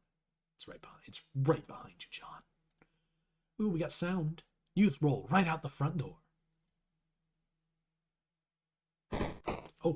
Oh, it's Mom. She's in the way.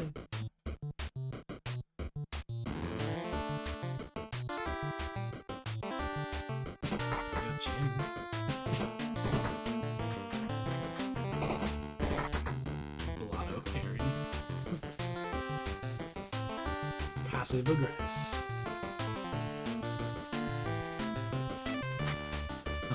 Oh, there's no power. There's no power right now. Epicure? Guardian of Ironic Indulgence? A beautiful pony.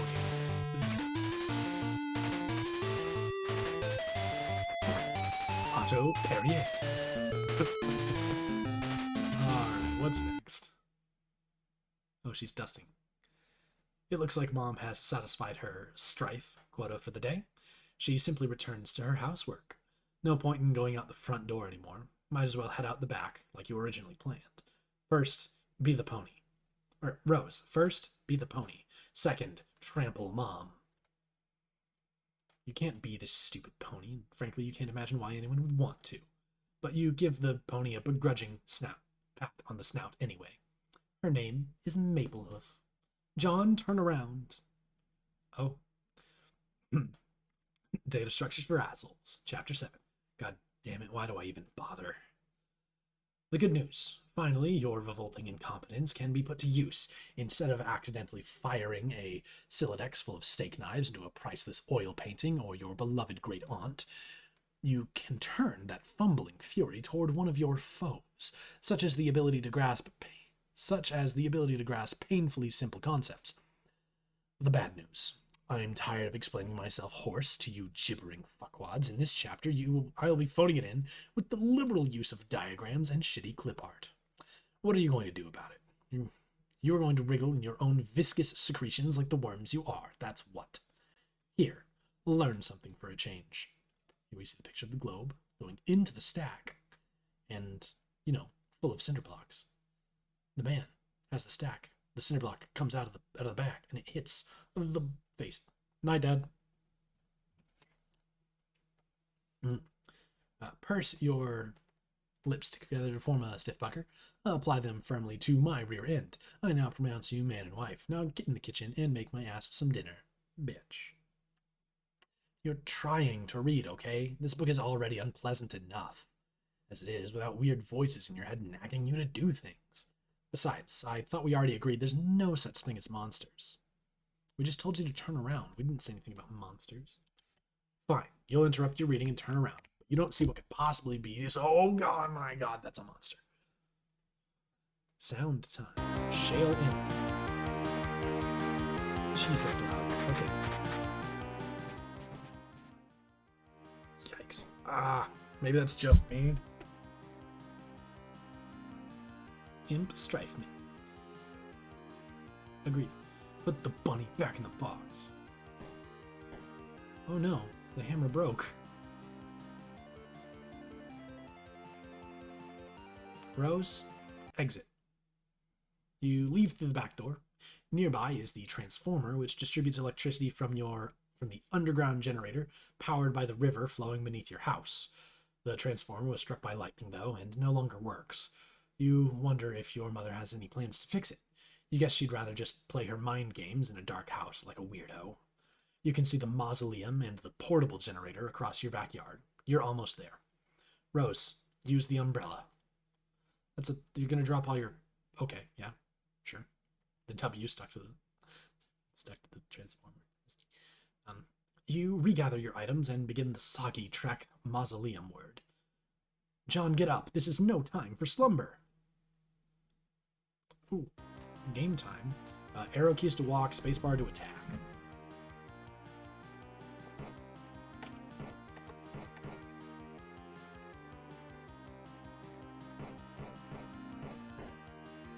Ah.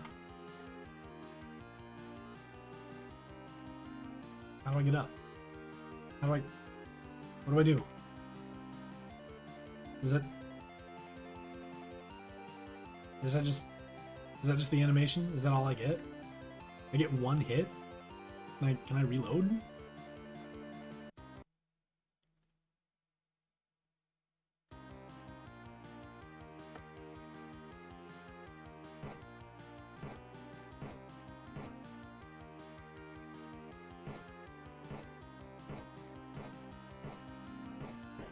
Yeah, okay. So once I get him to half, that just happens. There's nothing to do. Rose, forget the W and make haste to the mausoleum.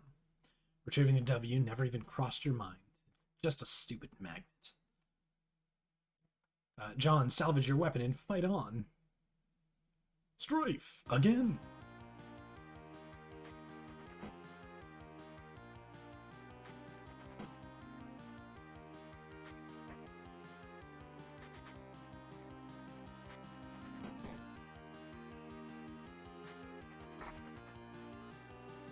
Oh goodness, sweet catch. I gotta click them in order? Okay, that's seems a little excessive, but alright.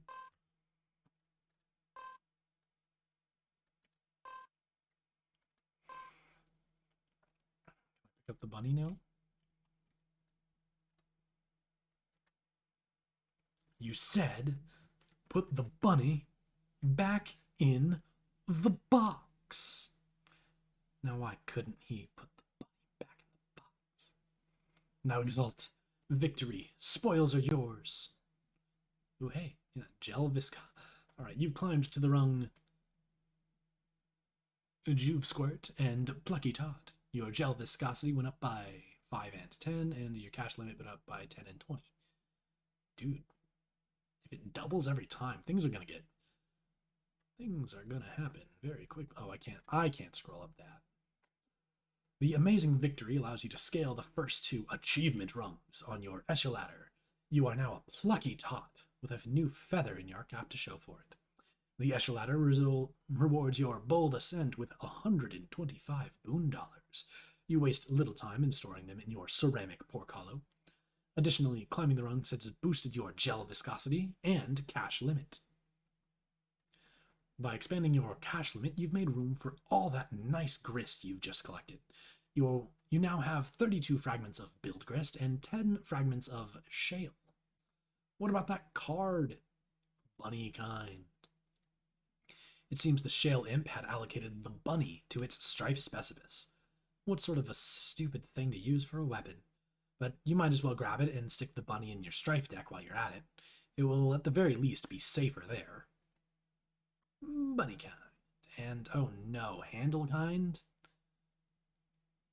You group the 2 strife specify in your strife portfolio. No self-respecting strifer would be caught dead without one. Gather the scattered bits of your large hammer. Oddly enough, it seems breaking the sledgehammer altered the abstratus from hammer kind to handle kind. even going so far as expelling the head of your smaller hammer from your deck to force compliance. You didn't even notice in the heat of battle. You grab the sledgehammer handle, expelling the useless Harlequin figurine. Now repair the hammer. You merge the sledgehammer head with its handle and return it to your strife deck, repairing the hammer-kind abstratus in the process.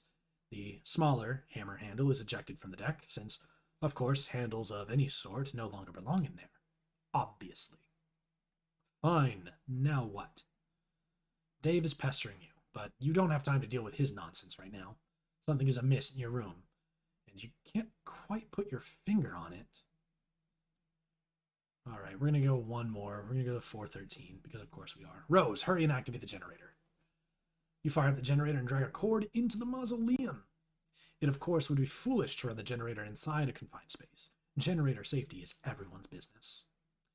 And we will save, and we'll pick this up probably tomorrow. I don't have anything else going on.